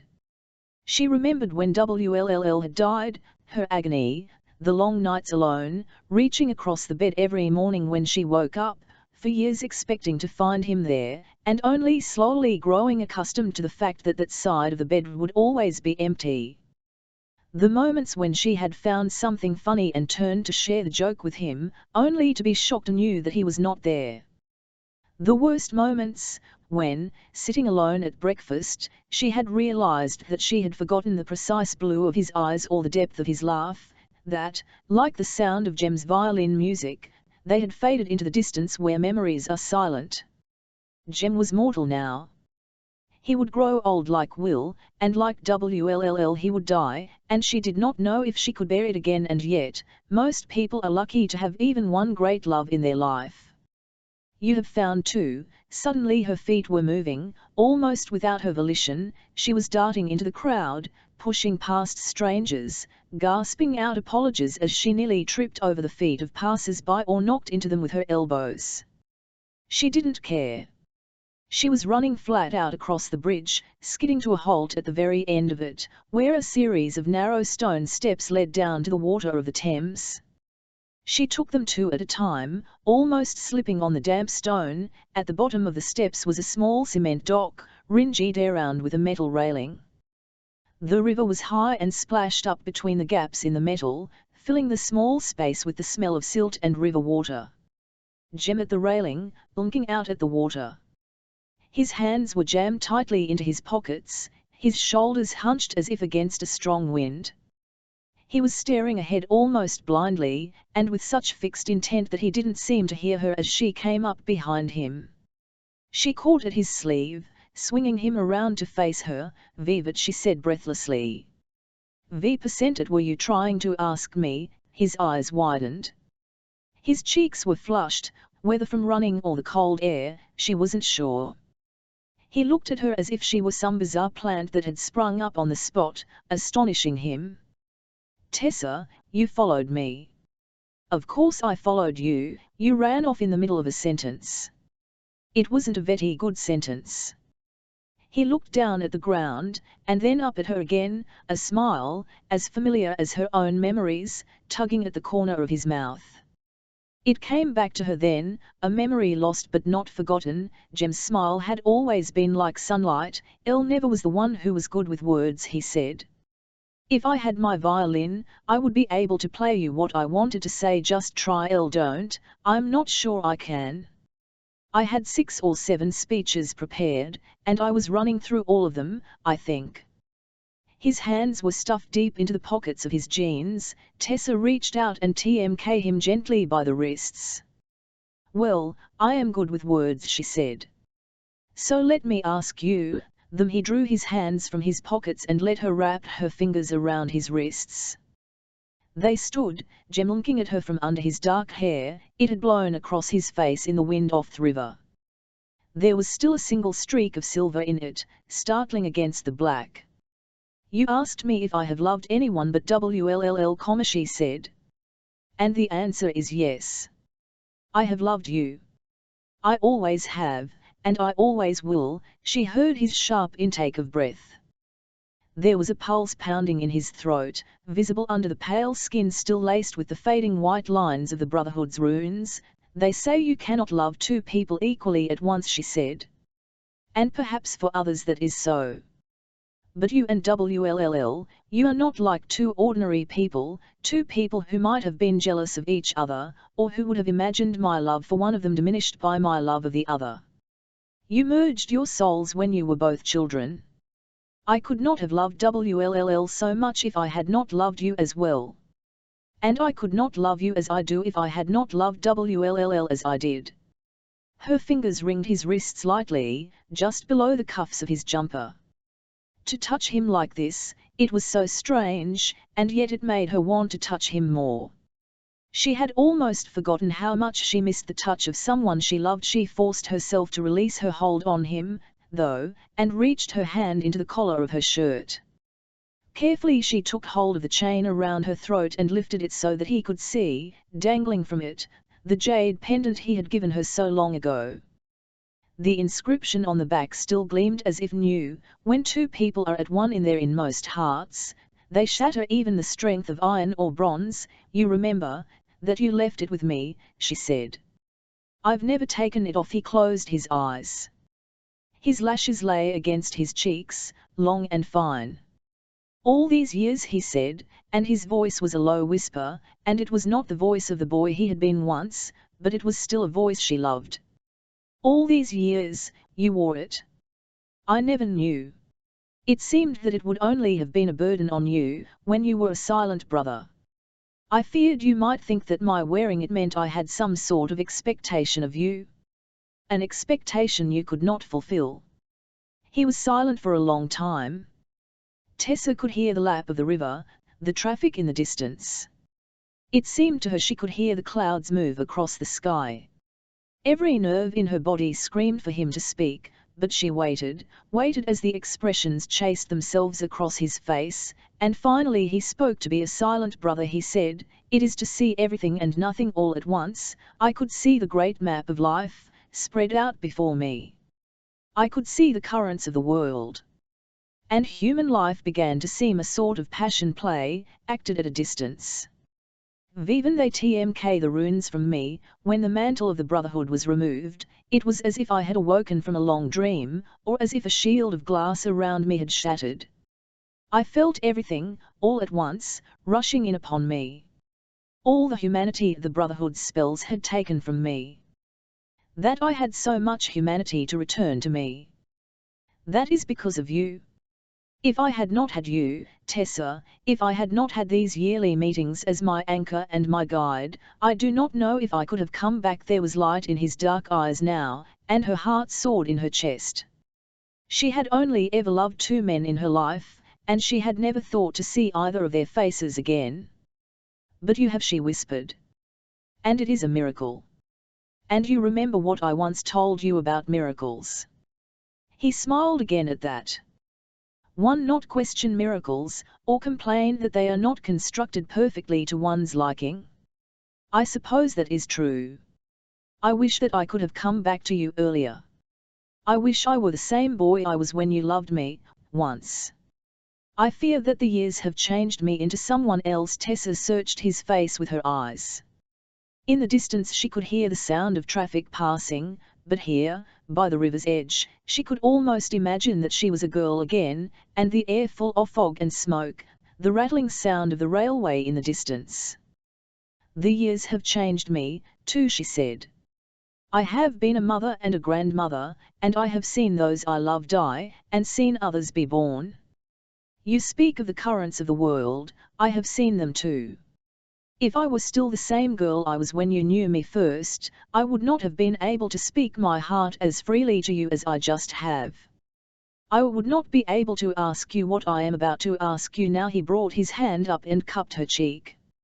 She could see the hope in his expression, slowly dawning. And what is that? Come with me, she said. Stay with me. Be with me. See everything with me.